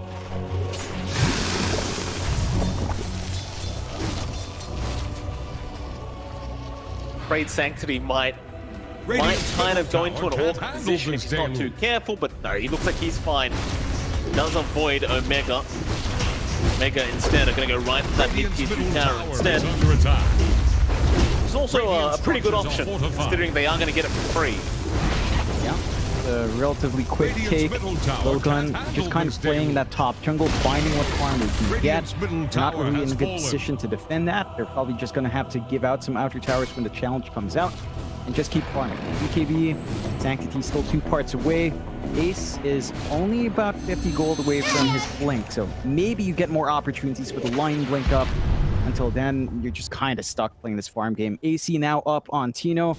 He's gotten control of that triangle with the rest of his team, and he's just really hard to deal with. Now, the one bright side here for Lilgun is there's no Abyssal Blink. So even if you go for that build here on the Elf, he's not going to jump you straight away, but just even having the Blink Dagger is usually more than enough. Oh, bot lane. Not like this. X123. He's doing the hard job of pushing out the side lane. But it's going to cost him his own life. Still mid lane. They might try to initiate now. Even though X123's gone, they are still there, Omega. As a team, they're going to try and focus down CML. He is still alive. Still running away. He just can't kill him. He'll turn around now with the X-Swim and the tree toss. Will be enough, but at what cost? She's still being chased down on the Tiny. Dark Grip is there. Can he get him out? He can. They do at least get CML. That's going to be it, though. They got the support Grimstroke, but that's really all they can afford to get.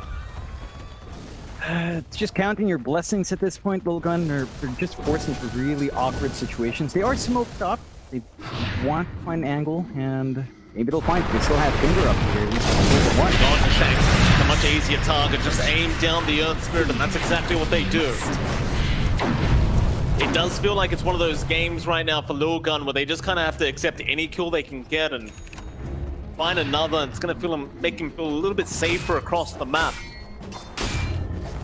Gonna use this free time now to just keep farming up and just try and catch up. And CML is gonna run in with the Inkswell and die again. I do not even grasp. All right now, Omega, no need to give freebies away to Lilgun.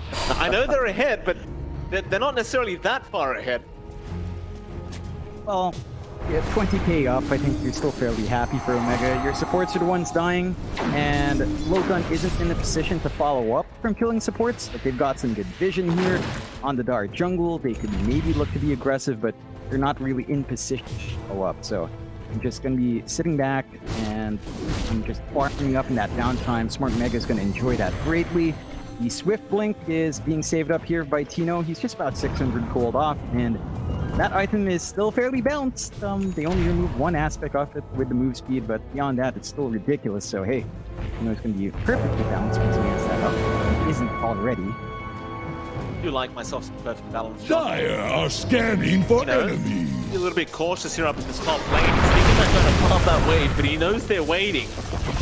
Now the roll in, Shanks. That's going to cancel that off, and Marvel get the Uber started right out of there. Mega won't be able to capitalize off that positioning from Lilgun. Pose Lilgun, they're just kind of trying to drag out the time and just buy a bit more time. More Sanctity on that TA, and of course X123. Is it going to pay off? Is what I wonder. The BKBs are lining up. Sanctity almost has his, so does 123.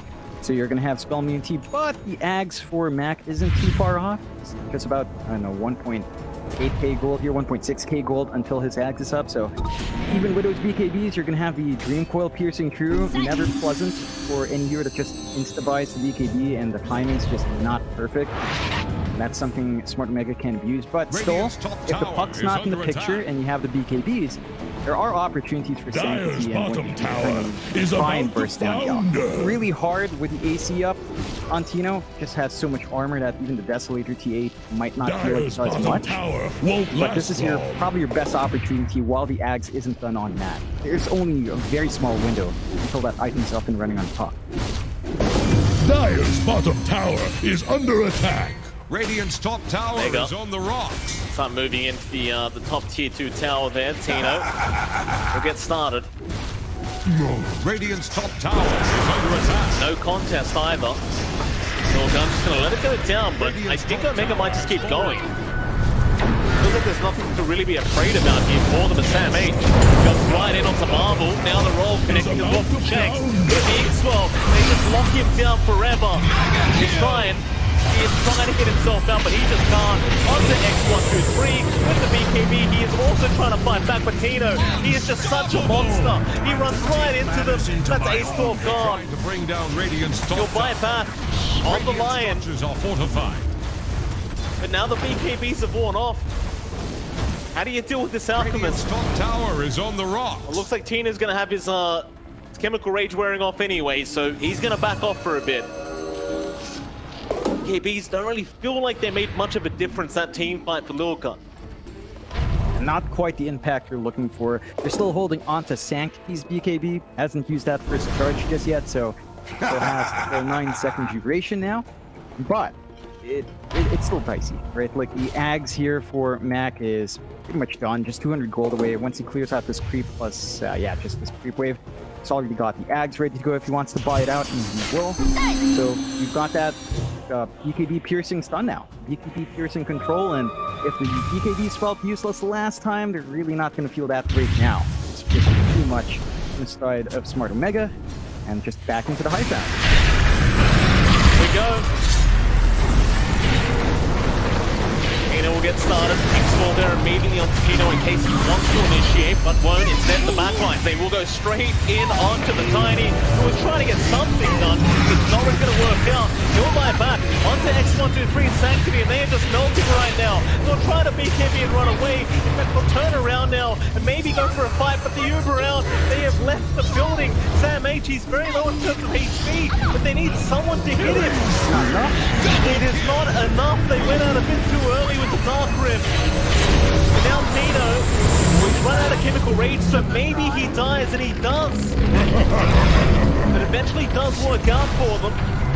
CML on the run, tries for the TP play, and is not going to make it. Sanctity able to get the kill. I thought that Dark Rift may have been slightly earlier there from Marvel, but in the end, it works out. They will hold high ground. Be playing this game without any super creeps. They did have to buy back, and that buyback in Sanctity is too big. If they lose the next fight, they're not going to have very good options in defense. They are setting up for Roche. Not too big. There's no out for 40 seconds. Second Roche of the game. You've got the Ad Shard inside there. Some Creepers and Cheese, of course. Gives more options for Lilgun to try to find opportunities here. But they are scanned out. Still drops people. That does. He lives in a rock. Radiant's courier has been killed. Time to move. Easy Roshan there for Lilgun. Bigger fish. And then by me. Back to triangle now. Sign Lilgun just gonna hang out, get more farm up.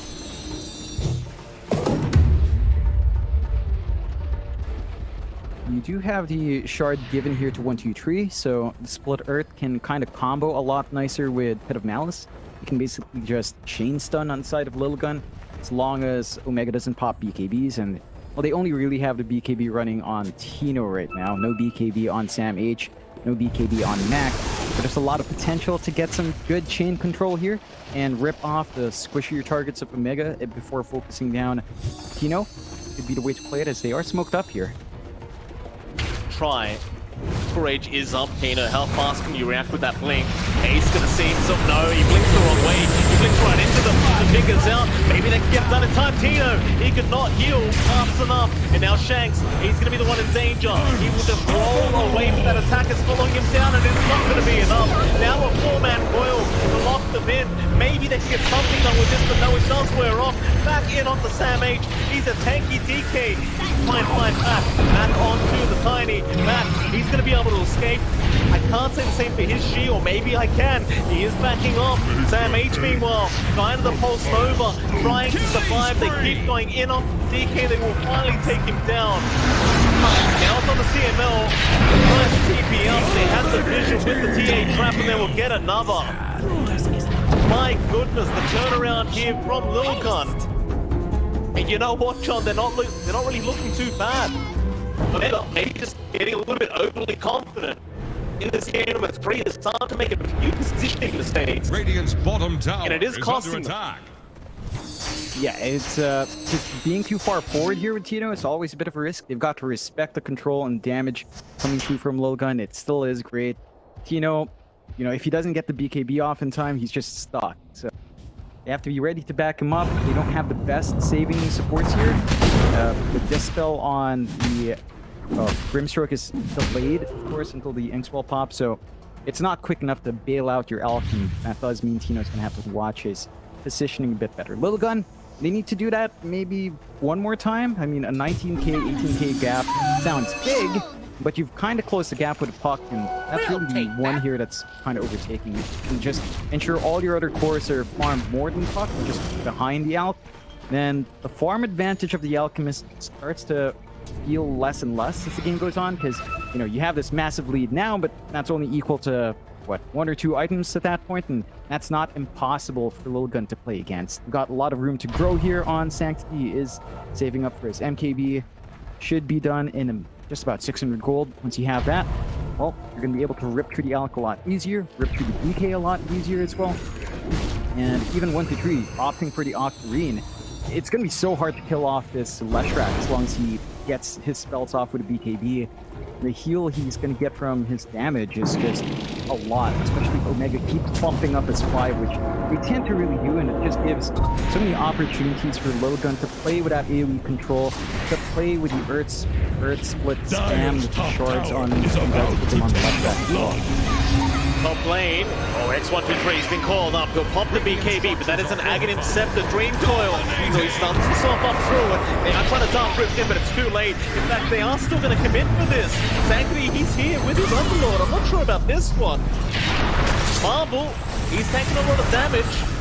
The bottom there by X123. So they're going to try and fight this one out. They will at least get Shanks, but Ace is down the line, and now you can just get to work if you're Tino. He finds 2 immediately. X123 with this buyback. He can't help out. BKB TP away from Sanctity is going to be enough to at least get him out after the Aegis line. That Dark Rift, you know, it was just a little bit off, and you're gonna see it right here. The Aghanim Scepter Dream Coil break, obviously stunning him through the BKB, and I thought they may just cancel the Rift off, but they decided to keep going. They force the issue and they get punished for it hard. Lilgun overstepping their bounds. They don't have Aegis anymore. It was going to expire in about 20 seconds anyway, so not the biggest loss, but they're gonna have to hold high ground up like this with lower BKBs. Well, Jacks are open on top lane at least. Mega. Not gonna have the dragon form right now as they just used it. Sam H still more than happy to just frontline for the team. Radiant's top barracks are under attack. Slowly but surely, they'll get through that melee barracks. Radiant's top barracks are fallen. There it goes. Now Dreamcoat to the right side. They've killed off Ace. Lion just gone immediately. Thanks to Mac on the puck. Well, Sam H is still just hitting towers, but a nice toss back. Might be able to set up, but BKB immediate. Run right out of Tino, gonna jump right back in with the ink scroll. Onto the left track. He's gonna be alright for now. X123 is gonna try and fight this one out. The Dark Rift, it was casted off, but it was too late anyway. Could not save the Tiny. Now Sam H, he's right back in. Onto the left track. X123, he's in trouble. Sam H, he's the one to go down first. You'll save the life. Left track in onto Underlord. Marvel has no choice but to die. 4 heroes down without buyback. I suppose now they can just go high ground again. They can just rip through the next set of racks. There's no other heroes for at least 20 seconds, and even then your other cores are like 60 seconds, 50 seconds away, so a minute off. That's enough time for this multi-second. It's really a hard one to hold up against. Maybe once you have your tiny blind, Sancti can look for the angles. Like with the MKD, he does hit hard. This doesn't feel like it's hard enough. Rolled into his death, or maybe not. They get the Dragon Tail stun off in time, and now Sanctity in big danger. They'll try to help him, but there's no helping the TA. No buyback on Sanctity either. He did have to buy back earlier on. I believe that'll be GG here for Omega, unless Ishchi can make a miracle happen on this Tiny, but just healed over. doesn't look like that's going to happen. He's going to try and wrap around, but the Ancient is halfway gone. They'll now buy back Sanctity. He has it available again. They'll burst down CML, but Sanctity jumps again with the Dream Claw and the Dragon Tail. Tino just hitting the Ancient. He does not care about heroes anymore. He will just finish off the game, and that'll be Omega Esports taking this series 2-1. And with that, John, we are going to be able to head straight back to the panel to see what they thought about this game number 3.